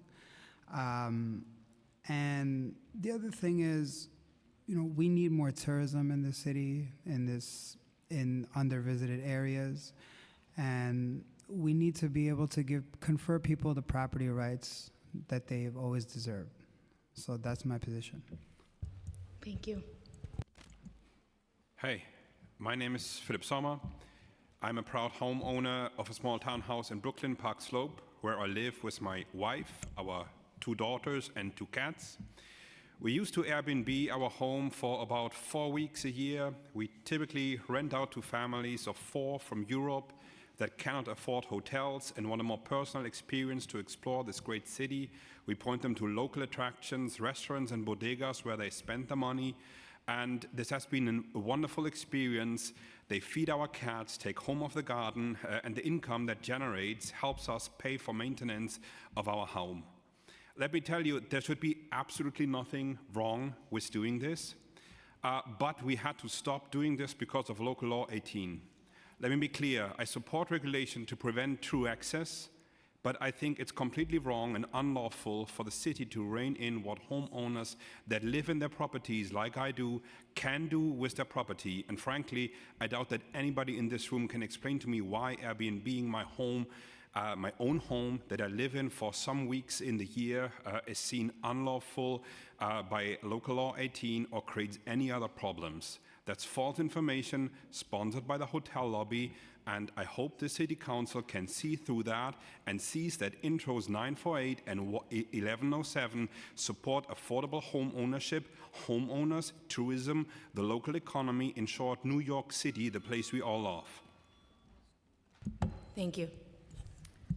Good afternoon. My name is Dr. Abdu Zandani. I work for the New York City school system and retired after 31 years of service. I live in East Flatbush in a one-family home. We are heavily impacted by Local Law 18. Local Law 18 is erasing generational wealth from Black and brown communities since this law went into effect. Please listen to our dying voices and pass Bill 948A. 1 and 2 family owners should never have been part of this Local Law 18. 2,223 family homes can possibly be the panacea for the housing crisis in New York City. I don't even know why we are here discussing this. Focus on the 5,000 NYCHA empty units. No one seems to address the big elephant in the room. It's not a lack of empty apartments, it is a lack of affordable apartments. There's a fight going on here. It's between 2 giants. We're not part of that. We are not in that. We don't want to get in the midst and get lost in the shuffle and get our voices drowned. So please listen to our dying voices. We are here to speak for ourselves and our community as owners of 1 and 2 family homes, asking you to pass Bill 948. Local law 18 has restricted my ability to use and to share my home. As a result, I'm having difficulties paying my bills and keeping my house. In the words of one of your colleagues, former City Council member Ampli Samuel, this law hurts homeowners without easing the housing crisis. He continued to say New York has one of the strictest short-term rental regulations in the world. Many of our working families are still struggling to stay in their homes. In contrast, the hotel industry is laughing their way to the bank, convincing these folks that they are their savers. They are pinning them against us. Simply, I cannot afford to keep my house. I thank you for the opportunity to speak before you. Please pass Bill 948A. Thank you. Thank you.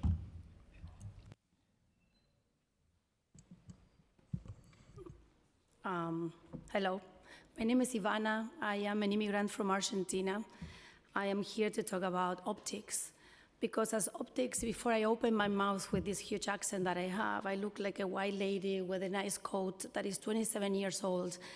I came to this country with $900 in my pocket, and I come from a family of workers, the first person who graduated from college. Through the years of immigration, I've been saving money to buy this property, and it was a huge, huge effort to buy it and renovate it. I've been also supporting my family from Argentina at times. I've been hearing here today a lot of things that I don't think are true. First, that somebody who doesn't live there can rent and establish that it's a primary residency. We had to submit a lot of papers to OSC. We had to submit bank statements that were 90 days old, New York City water, driver license from New York, bills, internet that was on our names in that so it's not so easy as you say, you live there, but you don't. Affordability. It's been talking on and on and on about affordability for tenants, but what about affordability for owners?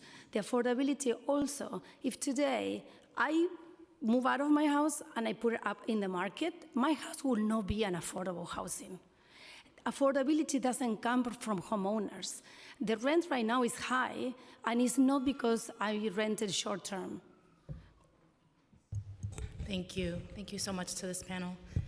Yeah. Thank you. Thank you so much to this panel. Well, could I ask one question? Ask a question? Yes, please. I just wanted to That's not the direction it goes in. I ask the questions, you answer them, but you can ask a rhetorical question. I just wanted to know what it means to be physically present, what that entails in the law. Like, what duration of time does that actually represent? I appreciate that question because I asked that question of the administration. I think that's one of the concerns that some of the council members have about what does that mean and how often somebody has to be home. Yeah, because as a supporter of the bill, I wouldn't want somebody. I don't want to allow bigger corporations to come in and do any of those things. But I do support the small-time landlord, the small guy who just wants to make some money, needs to make some money and support themselves. Thank you so much. Thank you. But usually, don't ask me questions. I'm not the one on the hot seat. You are. Okay, I want to call back Mr. Murray. I apologize. I had some questions. If you're still here, if you can come back down to the dais, and I'll also call the next panel. So that's Murray Cox. Please come back if you're still here. Sharon Lee, Mina Wu, Rose Cabe, Latoya Hilton, Roger Alvarado, and Paige Havener.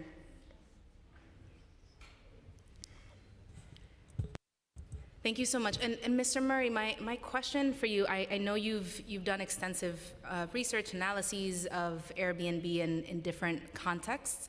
And so I wanted specifically to ask you about some findings that you highlighted about Stuyvesant Heights in central Brooklyn, where you have an analysis of the demographics of the Airbnb hosts in that neighborhood versus the neighborhood demographics. Can you just describe that for us in terms of your findings and also your methodology? I mentioned I was the founder of a project called Inside Airbnb that was collecting data on Airbnb. It started in 2015, and I was living in Bedford-Stuyvesant at the time. I started off by creating some maps of Airbnb in the neighborhood and putting dots on a map.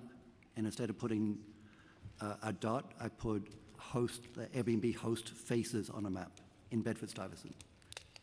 And something that was pretty obvious to me as someone that lived in Bedford-Stuyvesant were that a lot of faces of the Airbnb hosts appeared to be white faces, non-black, not black faces. So this was in 2015. A few years later, I spoke to some researchers from Harvard Business School who had done some studies on racial discrimination in Airbnb. And they talked about some methods that you can use to racially identify, with errors, pictures of people and put them in different racial categories. And so I decided, I didn't use those maps that had the pictures of Airbnb hosts because I didn't think it was the right thing to do. But then using these methods from Harvard Business School, I racially coded every single host in New York City in different, so it's Asian, white, black, or unknown. And using the expertise from the Harvard Business School, where they had also manually coded the photographs as well as using technology. So they were able to advise on error rates, and we were very conservative in our coding. But the findings that we found that in almost every black neighborhood across New York City, the majority black in the neighborhood, the majority of the Airbnb hosts were white. And we found the biggest disparity was in Stuyvesant Heights, which is like half of Bedford-Stuyvesant, the part that's further east, where we found basically a 1,000% disparity. So the underlying community was 7.4% white. This was back in 2016, 17. It's probably changed. But the Airbnb population was 74% white. So obviously there's, I know it's very problematically to racially code people using photographs, but there was really no other option. And this was in the context of Airbnb making a lot of announcements saying that that Airbnb was good for poor neighborhoods, and also they were good for black neighborhoods. And so as someone that lived in those neighborhoods, my question was, well, who's actually using Airbnb? Who's benefiting from Airbnb? So I'm not saying that there were no black Airbnb hosts in these neighborhoods. Things might have changed since then, but in 2017, there were very large disparities between the underlying communities and the Airbnb population. And so my conclusions were that you could think of Airbnb as a racial gentrification tool. So it's displacing housing, but it was being done by people that didn't live there before. So if, especially Bedford-Stuyvesant, if you go back to, let's say, the 2000s, there was hardly any non-black residents there. So for you to be an Airbnb host there, you're either an investor or someone that's moved there recently. Thank you for sharing those findings on the record. And I'd be curious if Airbnb ever publicly disputed your data or your analysis. And I'm asking the room, I don't know if they're still here, I imagine they are. So whether they disputed the data and whether they collect host demographics themselves. I don't know if you know that, but that's a question that I would have for them. Yeah, so there was quite a vigorous response from Airbnb.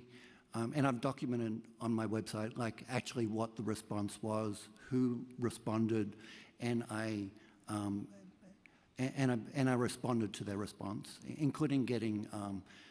So they basically said that I was using like brown paper bag methods, that I was being racist, and so it's fine for them to criticize that, but I don't think they ever denied that in these communities, the majority of Airbnb hosts were not black in these black communities. Okay. Thank you. Thank you. I just wanted to make sure to ask you about that study and on the record and make sure it's part of the hearing record. So thank you. Okay, for our other friends here, you may begin when ready. And yes, Mr. Murray, if you like, you can step. Oh, okay. Hi, my name is Sharon Lee from Queens. I'm opposed the 948A and 1107A. Make the rent is so higher. These bills are bad for our Asian American community to run up the housing post. You're Mina. Hi, yes, my name is Mina Wu. I think that the Airbnb is bringing too many strangers into our residential neighborhood. So Airbnb is trying to buy the New York. So these bills will dispute Asian community. So I will against the Airbnb into the New York. Okay. Thank you. Hi, my name is Paige Havener. I'm a resident and community member in Bay Ridge, Brooklyn, and I've lived in Brooklyn for 10 years. I'm here to express concerns over 948 and 1107.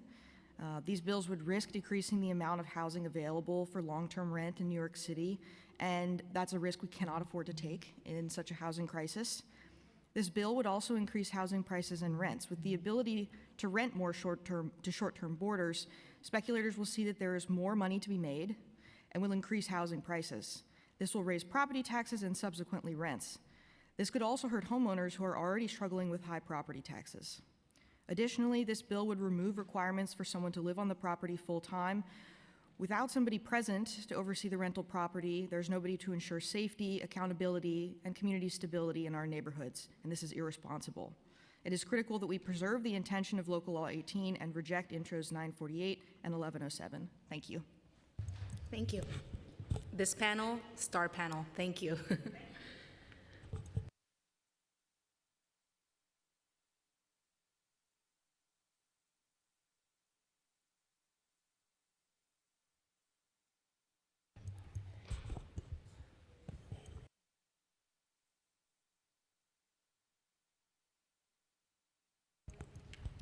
So the next panel consists of Sissy Wang, Maria Eftimiades, Sherry Culpepper, Tim Elliott, Mary Gentine, and Lynn Englum.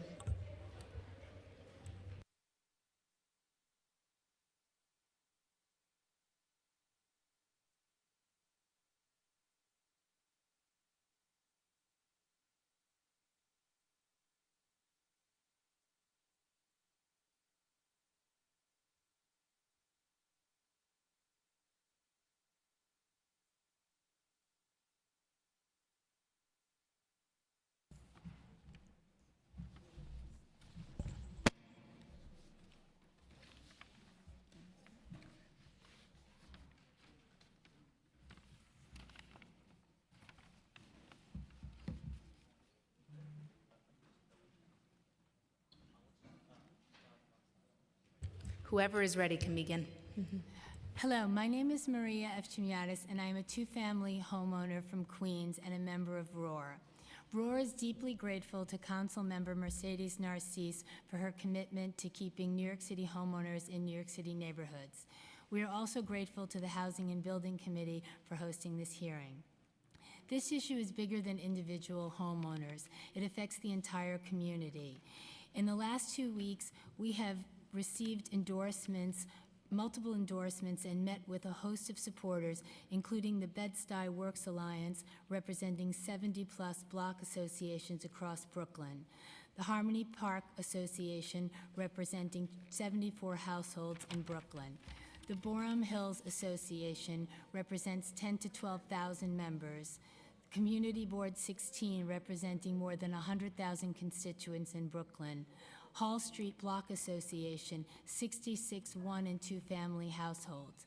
Decatur Street Block Association, 66 one- to four-family households. And we have support from Henry Butler, District Leader and State Committeeman for 56th Assembly District. We encourage you to consider these community organizations and their support, and please vote yes on 948A. Thank you.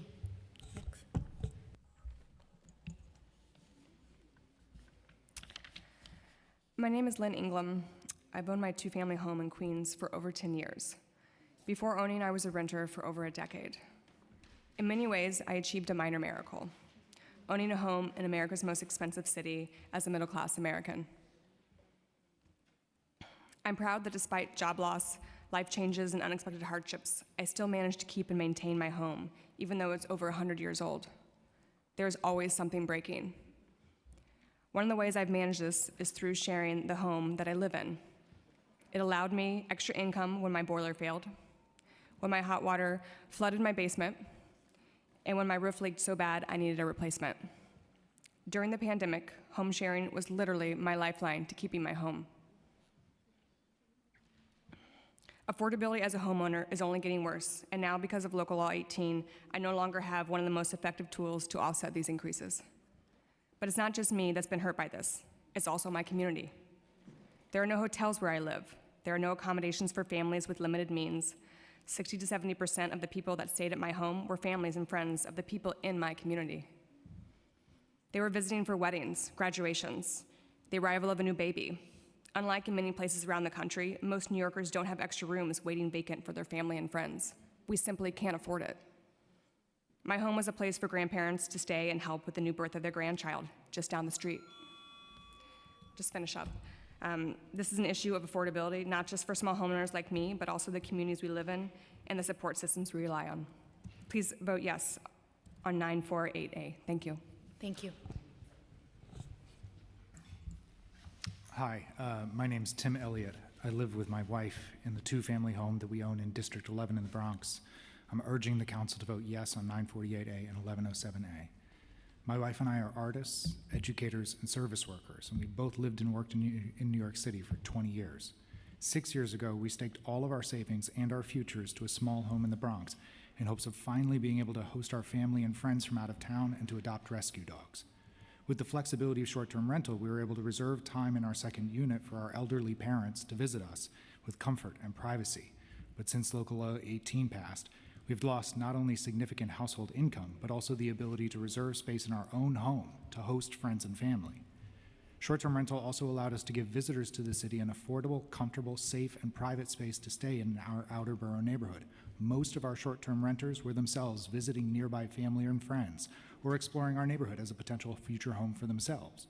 We were proud to be part of the sharing economy that we have enjoyed ourselves as thrifty, cost-conscious travelers.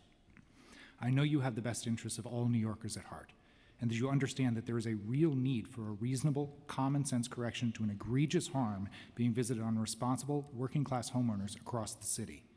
Please help me, my wife, and our two dogs stay in the small dream home we have worked our entire lives to afford.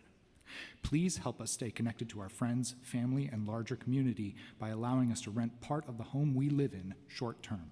Please vote yes on 948A and 1107A. Thank you. Hi, I'm here in support, and I would like to ask for your support of Intro 948A and Intro 1107. So my name is Marie. I'm a Harlem resident. I am a homeowner of a 1 and 2 family house in Harlem. I'm an interior architect and an entrepreneur, and I also bring independent and world cinema in Harlem through monthly series at the Maisel Documentary Center. I take care of my three children, but I also help foreigners, students, and interns to find safe accommodation in New York City during their few months in the city. So I'm speaking as a Harlem resident and small homeowner who cannot emphasize enough how vital this bill is for families like mine who are fighting to remain in our homes. Our properties are not part of speculative housing supply. We live in our homes. We are not corporate landlords, investors, or developers. We are longtime members of this community, deeply rooted here, and our home represents stability, generational security, and community continuity.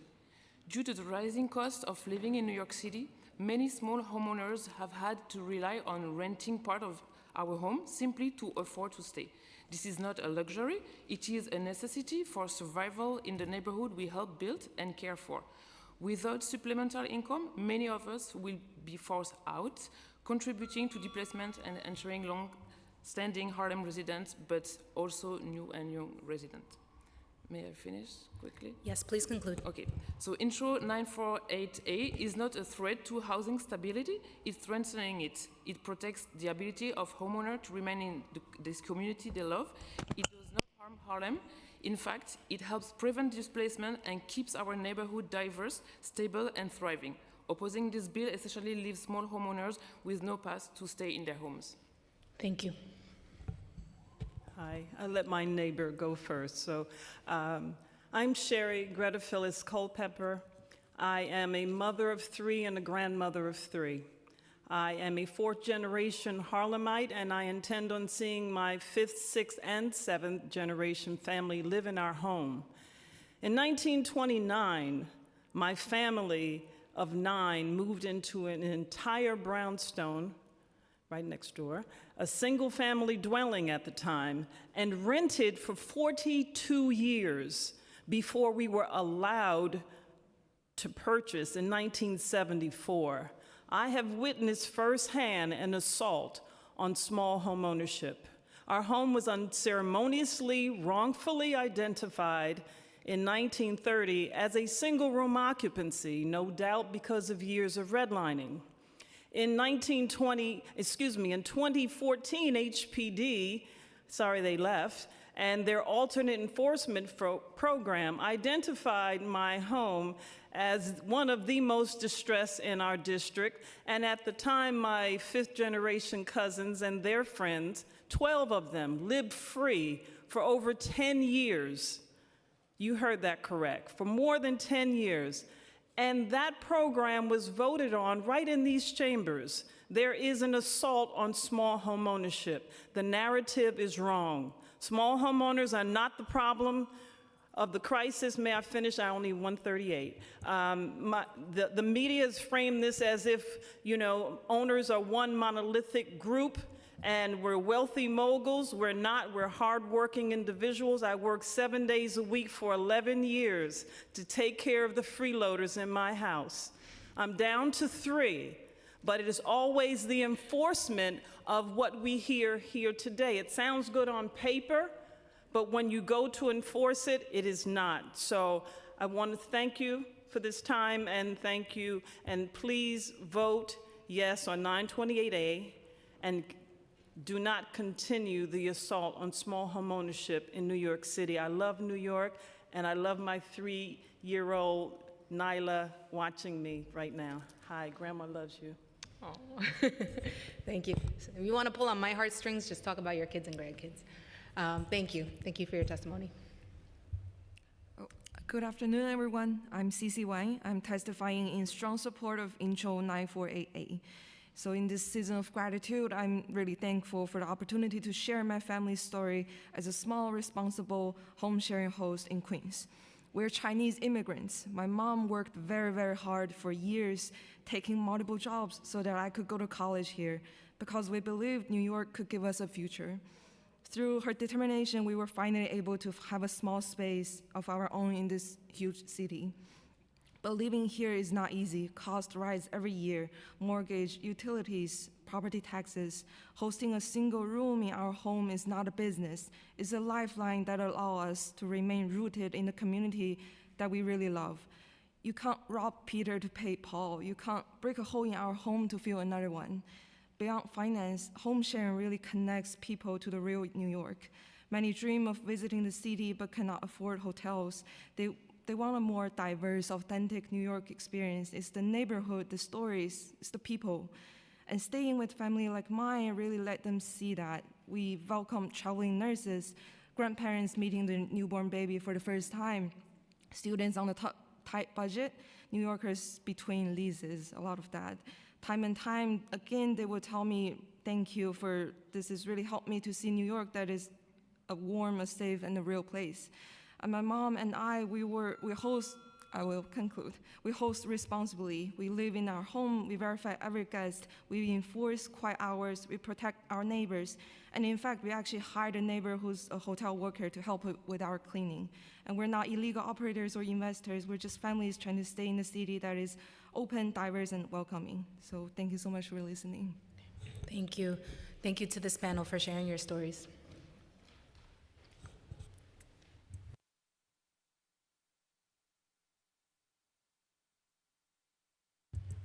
Paige Havener, Lucy Ramis, I think I said that wrong, Mark Anderson, Charlie Dulick, Tom Kaler, already went, Oscar Rodriguez, and Jose Perez. I think Tom is already gone.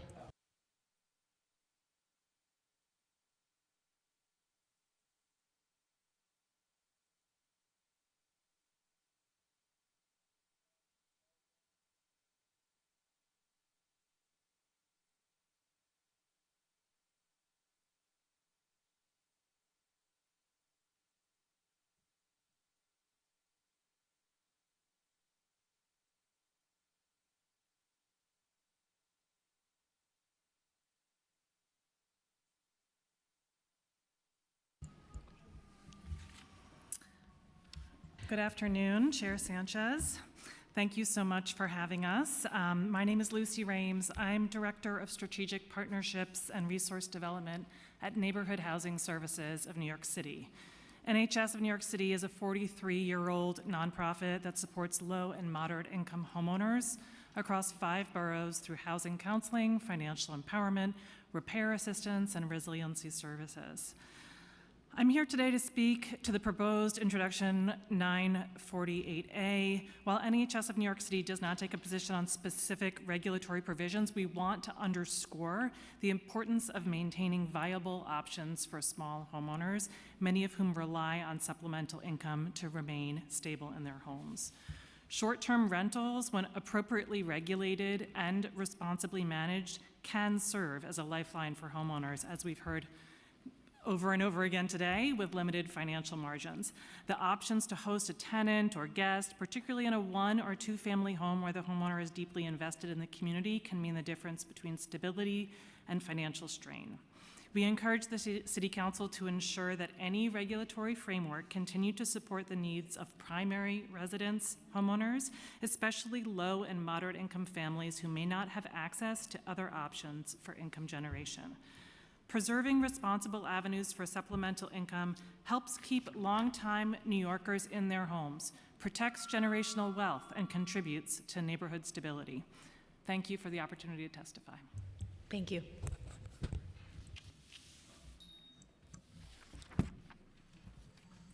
Thank you. Good afternoon to everybody. My name is Oscar Rodriguez, and I'm a NYC Bronx born resident. I'm also a proud HTC union member for the last 25 years.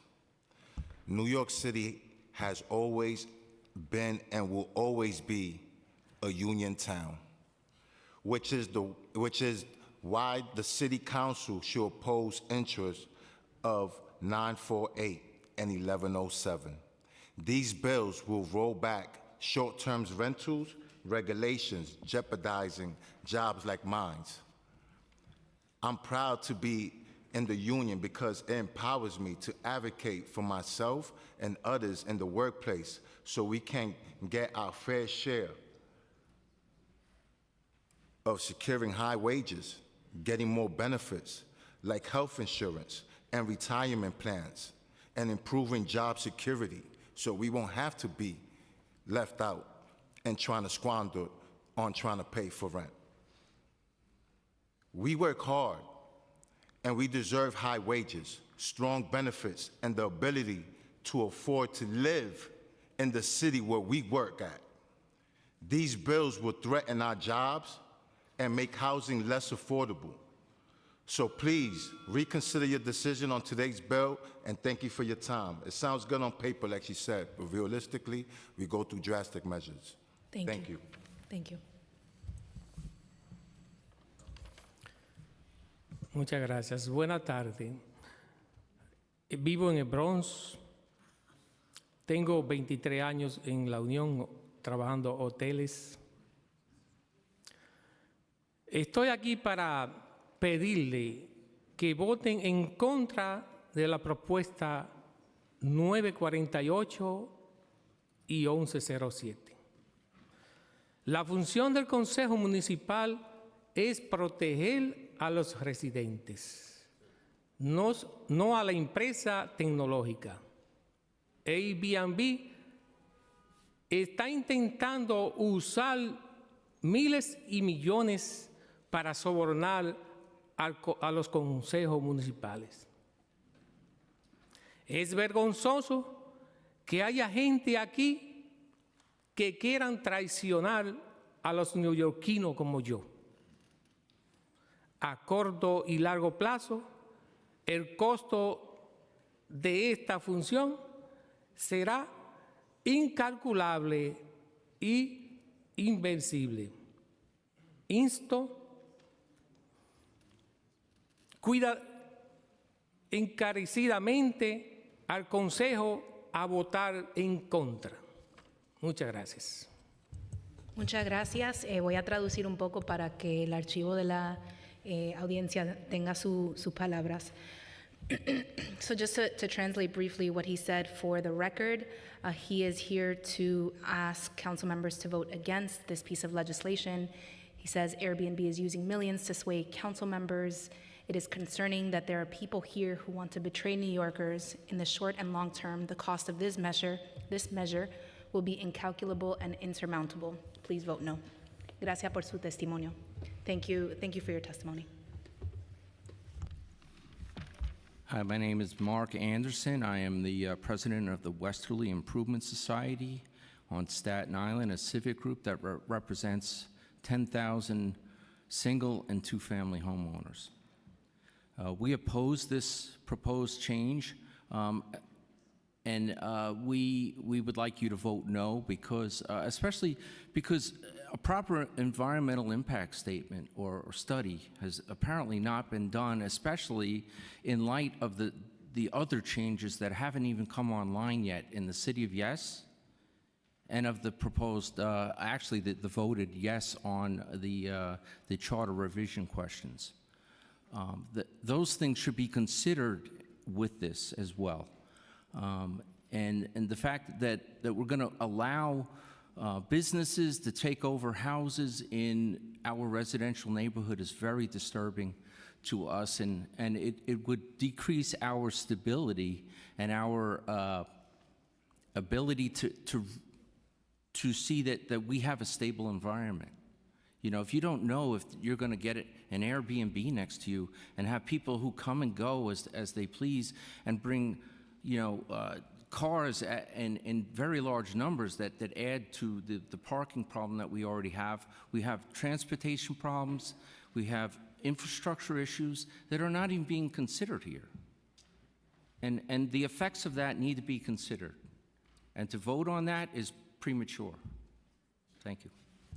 Thank you so much to this panel. Thank you to my Bronx testifiers. Really appreciate this perspective. Thank you. Gracias.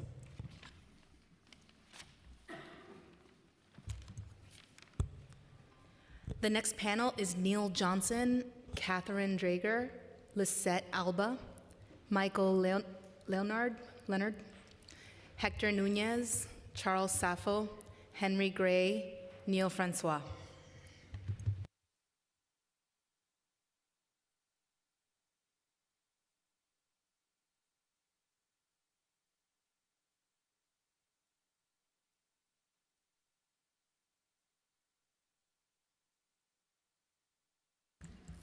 Good afternoon. My name is Lisette Alba, and I'm a proud union member for 15 years. And I'm here to tell you to vote no on Intro 948 and 1107. As a hotel worker, I see the difference every day between hotels that follow strict guidelines and the unregulated chaos of short-term rentals. My hotel is required to follow fire safety rules, accessibility standards, labor protections, and tax laws. Short-term rentals operate without most of those responsibilities. These bills will endanger residents. They will allow people to lock rooms, which is a major fire hazard. Also, they will take away the requirement for the host to be on site. This means that there is no one making sure that a bunch of teenagers in the city for a vacation don't put the entire building in danger. These rules are in place for a reason. The city council needs to put the safety of New Yorkers ahead of the needs of a tech company that wants to meet their bottom line. Thank you. Thank you. Hi, my name's Neil Johnson. I'm a proud union member for over 40 years and a doorman at the Plaza Hotel. Please vote no. Affordable home ownership is one thing, but owning a home and renting it out short term to make a huge profit is another. You can be sure that it would drastically increase the cost of a home in New York City, and you can be sure that it would impact all the hotels in New York City and the hard workers who are just trying to make a living and raise their families. What's wrong with renting past 30 days? Remember, if this passes, many people would not call their house a home anymore when they sell it. They would call it a house/Airbnb/hotel room. Airbnb has spent millions to back city council candidates who support its agenda of easing restrictions on short-term rentals in New York City. The New York Council member, Kevin Riley, who spoke today, accepted campaign contributions and support from a political action committee PAC associated with Airbnb. He says he's concerned with homeowners not being able to pay their mortgage. Basically, I heard that I think he's using this to push to make Airbnb short-term legal, and hopefully without a homeowner needing to be president. Why? Well, I think we know why, as far as a lot of politicians that take money from corporations. They're bought and paid for, and it's a shame. Lastly, Thank you. by the way, I'm not accusing Airbnb, but when I came here today, I met two people that I know who told me that they were being paid to protest in favor of Airbnb's agenda. Thank you. Next panelist. My name is Charles Safo, and I oppose Intro 948 and 1107. Companies that profit from short-term rentals are not looking out for New Yorkers. Their interest is in expanding their business, even when it harms the people who actually live and work in the city. We have all seen how much they have spent to lobby elected officials, even though people like me can spend millions of dollars on influencing laws. We deserve to be heard. We know what happens when you let Airbnb into our communities. Before Local Law 18, rent rose, communities were destroyed, and long-term residents were forced out of homes that had been in their families for generations. In neighborhoods like mine, Black people were pushed out as apartments that were turned into short-term rentals, while newcomers made all the money. If you pass this bill, you are choosing corporate interests over your own constituent. I'm asking you to vote no on this bill to protect New Yorkers like me. Be blessed always, and God bless we all. Thank you. Good afternoon to all. My name is Henry Gray, preferred name is Gray, and I'm a proud member of the Hotel Trades Council. I'm here today to urge you not to pass any bill that would expand short-term rentals. I've watched firsthand what happened when the short-term rentals exploded in our city. In the neighborhoods where I grew up and worked, apartments that used to house families were suddenly pulled off the rental market because landlords realized they could make more money renting to tourists for a few nights at a time. And the people who paid the price were overwhelmingly Black residents. I watched some of my friends, neighbors, and coworkers pushed out as rent spiked and long-term leases disappeared. We cannot call these harmless side hustles when they contribute to displacement and the loss of Black communities that built the culture of New York City. Legalizing and expanding short-term rentals would put even more pressure on neighborhoods that are already fighting to survive. Please vote no on intros 948 and 1107. Thank you. Thank you. Excellent. Thank you so much for your testimony.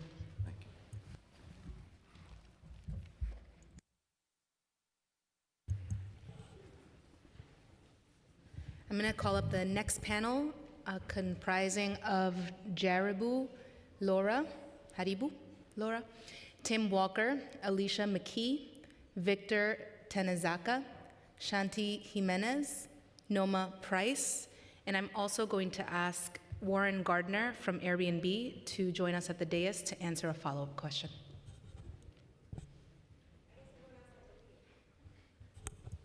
They might come around and testify online. Before we begin with the panelists, I just wanted to provide an opportunity for Airbnb to respond to the claims or the findings of an earlier report, a 2017 report that were shared earlier in the hearing. Does Airbnb collect host demographics, and has Airbnb disputed findings from that research? Thank you, Madam Chair, for the opportunity to respond. Airbnb does not collect race-based data at all, and we do dispute the findings of Mr. Cox's statement earlier.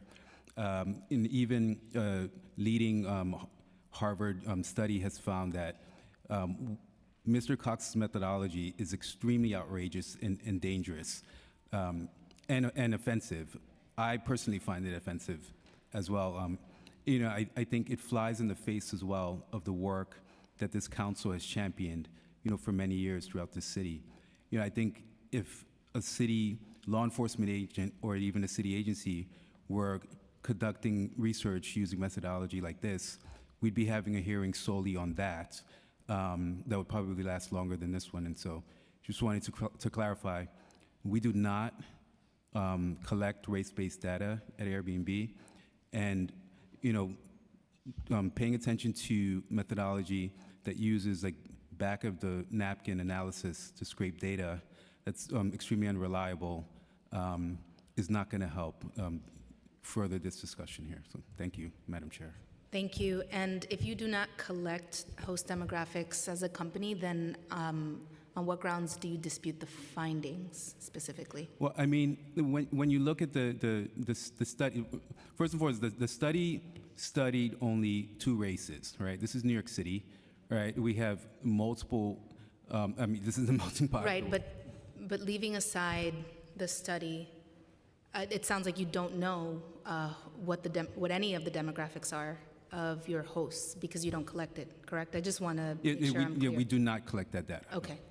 Problems with the study aside, I just want to make sure to understand that on the record. Okay. Thank you. Thank you for coming back. Thank you. Okay.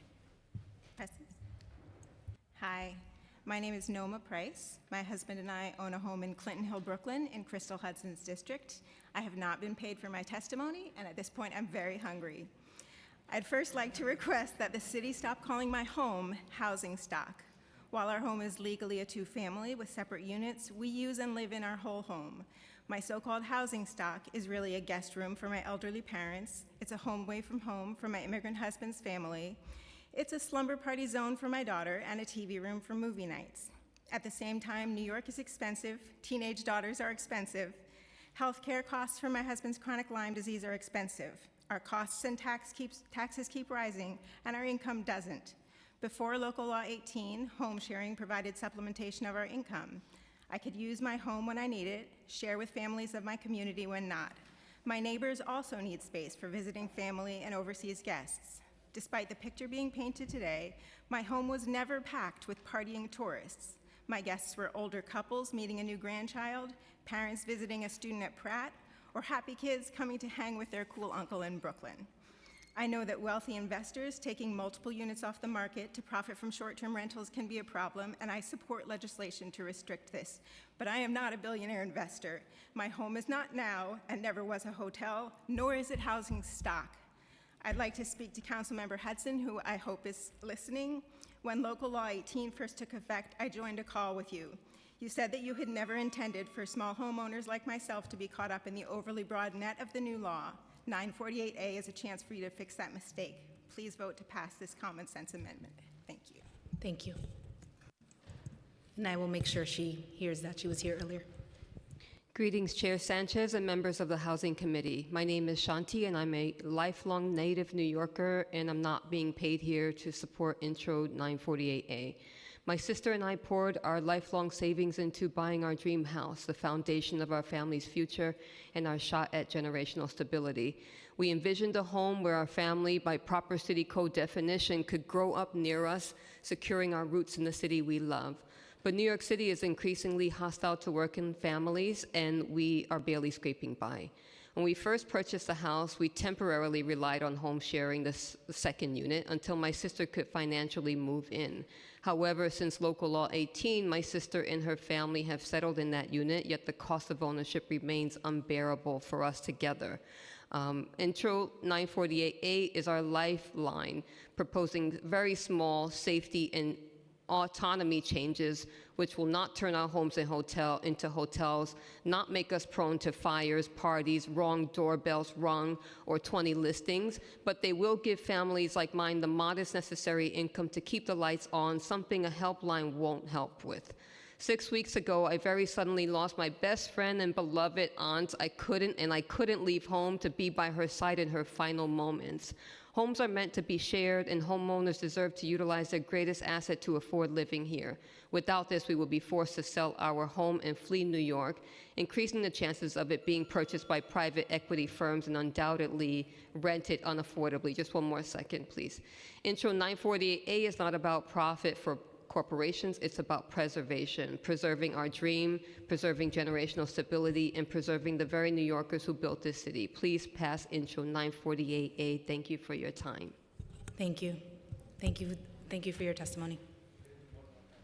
Okay, we're going to do one more panel, and then those of you who remain, let us all migrate. We're going to make the great voyage across the street to 250 Broadway. We will be in hearing room 1 there.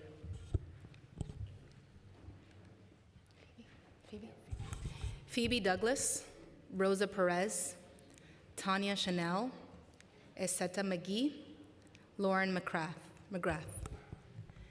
And just clarifying, you may ask to continue your testimony. You may not continue your testimony without my acknowledgement, okay? So please respect the procedures that we have. And anybody may begin when ready.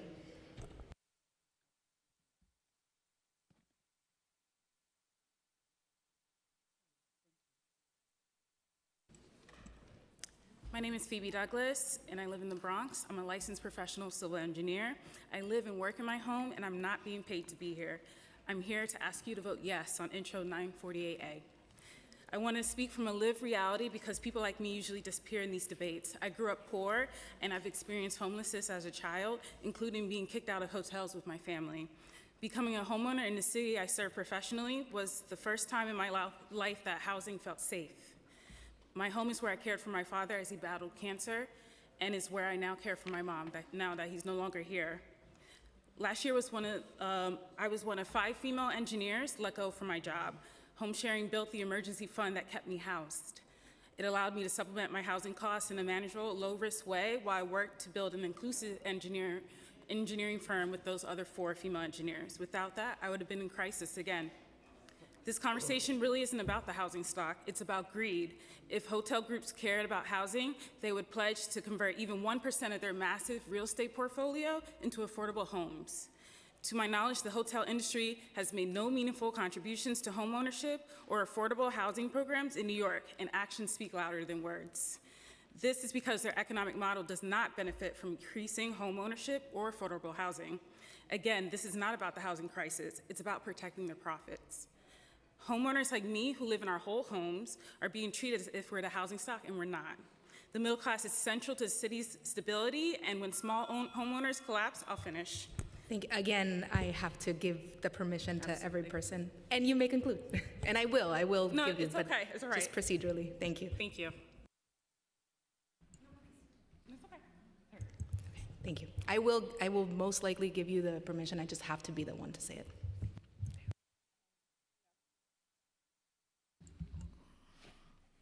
Good afternoon. My name is Tanya Chanel, lifelong Brooklyn resident. I agree with so many here who have said those of us who have built this city should not be pushed out. I am the 4th generation Brooklynite in Bed-Stuy, homeowners. I went to PS 93, I went to Satellite East, I went to Murray Bertram, graduated from Baruch College. I am now raising my children in the home that I bought from my mother. And I didn't have a union job, so when I got laid off, this is how I'm able to keep my job. My home. This is how I'm able to pay my children's tuition. I want to stay in New York. I love New York City. I'm avid New Yorker, serving on PTAs, community boards, volunteering to make New York City the city that everybody wants to be in. But now I'm struggling to be able to stay in this very city. This is not about Airbnb. This is about me. This is about me, my neighbors. Like somebody else just said, I've never had rowdy guests, parties, people ringing the wrong doorbell, and no complaints from my neighbors. I just want to make sure. Yeah, my family's lived in Bed-Stuy for 5 generations, beginning with my great-grandparents who emigrated here through Ellis Island in the early 1900s. Thank you. Thank you. Good afternoon. My name is Asita. Okay. Good afternoon. My name is Asita McGee. I live in St. Albans, Queens, New York, District 27, in a 1-2 family house. First, I am not paid to be here. I have resided in my home since 1986. I am asking the committee to vote yes on Bill 948A. Sadly, many of my neighbors who retire cannot afford to age in place. Oh, shoot. I had it off, everybody.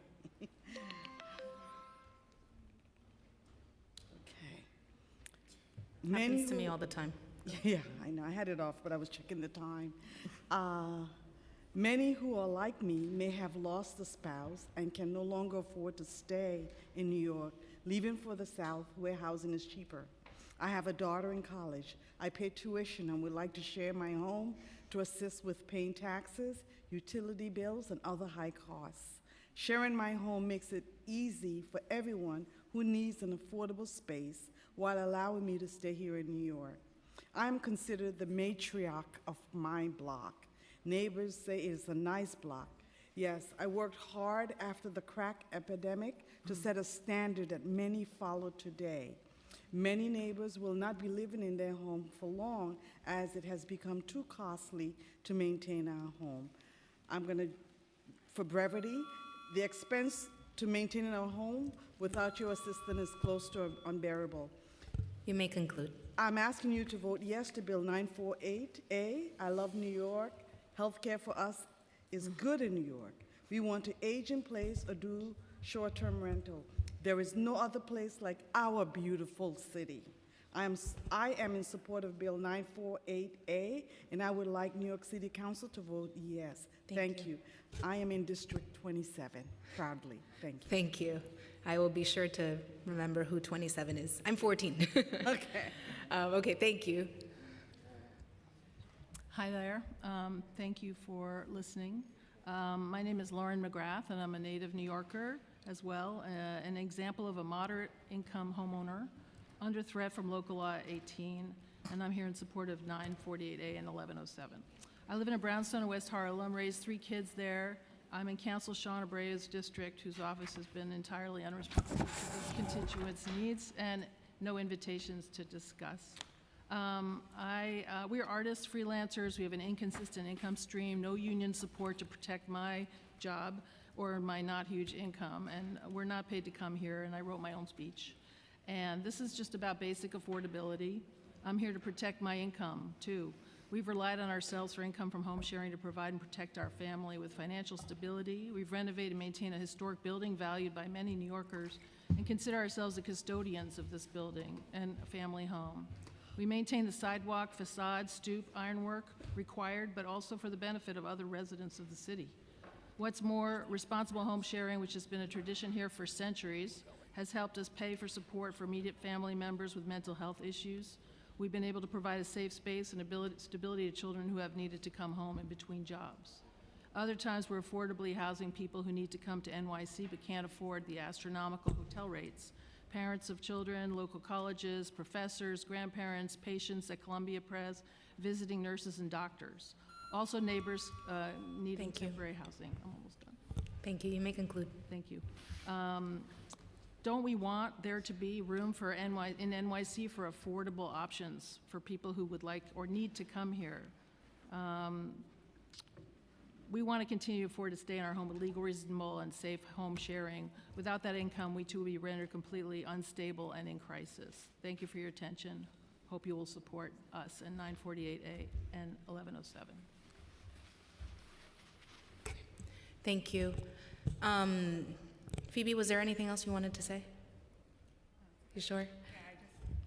Thank you for sharing your story. It's a very powerful one. Thank you all.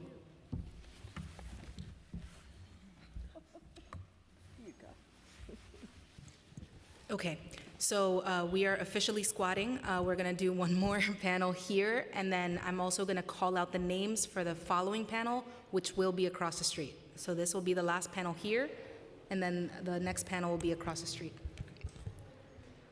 So the panel for right now is Gilberto Mejia, Yesenia Jesse Paulino, Chandra Singh, I think some of folks have gone, Samantha Jones, and Martha Bustillo. Across the street, we're gonna go with Carl Appelgren, MacArthur Damis, Jeff Demise, Jean Raleigh, Lori Kellogg, and Alamgir Buyan.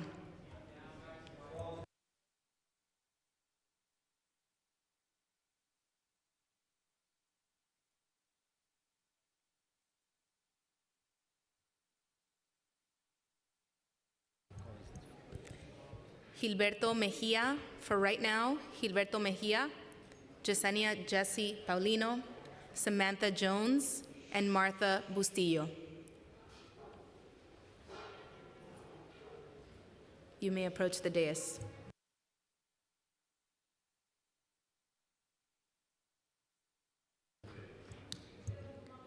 We'll give you a minute to approach the dais. If you do not, we will all head over across the street.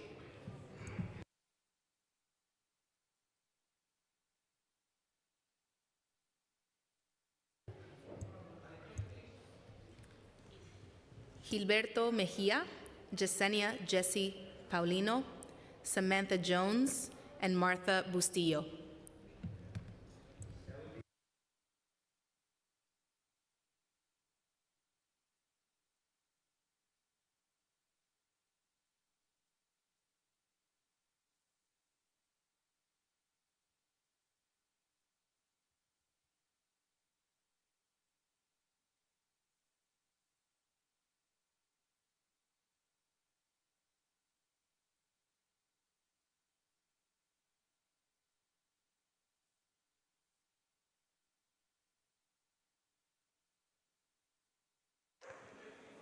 Once again, everyone, you're going to make your way across to 250 Broadway, across the street. You're going to check in at the lobby. They will direct you up to the hearing room. It's going to be in hearing room 1. Once again, thank you for your cooperation.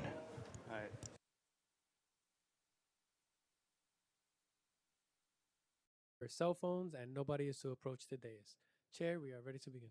All right, thank you, sergeants. Yes. Oh, sergeants, the clocks. Yeah, okay. So as soon as he sets that up, anyone can start.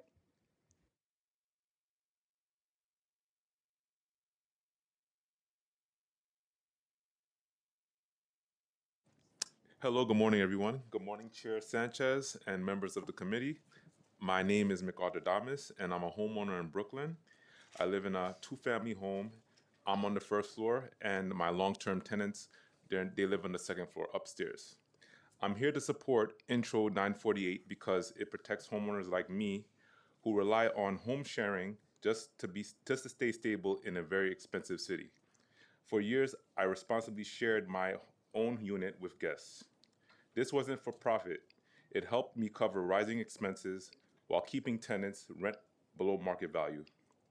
When they asked for a rent reduction during financial hardship, home sharing made it possible for me to honor that and maintain an affordability for them. But Local Law 18, with the 2-guest limit and the requirement that I be physically present, has made it nearly impossible to continue. My bookings dropped, my supplemental income fell, and it's now much harder to sustain my home and keep rent stable for my tenants. Intro 948 restores balance. It allows responsible homeowners of 1 to 2 family homes, people who actually live in their buildings, to host short-term guests without being physically present, while still meeting registration, safety, and occupancy rules. It stops bad actors without punishing residents like me. Home sharing is what helps me maintain my property, avoid raising rent on my tenants, and stay rooted in my community. Without this flexibility, many homeowners will struggle, and tenants could face increases or displacement. Intro 948 protects affordability, supports responsible homeowners, and strengthens our communities. I respectfully urge the council to pass this bill. Thank you very much. Thank you. Hello, everyone. Good evening.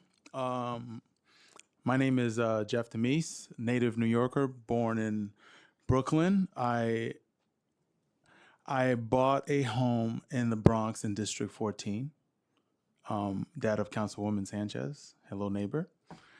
Huh? So I've been in New York for many, many years, and I've saved for decades to be able to afford to buy my very first and only home, 2-family home in the Bronx in District 14. And in doing so, I was able to help house a small family, a single mother, Black single mother with a Down syndrome son. And it has been a pleasure to be able to be a landlord for them because they were like family to me.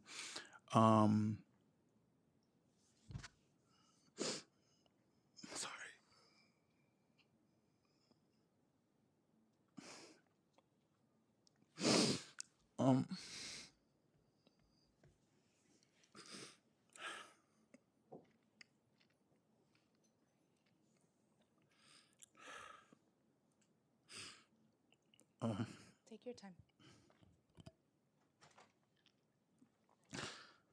Okay, hold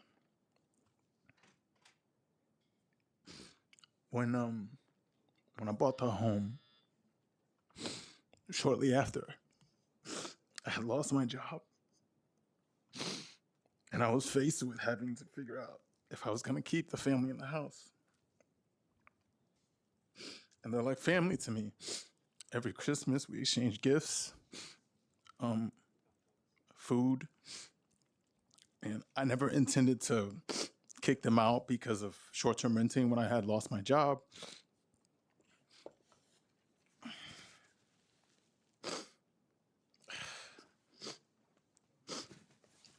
I used Airbnb to supplement what I had lost.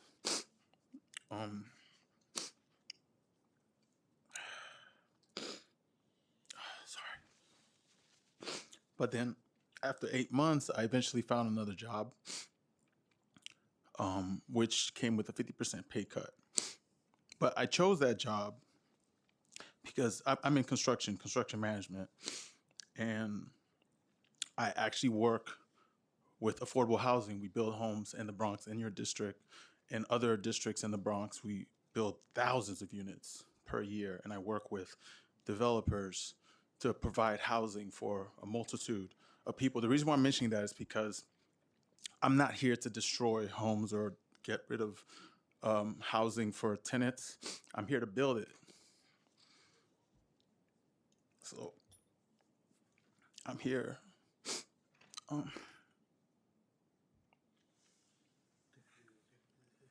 Almost done. Just 10 seconds. My phone keeps cutting off. I'm sorry. I was not expecting this. When I was doing Airbnb, it wasn't just to make a profit. I was sleeping on couches, renting out my house. I was sleeping in my cousin's house just so I can keep the house. and I was able to. But then when local law 18 came, now I'm faced with basically the same thing. It's like being fired again. So I'm in support of Intro 948.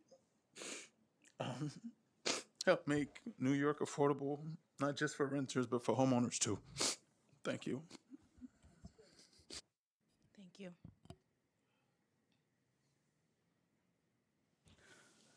Hi, my name is Alamgir Bhuyan. I'm from local 306 Hotel Trade. One time, I living here 40 years almost, New York City. I'm journalist. I work lot of visit for a lot of European country and lot of city. When I came to New York City, it's the best city, like my country city. I love the city. I don't want to destroy the city. If a hotel industry backbone of the city, that people, tourists not coming here, is going to max, I believe. And after that, I believe is hotel industry save the thousands of employees and back the family, the kids, family, A and B. You want to try to my kids bread and butter take away. I'm not give away. As I fight as I can. This is my city, my kids born here, my family born here, so I don't want it. I want to, as you can, I'm fighting for hotel industries, for them, not A and B. So please help us vote for no, no. You know, I like to the city, and I stay this city. So please don't bring the criminal people here. You don't know who is the A and B, whose people is coming to here. Maybe criminal, maybe drug dealer, maybe killer. We don't know. And that people living in my house? No way. I fight for my life, for my kids, my family. Thank you. Thank you. Thank you.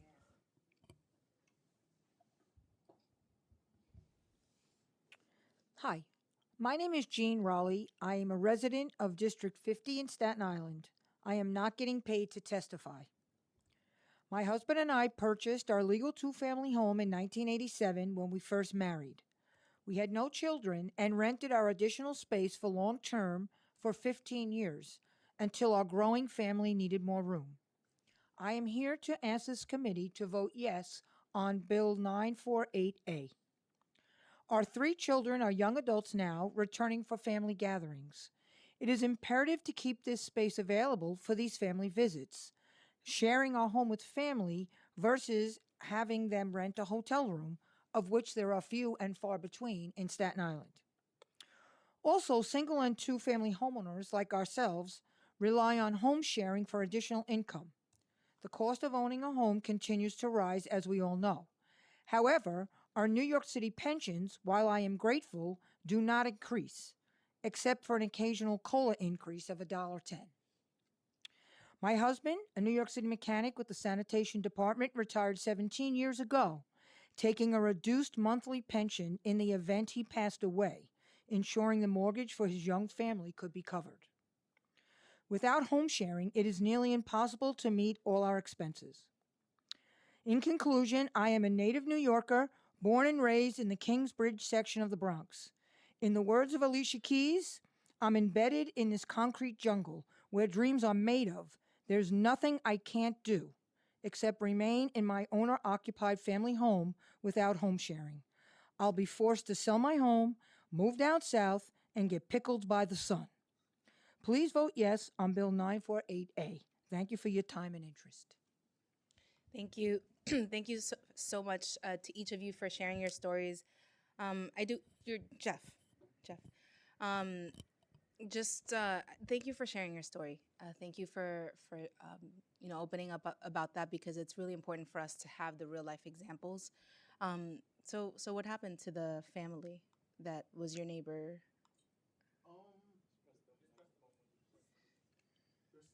They're still there. I'm not sure how long I can keep the house. Gotcha. Thank you. MacArthur, I want to make sure I heard you correctly. So you are a homeowner. You live in the home, Yes. and you have tenants living in another part of the home, in another unit of the same Above home? me, yes. Above. Yeah. And you have been home sharing the unit where you live. Yes, correct. Got it. Yes.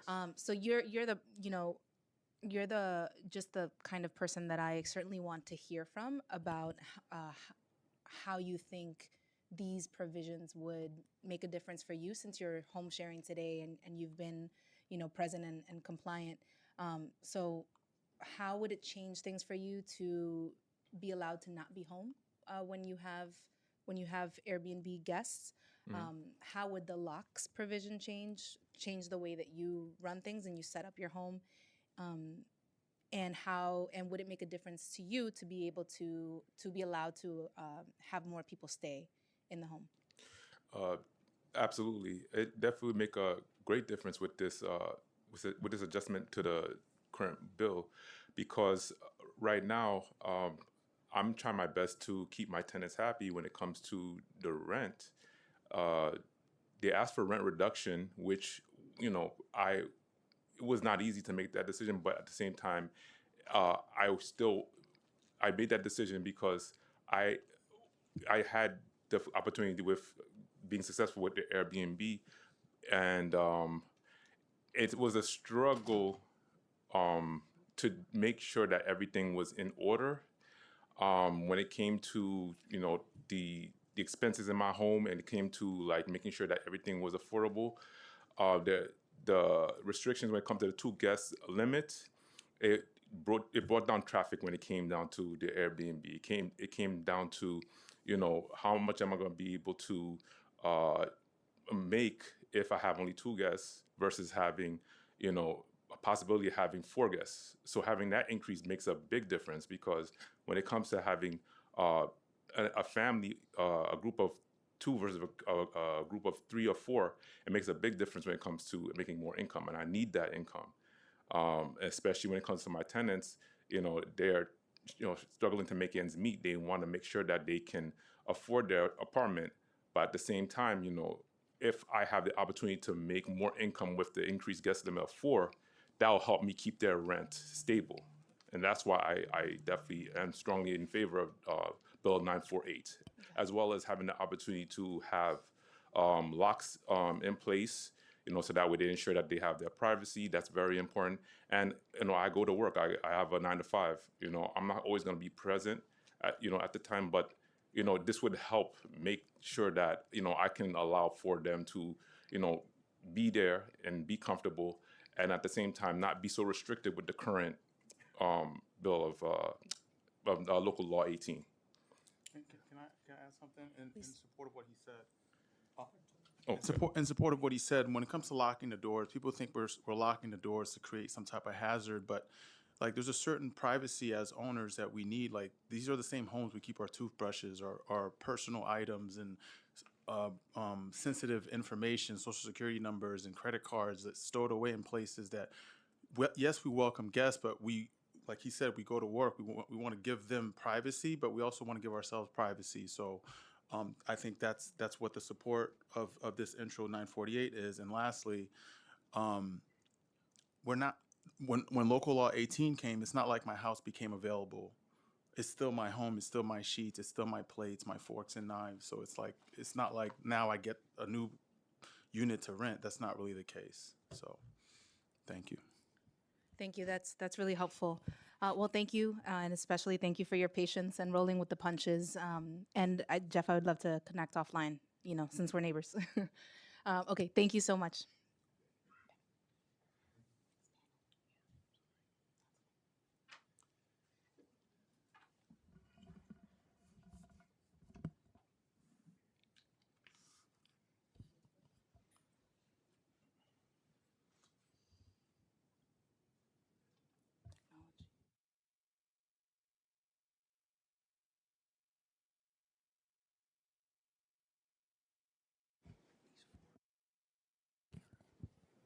Shakira Crawford, Jean Suktail, Esteban Giron, and Jador Bodie.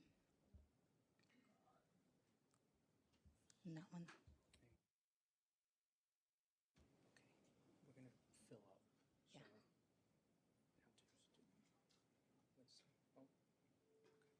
And Winsome Pendergrass. Winsome. We're just trying to fill the 4 seats. Winsome, are you here? Sean Aird. All right. Whoever is ready can begin.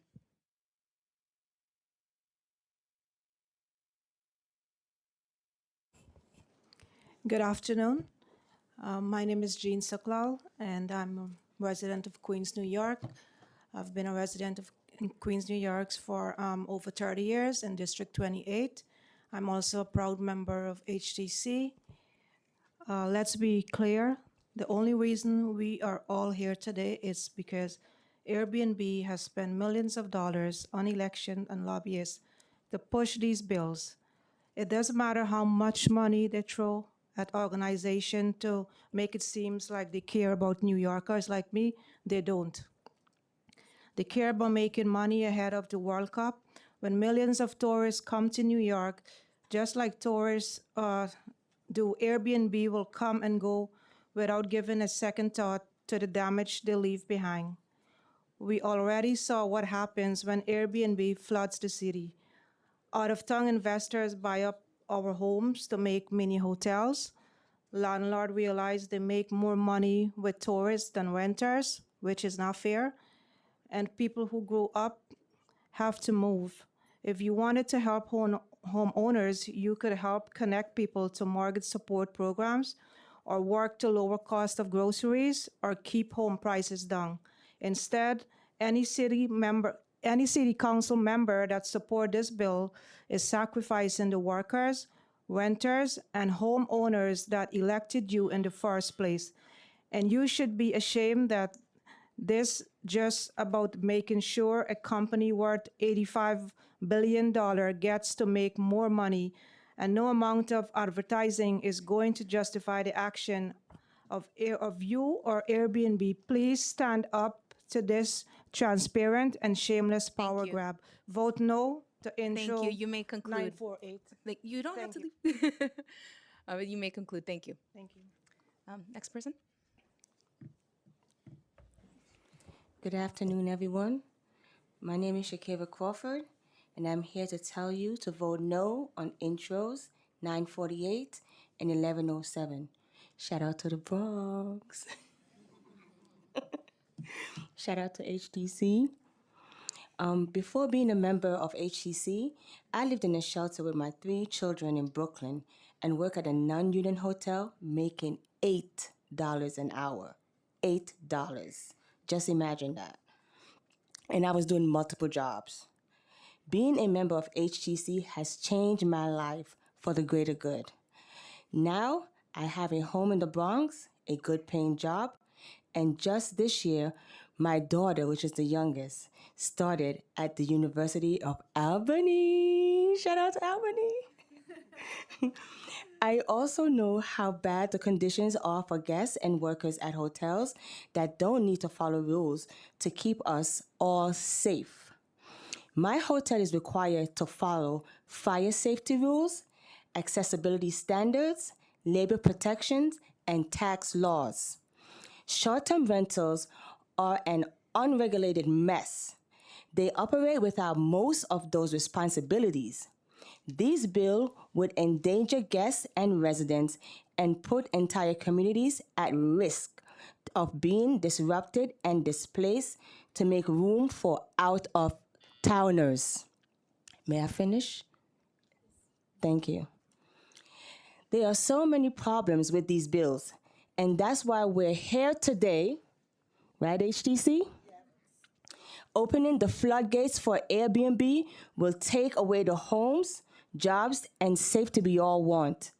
The City Council needs to put the safety of New Yorkers ahead of the needs of tech companies that want to meet their bottom line. Thank you for hearing my testimony. Thank Vote no. Thank you. You should turn off your mic so we don't get an echo. Good evening. Good evening, Council. My name is Chador Bodie, and I'm here to tell you to vote no on intros 948 and 1107. Growing up in the Bronx, I've had the privilege to live in a multi-generational home. So it came from my grandparents to my mom and her siblings to me and my brother and to hopefully me and my family one day. Growing up in a community, I've always felt a sense of comfort. People that I knew to watch me grow up, who I've seen their kids grow up, and just a self of sense, knowing that that was my place that I knew that I wanted to bring my family to one day. However, with Airbnb and people trying to kick out people that I've known grow up my whole entire life, I don't think that's gonna be an option for me one day. Having to, having to once imagine my life where it was to one day not it being there because rent is going up, groceries is going up. We just had a SNAP benefit where people in my community wasn't even able to afford groceries, and they're working 2 jobs, 3 jobs, putting the kids through college. I had to go to college, and my mom still had to work and provide for our household, and she was a single parent. So those are things in my community that I feel that Airbnb shouldn't take away. There's things that I had the privilege of growing up with that other kids that come after me and kids that I want to one day have the same things. And that's why you should vote no. Thank you. What part of the Bronx? Thank you. Thank you to this. Oh, no. We have one more person. I'm sorry. Good evening. My name is Sean Aird. I'm a Brooklyn resident and also a proud member of HCC Union. I've been a member for 11 years, and HCC has provided many things to me and all of my members as far as job security, health insurance. And if this bill is passed, it can take away a lot from us because once we lose occupancy in the hotels, they can lay off many workers. And we're already fighting to get so many workers back to work, workers that's been pushed out by hotel owners that don't even want union workers in their hotels because they want to have cheaper labor, such as the Surrey Hotel. We're already fighting to get those workers back into their hotels. And it's so much of a struggle just to get the workers who's struggling now. And so imagine if we lose those workers who's working right now because Airbnb comes into it expands through the city, and we lose even more people in jobs. It's tough as it is right now. I know it's been said already that by some people that we're being used by lobbyists and also billionaires and hotel owners, but that's not true and that's not possible. Our union fights every day to make sure we get fair wages, and it's tough enough as it is, like I said, and it's just going to get harder.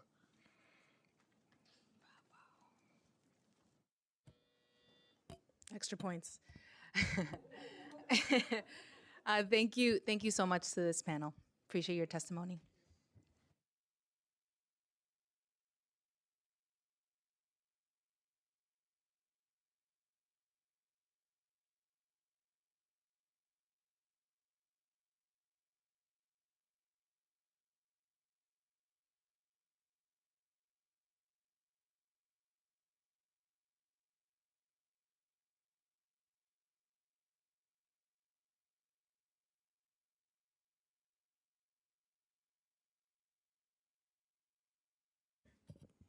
Thank you so much. So the next panel is going to be Kirsten John Foy, Stephen Hutchinson, William Gomez, Ryan McNamara, and Lamont Morris.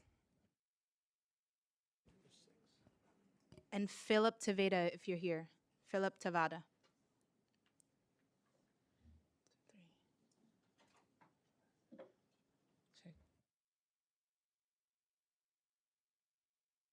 Zuli Zheng. Shuli Sang, Jeanette Stanford, Joyce Mangold,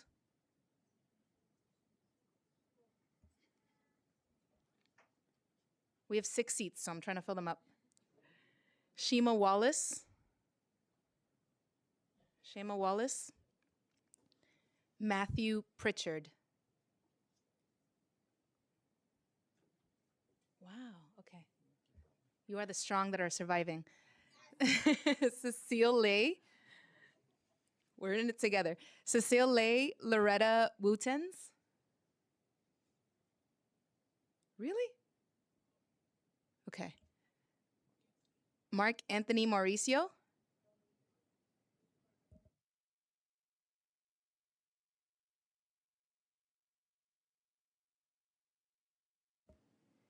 Viviana Pereira. Viviana. Jamiang Shu.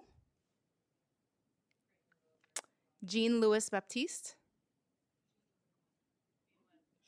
Oh, okay. Michelle Sanchez, no relation. Latoya Hilton. Roger Alvarado. Paige Havener. Went already, okay. Chris Leon Johnson. And that is who we have signed up. So if you want to, right? Yes, we can clap. I'm not supposed to.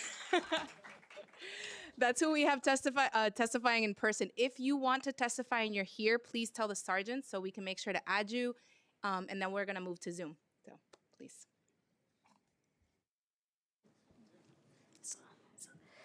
Good evening, committee.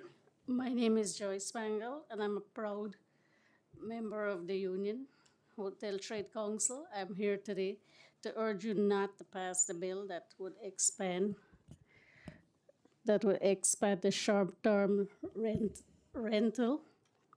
I watch firsthand what happened when short-term neighborhood where I grew up, and I work apartments that use the housing family were suddenly pulled off the rental market because landlord realized they could make more money renting to tourists for a few more nights at a time.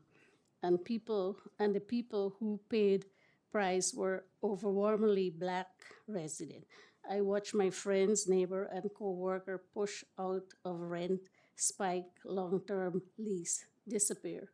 We cannot call these harmless side hustle when they contribute to this displace and loss of Black communities that built the culture of New York legislature, expand short-term rental without even put more pressure on neighborhoods that are already fighting to survive. Please vote no on Intro 948 and 1107. Thank you.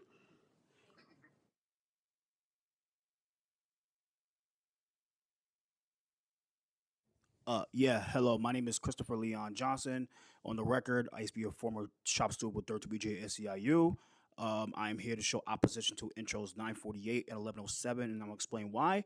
It's because of the fact that this bill does not cover squatter rights, and I'll make this clear that you can give people short-term rentals all they want, but if they not exploit the squatter rights, it hurts not only the property owners themselves, and it hurts the people that are seeking property themselves, because what happens, even if the landlord succeeds in getting that squatter out, they're going to no longer rent to people at all, not only to tourist tenants, people that live in the city too. I'll make this clear that when it comes to the unions, they're correct about how this it hurts the hotel industry, because there's a lot of jobs and mainly Airbnb, and a lot of property hotel owners want they want cheap labor because it's cheaper to have them and it's easy to fire. These days it's all about at-will employment, and they want to be able to fire everybody they can without no fight back. But I'll go back to this, like 30 seconds left. Like I said, it's about the I want this bill to die. I'm surprised the speaker did jump off the bill because she's trying to save her butt from the slaughterhouse next year when it comes to trying to get a job in the Madonna administration. But I know that's what's going on. She's trying to save her butt. She don't want no unions oppose her trying to get a job in administration, especially to come to advice and consent under the next speaker. But I will make this clear. Like I said, let me end it right here. That this is I support killing these bills, but we got to make sure that the squatters don't have the luxury, the leverage when it comes to these bills. So thank you so much. Thank you. Thank you. Thank you.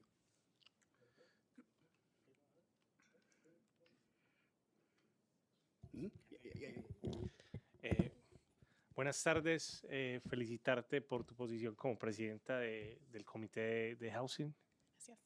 Muy bueno. Y también exhortarte y pedirte que apoyes esta enmienda de ley, la 948A.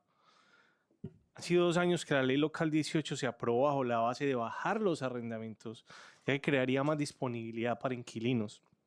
El resultado 2 años después, al día de hoy, al año 2025, es que las rentas están más caras y lo que es más preocupante, las reposiciones y foreclosures han sido en los vecindarios menos favorecidos. Número 2, la agencia HPD esta tarde nos dijo en conclusión que los arrendadores y pequeños propietarios de una y dos familias están dentro de la misma categoría, vulnerables. Hablaron de programas que son accesibles, pero en la realidad su único fin es incrementar la deuda de esos pequeños propietarios, porque son préstamos que no pueden pagar su mortgage. Y si no puedes pagar tu mortgage, ¿cómo vas a poder pagar un préstamo extra que la misma ciudad te hace? Es imposible. O sea, es irrealista. La OSC, la Oficina de Special Informants de la Alcaldía, bajo Christian Klosner, que también testificó hoy, es una agencia policial posiblemente ilegal.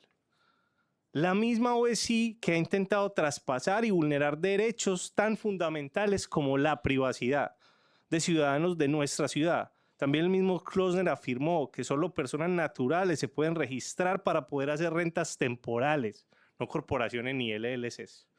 Y para concluir, la realidad, si no se apoya a propietarios de viviendas de una y dos familias, pequeños propietarios, aprobando la ley 948A, será que las corporaciones que están detrás de todo este tema aprovecharán al sofocar a los pequeños propietarios comprando esas unidades en remates a un menor valor y así promover rezonificaciones que sirvan su interés y ganancia.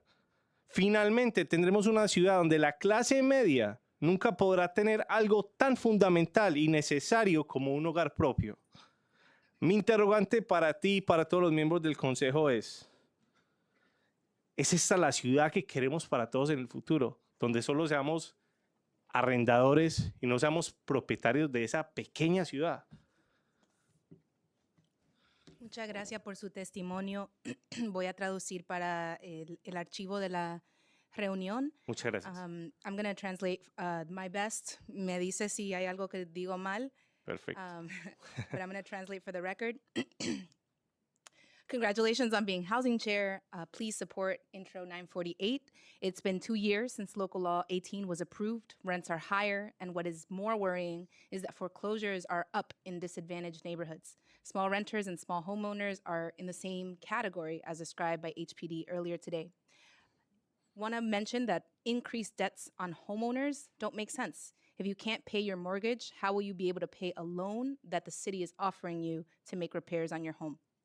OSC is a police agency, but possibly an illegal one. They infringe on the privacy of homeowners when it is true that only natural persons can engage in short-term rentals. If we do not approve this law for 1- and 2-family homes, then the corporations behind all of this will take advantage of 1- and 2-family homeowners and promote Rezoning. rezonings. Autocorrect. Me puso reasonings. Promote rezonings that support their earnings. Middle class New Yorkers in the city will never be able to own a home, and is this a city that we want for all? Muchas gracias por su testimonio. Sí, muchas gracias. All right, my name is Lamont Morris, and I'm from the South Bronx, and I would like to yield my time. Thank you, Lamont. Do you want to save your for or against? Thank you.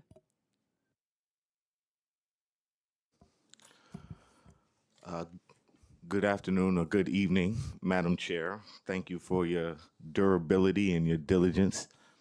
I have come to speak in opposition to Intro 948 and 1104. In 2022, Local Law 18 established the right balance between homeowners' rights and city housing needs. I fought to establish that balance, and I remain proud that I did so. That balance we established has allowed for the responsible and accountable growth of home sharing and expanded the market for home sharers in a reasonable, profitable, and quantifiable manner. These proposed laws, Intro 948 and 1107, would upset that proper balance and catastrophically redefine housing, not just for home sharers, not just for renters, but for all New Yorkers, pitting one large group of working class New Yorkers against a smaller group of working class New Yorkers, and this regressive change would incentivize the removal of housing stock and repurpose it for commercial enterprise that erodes both housing stock and unionized jobs. We have to protect workers, renters, and new home sharers. These regressive changes ask the most vulnerable workers in our city to bear the brunt of convergence of unaffordable housing costs and the shrinkage of good-paying unionized hospitality jobs. Women, primarily women of color, single mothers, immigrant workers, and those already on the precipice of food and housing insecurity will now have to work harder and longer to stay in the city they love and serve, and they cannot currently afford. We are asking our loyal, capable, and dedicated unionized workforce to compete with leisure travelers and tourists for beds and baths. This is immoral and economically unsustainable.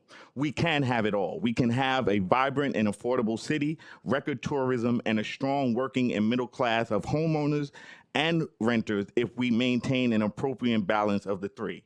But MAGA tech and MAGA landlords want us to believe that we must choose and have us fighting one against the other. These changes would inadvertently hurt home sharing growth by concentrating capacity in legacy home sharers, giving them a competitive edge over potential new home sharers. We have to defend the sanctity of tenant protection. This law would incentivize an end run around the strongest tenant protection laws in the country by trading long-term housing for short-term hospitality. New York City's affordability mandate. In this most recent election, New Yorkers have established a mandate around affordability, housing and otherwise. This regressive change would fly in the face of that mandate. New Yorkers want more affordable housing, not more hotel capacity. Affordability is not just about the availability of housing, but also of a strong, vibrant, and dynamic unionized workforce that has the ability to afford the rent in the city. They're playing a divide and conquer game. While there is certainly merit to the argument that homeowners of color need relief, that relief should not come at the expense of tens of thousands of workers and millions of New Yorkers who have been priced out of New York City ownership and rental marketplaces. The scarcity paradigm that juxtaposes working class homeowners against working class renters is emblematic of the MO of the billionaire class and mega landlords. They say let them fight among each other. We've got to protect progressive housing laws against a MAGA incursion. Finally, as a social justice activist who fought for homeowners' rights and fought to make the city respect them, I am incensed at the reversal of the values of Airbnb. Once a progressive tech giant who believed in supporting our immigrant communities and the democratization of hospitality is now a MAGA tech company pushing and financing the values of a tyrannical regime that wishes to destabilize communities of color and immigrant communities through nefarious and insidious family separation and deportation, and now looks to infuse those fascist values into our housing laws, further destabilizing our communities. This time by appropriating the pain of middle-class working homeowners and weaponizing it against renters and unionized laborers. We cannot afford to allow a MAGA tech company to rewrite our housing laws to their narrow commercial benefit. We cannot harm the many in the name of helping the few. That is the very definition of fascism we currently resist here in New York and around the country. Don't let Donald Trump's tech minions inflict further economic violence on our people through death by 1,000 little affordability cuts. Thank you, Mr. Foy. I I want to give you a moment to talk about just for everyone's context, your background, the work you've mentioned some of it in your testimony, but the work that you've been doing at Arc of Justice, at National Action Network before that, and government before that, just to give that context of where you are coming from. Well, I appreciate that, Madam Chair. I've spent my life as a social justice activist and public servant. I, as you mentioned, worked both in government, in state government, and in city government. I have worked for the National Action Network, which is a prominent national organization, civil rights organization, and now run the Arc of Justice, which is a national civil rights organization. I stood by Airbnb initially when they wanted to establish home ownership sharing in New York City, because I believe homeowners should have the right to determine their own destinies. There was not an appropriate balance. There was not an appropriate system. There was not an appropriate regulatory regime that would allow for homeowners to become home sharers without harming renters. Local Law 18 established that balance. And in fact, we have seen home sharing grow year to year in a responsible way. We have seen home sharing grow as a market. We have seen them add to the value of our economy. But what these proposed laws would do is an overreach. They would extend not just the profitability motive, they would harm the current tenant protections and housing laws that we have by redefining housing, fundamentally redefining housing. That is a vast overreach. We have to protect both homeowners who share and renters who rent. And this paradigm of we either have to protect homeowners who want to share or we have to protect renters is a false paradigm. We can be creative enough to both invest in our homeowners, provide them relief. We have the money, we just do not have the will. And we can provide relief, affordability relief, for those who are renting and those who are owning. And that's why I believe that we should not, you should not support these two bills, because they create they sustain a paradigm of divide and conquer. They continue to inflict economic harm on renters in the name of helping homeowners, and that's immoral. Thank you. Thank you, Mr. Foy. Can I add something to that? Please. First, with all the respect on your words, and I respect all your trajectory and everything, I'm not a MAGA owner. I only own one house. Second, 948 doesn't take away the I'm registration sorry. process. Just make sure that you direct all comments to me, okay. not anybody else in the room. Okay. 948 doesn't take the registration process away from small homeowners. That is still in place.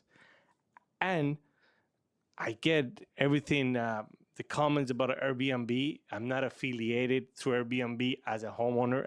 I am a small homeowner who is only claiming to have the rights in my property, in my family property, actually.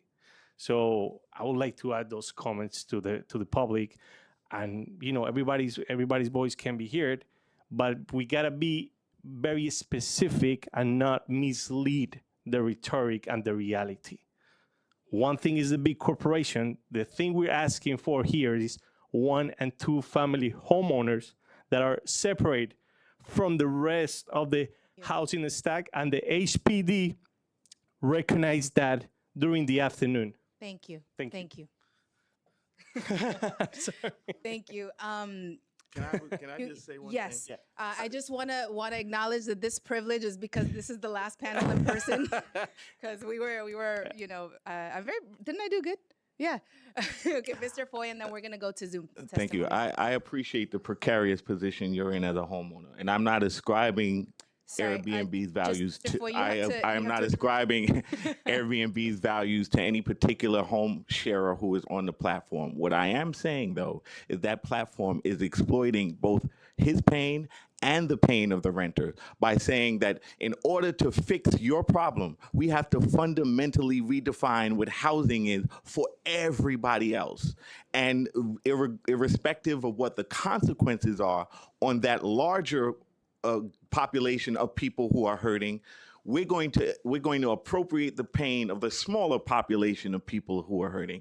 I'm not invalidating the pain on either side, but what I am saying is when it comes down to numbers, we're talking about scale here, and the scale of renters and working class families that would be harmed by this regressive change by several orders of magnitude outperforms any benefit that would be ascribed to homeowners and home sharers. Thank you. Thank you. Thank you. You too, brother. Thank you all so Thank much. you, Madam Thank you Chair. to this panel. Yeah. Thank you. And of course, thank you everyone who attended. We're going to move over to Zoom. I have do you have the script? I have a script to read. But I just want to say out loud, especially to the folks who are still here in the room, if you're still watching, thank you for hanging in there with us. You know, I stated my piece. I think the council members stated our piece up in speak with the sergeants. If there's anybody else who wants to speak, absolutely, because I don't know your name by looking at you. So just tell the sergeants and we'll bring you right up, okay? Yeah, you have to fill out a slip. And then I'll bring you right up. And while that happens, I just, you know, I think it might feel like we're not reacting to your testimony as you give it, but that's to keep the hearing moving. And because many of us have stated our piece and we've asked our questions, and many of you are answering it as you're answering our questions as you testify. And so we just try to keep the flow going. It's not because of a lack of interest. It's not because we agree or disagree with anything that you're saying. It's because it's your time to shine, and we don't want to take away from that time. So I'm going to read a script for our Zoom participants. Again, if you want to testify in person, please let the sergeants know. You have to fill out a slip, and then we can hopefully all go home to our kids and families.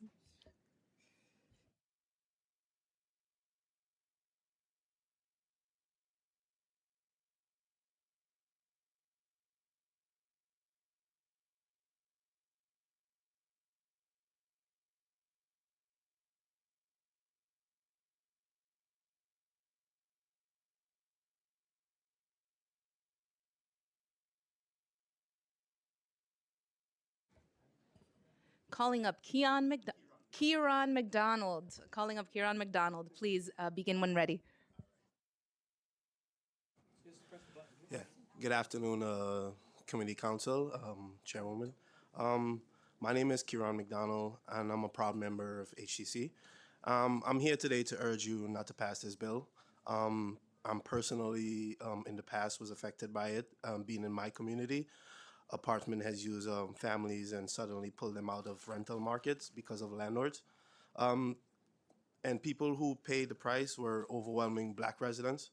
Because I was around, I watched my friends, neighbors, and coworkers pushed out renters, spiked long-term leases, contribute to the displacement of lost and Black communities that build the culture of New York City.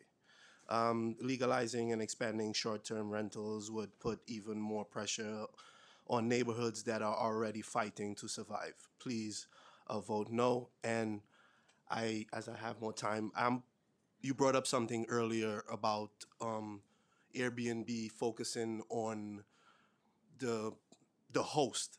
In 2017, I had a christening, and it was just going to be family members, like 4 or 5 of us, and we were looking into a place with a pool because I rented an apartment, so I just needed facilities.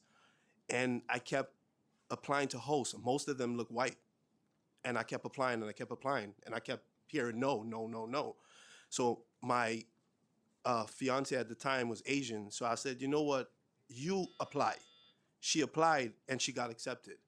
So I've never booked an Airbnb after that. So this for me is personally. Thank you. Thank So you If for there's sharing that story. anybody in here from Airbnb, I just want to tell you, I've been paying my taxes in the city for 21 years. I worked in hotels, I worked for non-union hotels, and I know the benefit of being in a union hotel. I have 3 kids. I have a 16-year-old that's going to be accepted to college early. I have a 6-year-old that's going to private school, and I pay daycare for a 2-year-old. So to discriminate against me, I felt personally hurt, and I just want to tell them that you are wrong. And I know there's disparities there. If they would only research it, but they care nothing to research it to understand, and I know what they're doing. People like don't look like me in my community owns the houses we rent. Thank you. I'm both a renter and a homeowner, so I know the difference. Thank you. Thank you. Thank you.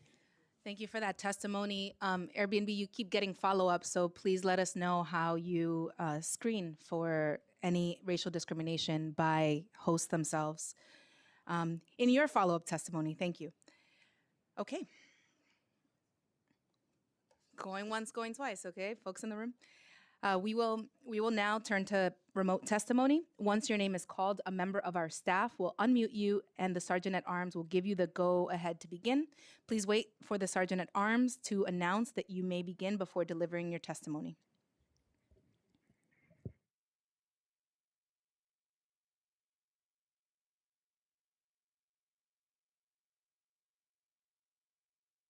Alicia Spears. You may begin. Good evening, everybody. I just will be real quickly. I just want to state that this is not a homeowner's problem, like the gentleman said before us. Can you hear me, ma'am? Yes, ma'am. Okay. With the city, yes, the ADUs, the basement attic apartments, more of the homeowners. What must we endure? We have enough. That was already passed. Home people of colors, lower the taxes. You're worried about that? Nobody's addressing why we having this issue. The taxes, the water bill, the utility bills. That's why we're losing our homes. And we already know about the deed theft. But of causations, nobody wants to address that. Again, if Airbnb is so concerned with all those millions of dollars, take it and let them help them calculate, since New York City claim they don't know how to calculate the taxes properly, so that we in our areas who pay the highest taxes, people of color, can be fairly adjusted and fairly pay taxes. Because somebody living near the water is paying less than us. Conveniently, they don't know how to do calculations of taxes. Enforcement, Jamali Williams mentioned it. I'm talking fast, I'm sorry, because I want to finish, and I know you guys want to go home. If you want to do some enforcement, just like with the cannabis, there's no enforcement. You got cannabis places all over, and we having issues. And our children are having issues. They're getting a hold of these weeds. I don't care what nobody said. Just like with the scooters all over the place. Nobody's taking a statistic of how many people are Thank being you for your harmed. testimony. Your time But has thank expired. you. Department of Buildings.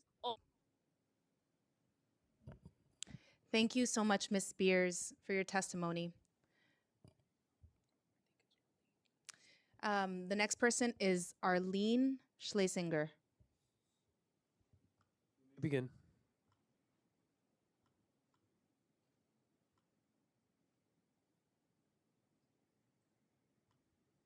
Arlene, you may begin.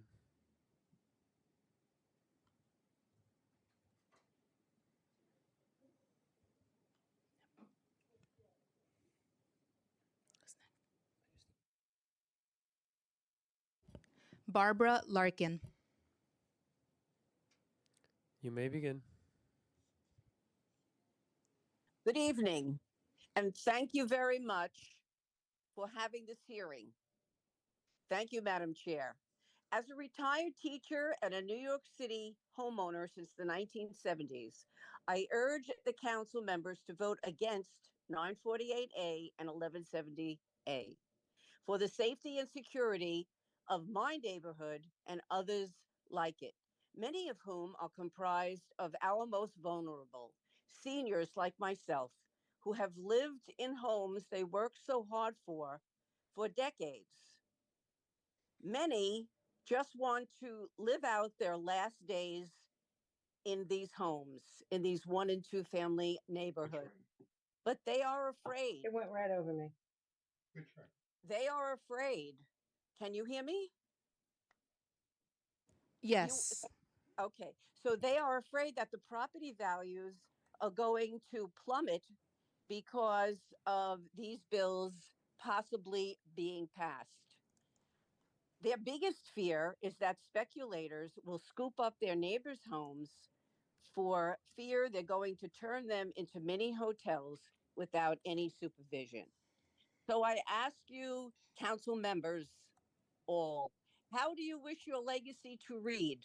That you created possible crises we so often accuse Washington of creating? Or do you wish to be Thank you remembered for as your a testimony. Your time has expired. with a moral compass? Thank you. Thank you so much, Barbara. I'd like to call Arlene Schlesinger again. Arlene? Thank you very much. Thank Yes. you very much for going back to me. Good evening, Chair and members of the committee. My name is Arlene Schlesinger, and I'm the Vice President of the Hollis Hills Civic Association in Eastern Queens. I'm here to express my strong opposition to Intro 948A. Our 1 and 2 family neighborhoods have already under tremendous pressure with the City of Yes and not yet passed ballot proposals. Local Law 18 finally gave New Yorkers a sense of stability by shutting down illegal short-term renters and turning real apartments into long-term, returning them to the long-term market. This bill would undo all of that and open the door to something none of us would ask for. Subsidizing income on 2 units is not perfect, but that's what it says on Local Law 18. Different from using your home and your neighborhood as for profit nature. Under Info 948, a 1-family home could rent out 4 separate rooms every night to 4 different groups of people, and a 2-family home could rent out to 8. And the owner would not even have to live there. That's not home sharing. That's hotel operating in the middle of a residential block. I question the safety for seniors and other people, and no one has talked about the parking issues that this would cause for fellow residents. It's no better than Airbnb. Once you allow this by inviting hedge funds, investors, and absentee owners to start buying up homes and running them as commercial businesses, family will not be able to compete. Thank you for your testimony. Your time has expired. Thank you. Thank you so much, Arlene. The next panelist is Christine Yanis-Les. You may begin.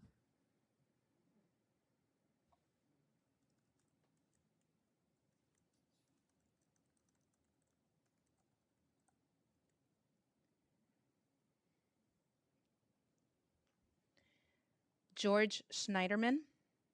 George, you may begin. Hello, can you hear me? Yes. Hello, council members. I am here to ask that you vote yes on Bill 948A as a first step in helping New York City homeowners by relaxing restrictions on short-term rentals in owner-occupied multifamily homes. I'm testifying on my own behalf and wrote my own testimony. I am not being paid or otherwise compensated for this. More than 20 years ago, my wife and I purchased a 2-family house in Harlem. We have lived in it ever since, raising our 3 children here. Now we find ourselves at a point in our lives when we want more flexibility in how we use our garden level unit, which we have furnished for the purpose of hosting family members and friends. Our parents are getting older and experiencing the usual challenges of aging. All of our children are now adults. While none of them is yet in need of a longer-term apartment near us, we want the flexibility to be able to accommodate that when the time comes, without first having to force out a tenant. And we also want to be able to accommodate them for short to medium-term visits, as well as other friends and family members and the family members of our many friends in the neighborhood who have expressed interest in such an arrangement, especially when they have family visiting for religious holidays and major life cycle events. New York City's current restrictions on short-term rentals and 2-family homes make that effectively impossible, since we depend on rental income to help pay the mortgage and other building expenses and cannot afford to keep the apartment empty most of the time. The apartment is part of our family's home, and it isn't right that we cannot use it in the way that would best accommodate our family's needs. Thank you for listening to my testimony today. And again, please vote yes on 948A to support New York City homeowners. Thank you. Thank you so much for your testimony.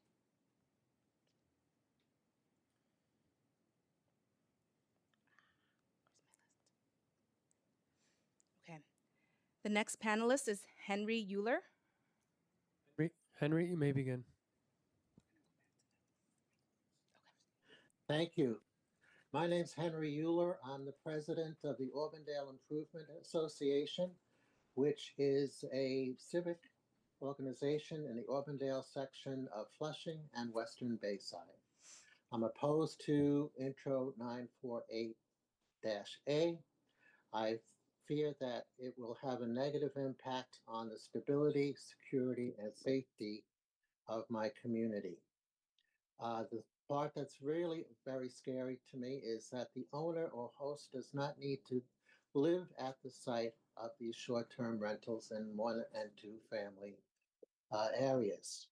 And so it would be that the supervision of the units would not be very good. The enforcement of regulations would not be there.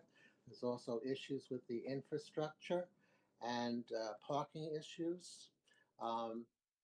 Now, my grandparents, all my grandparents and my father were immigrants, and my mom was first generation, and I am a native New Yorker. And at that time, they worked very hard. They didn't speak English, any of them, and they worked hard, and they managed to, grow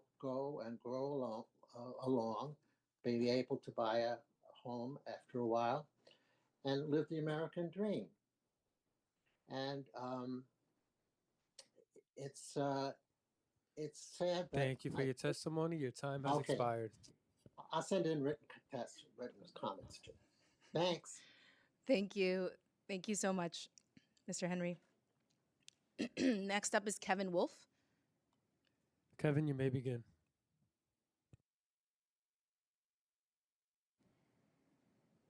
Thank you and good afternoon, Chair Sanchez. My name is Kevin Wolf. I'm the Deputy Director for Advocacy at the Center for New York City Neighborhoods. We are one of the largest homeowner nonprofits in the city, and we focus on assisting New Yorkers at all stages of the homeownership journey, from first-time home buying to home repair to landlord-tenant mediation through our Black Homeownership Project. We understand that the intent of Intro 948A is to balance the rights of the homeowners who want to responsibly rent their homes on the short-term rental market with the city's need to protect neighborhoods and maintain access to affordable apartments. By allowing registered hosts to rent up to 4 guests, clarifying that hosts may not need to be physically present, and allowing permanent residents to lock their private spaces, but have access to the rest of the dwelling. As the council considers 948A, we would like to see it amended to require that a portion of the revenue from short-term rentals be directed to the already existing city-funded programs for foreclosure prevention and landlord mediation that help keep families in their homes and stabilize neighborhoods. I urge the council to find a common-sense solution that strikes the right balance between preserving long-time homeownership and promoting safe, legal short-term rentals, and also investing in programs that protect New Yorkers from foreclosure. Thank you for your time and consideration. Thank you, Kevin. Next, we have Laura Spalter. Laura, you may begin. Good evening. I comment on behalf of the Broadway Community Alliance, a volunteer civic association in North Riverdale. Our unique sections of 1 and 2 family homes coexist among high rises in our diversified neighborhood. Do not amend New York City's Building and Administrative Code in order to expand short-term rentals in 1 and 2 family homes without the owner even living there. This bill will incentivize large-scale investors, private equity firms, hedge funds, etc., to buy up private homes not to live in, but for commercial gain through transient rentals. Homeownership brings stability to our blocks and neighborhoods. The transient nature of commercialization by corporate landlords will destroy residential character and quality of life. You won't even know who your neighbors are. The city must preserve our precious housing stock for permanent homes for New Yorkers, not tourists and other transients who have no stake in the community. This bill is not about helping homeowners cover their mortgage. Do not allow pressure from the relentless short-term rental industry to dismantle our long-held legal protections. We urge the Committee on Housing and Buildings to vote no on Intro 948A. Thank you. And please repeat the email that we could send in our testimony. Testimony.council.nyc.gov. Thank you, Laura. Testimony at council.nyc.gov. .nyc.gov. Thank you. Yeah. Thank you, Laura. Linda Ortiz. Linda Ortiz. Linda, you may begin.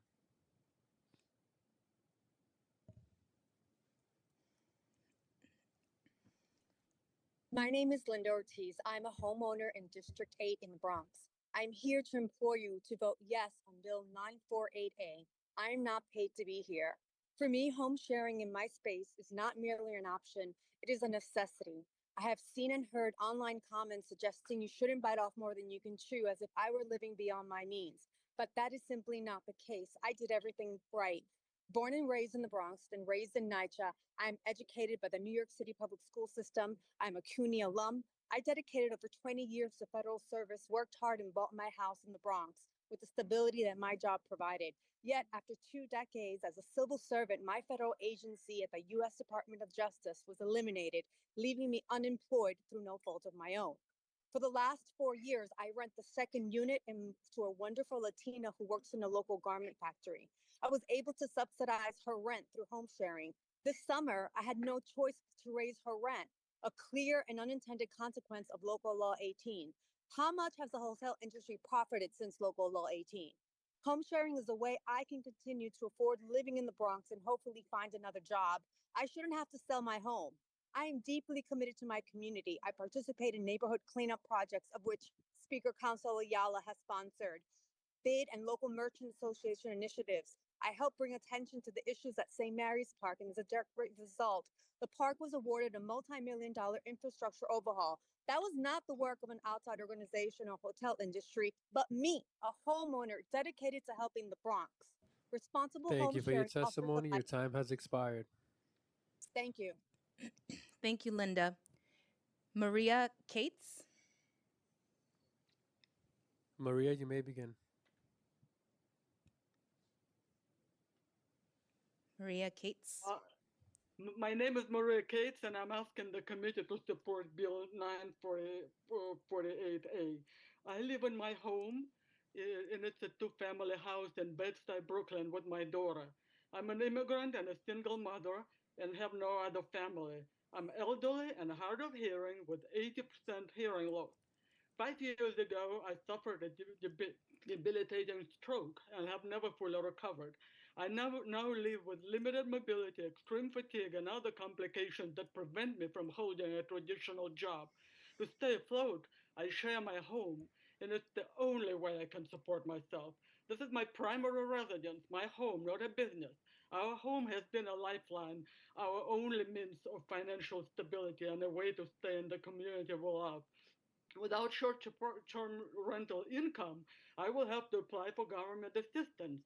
And ever since LL18, my income has suffered dramatically. I can no longer to pay my bills.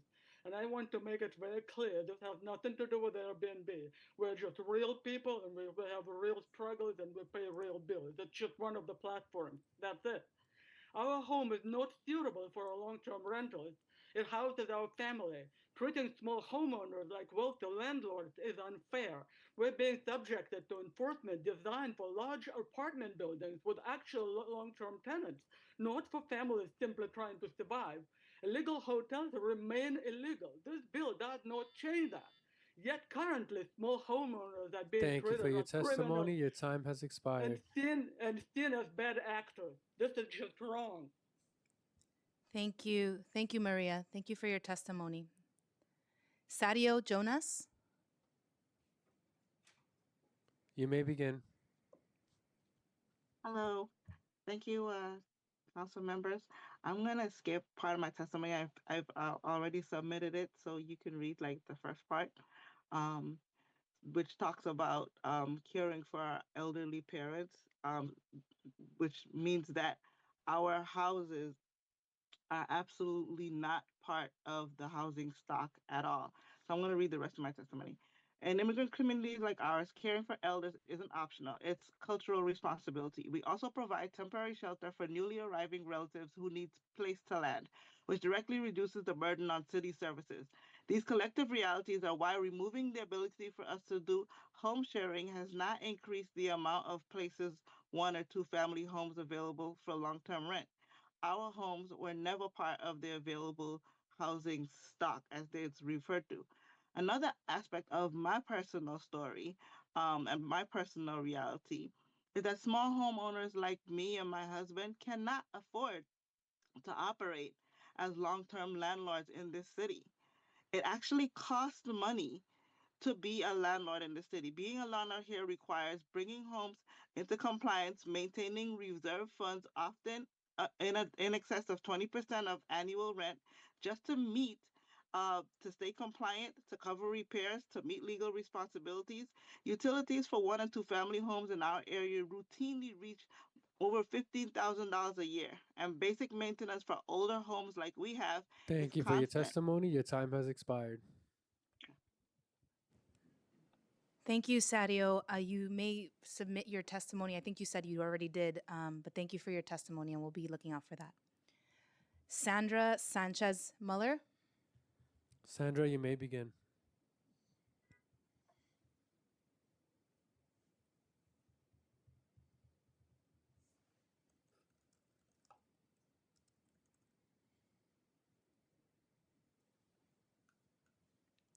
Victor Marrero. Can you hear me? Sandra, yes. Okay, can you hear me? Thank you. Good evening, Chair. I'm going to speak very quickly. Our names are Joseph and Sandra Sanchez Muller, and we lived in community, in council members Kevin Riley 12th District in the Bronx. But we found it difficult to maintain our home for over 40 plus years because of the impact of local law 18. No one has paid us for this testimony. We want our voices heard, as we feel it is important for the city to realize the loss of not only its constituents, but also its residents, and the lifeline that supports all of its communities. As homeowners, we felt privileged to be able to forge ahead with the possibility of being able to provide for ourselves. As we graciously welcome guests into our home, so did the commercial businesses in our local communities. Even the MTA, for which we provided our guests with maps on how to get around in the city so that they can also tour and see the city sites and landmarks. Everyone benefited. Likewise, it provided an opportunity for tourists to experience the diversity and the congeniality of all New Yorkers. Much of this is lacking now. Local Law 18 caused a domino effect where many local small businesses are also struggling. We had a lovely two-family home where my parents raised me and my siblings. We raised our own children. We were never landlords. Home sharing was supposed to be a tool to help us afford our home on our fixed income. Unfortunately, Local Law 18 made it impossible for us to remain in the Bronx, and we had, sadly, to sell our home and leave New York. The Thank you for decision your to leave. testimony. Your time Can has I, expired. Chair, can I please finish, Chair, please? Can I Yes, Ms. please Sanchez, finish? please conclude.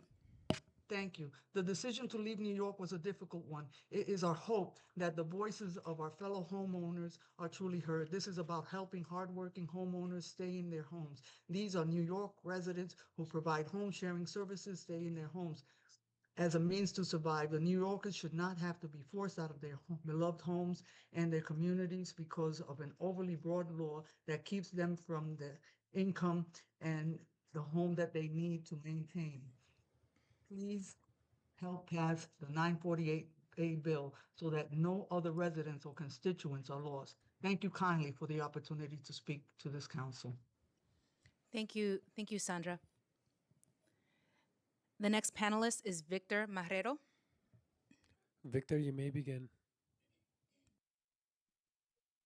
Hello, good evening, Council. Me and my wife own a home here in Brooklyn, Fort Greene, and we are for the bill. If it's all right, I wanted to give my wife my time to be able to say a statement. Good afternoon. My name is Erica Andino Marrero. I'm a Brooklyn native of 43 years, and my husband and I are raising our 3 deeply rooted Brooklyn babies right here in our family home. I want to point out that Council Member Hudson asked earlier, HPD couldn't give clear numbers on how many 1- and 2-family homes were actually affected by Local Law 18. The data being used to justify this law is based on guesses, not evidence. And that matters because those guesses are hurting real families like mine. Council Member Riley also asked whether HPD has studied how the law impacts Black and brown homeowners.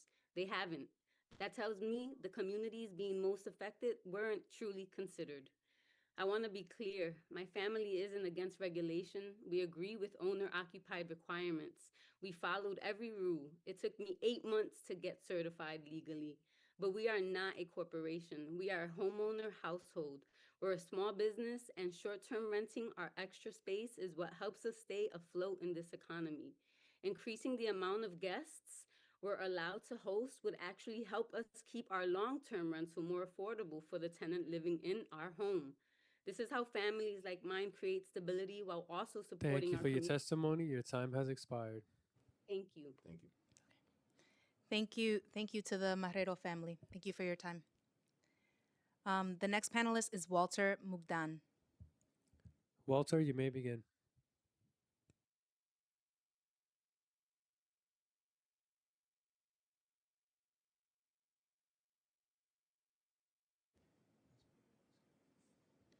Walter, if you're speaking, you appear to be on mute. Sorry, I apologize. My name is Walter Mugden, president of the Westmoreland Association, representing a community in Northeast Queens. Our neighborhood is primarily residential, with mostly single-family homes and a number of multifamily homes. We strongly oppose Intro 948A. It would permit short-term rentals for as little as one night. It would allow rental of up to 4 rooms in a one-family house and up to 8 rooms in a two-family house. And these rentals can be to unrelated individuals. Most concerning, the owner need not be present during rentals, and the house need not be exclusively or even primarily for the owner's permanent residential use. That distinguishes it from a lot of the people you've heard about here today who have legitimate concerns. Homes under this regime will become de facto hotels. Houses will be purchased by investors whose objective will be to maximize rental occupancy and income instead of by families who want to make the community their home. This is in direct opposition to the objectives of the current and future city administration to increase the amount of affordable housing. This bill would have the opposite effect. It would take housing stock out of the market for actual residential use and convert it to hotel space.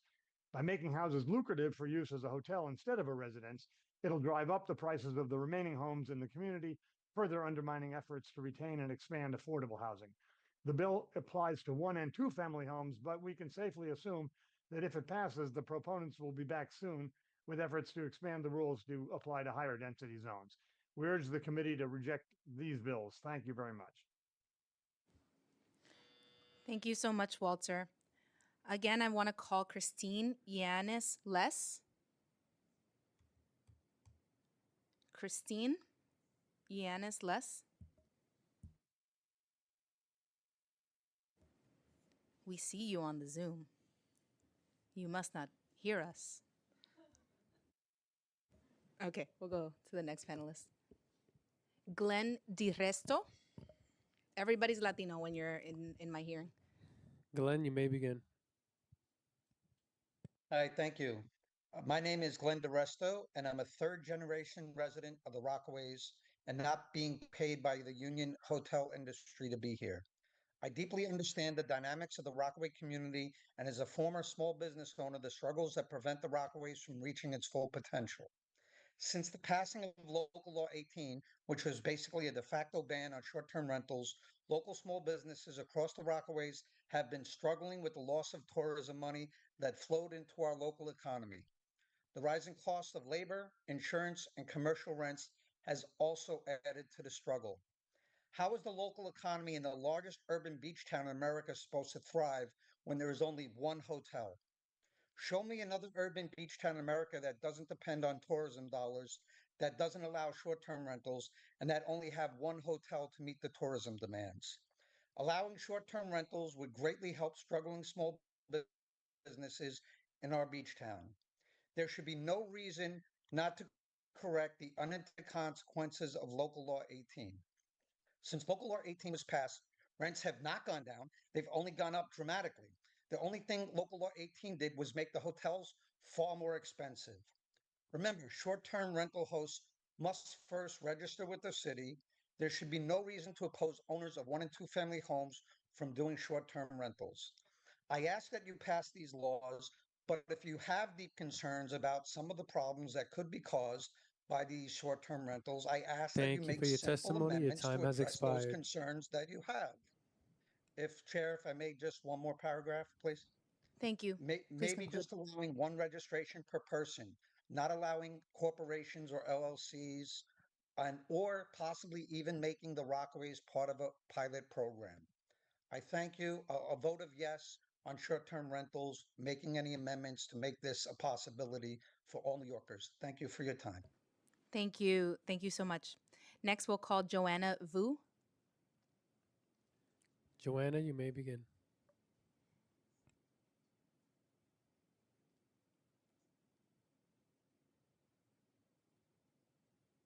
Joanna Vu. Christine Yanis Less. Christine? Christine? Okay.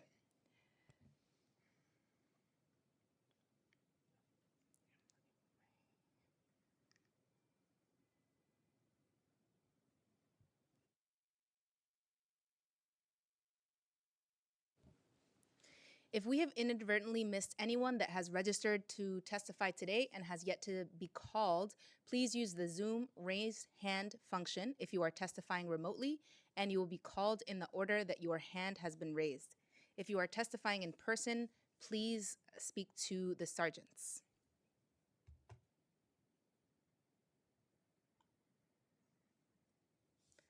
Maria Curi. Maria Curi. Maria, you may begin. Unmute. Good evening. Can you hear me, please? Yes. Thank you. I'm so sorry. I'm actually driving, so I wanted to make sure that I'm projecting. Please be safe. Good evening, and thank you so much to the chairwoman, Council Member Sanchez, and to the rest of the committee. I'm Maria Curie. I'm the Chief Executive Counsel for the Dominican American Chamber of Commerce. We actually represent many hundreds of small businesses, obviously in the Washington Heights community area. And we actually proactively did a survey.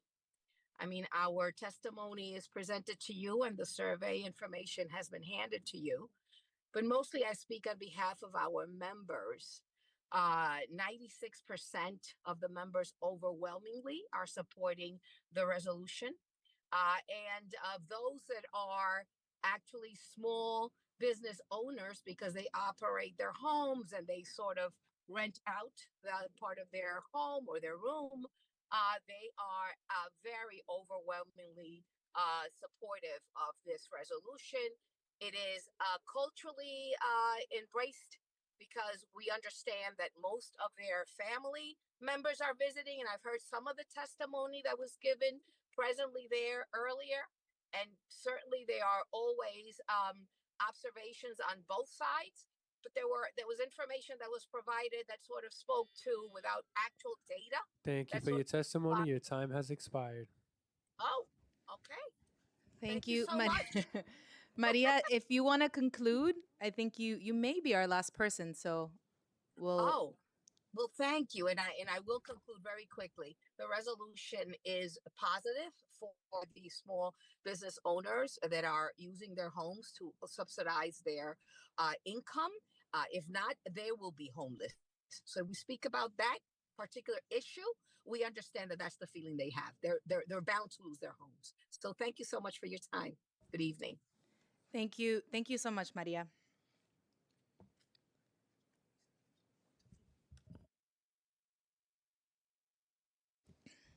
Phil Konisberg, Thomas Gretsch,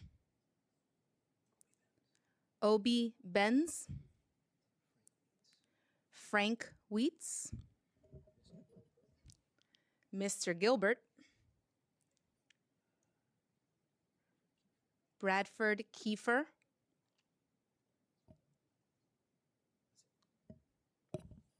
any of those individuals present? Maybe you're named as someone else? Nope. Okay.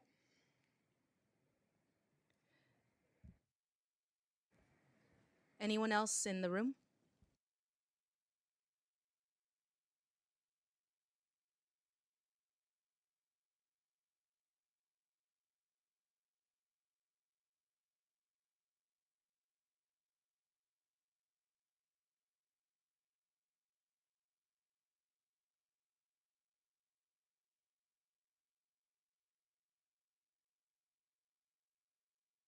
Do, do, do, do, do, do, do.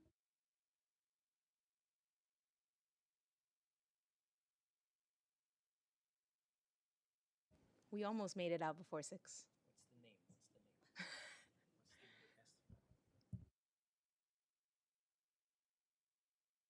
I think there is one more person interested in testifying.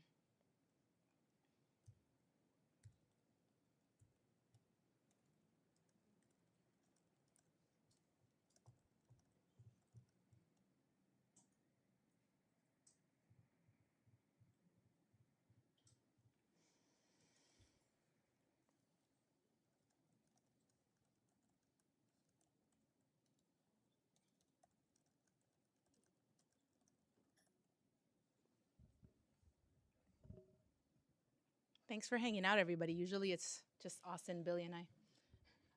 Ben, who's here somewhere. Gerard, maybe. I do when they're sick. But, you know, make it home by bedtime.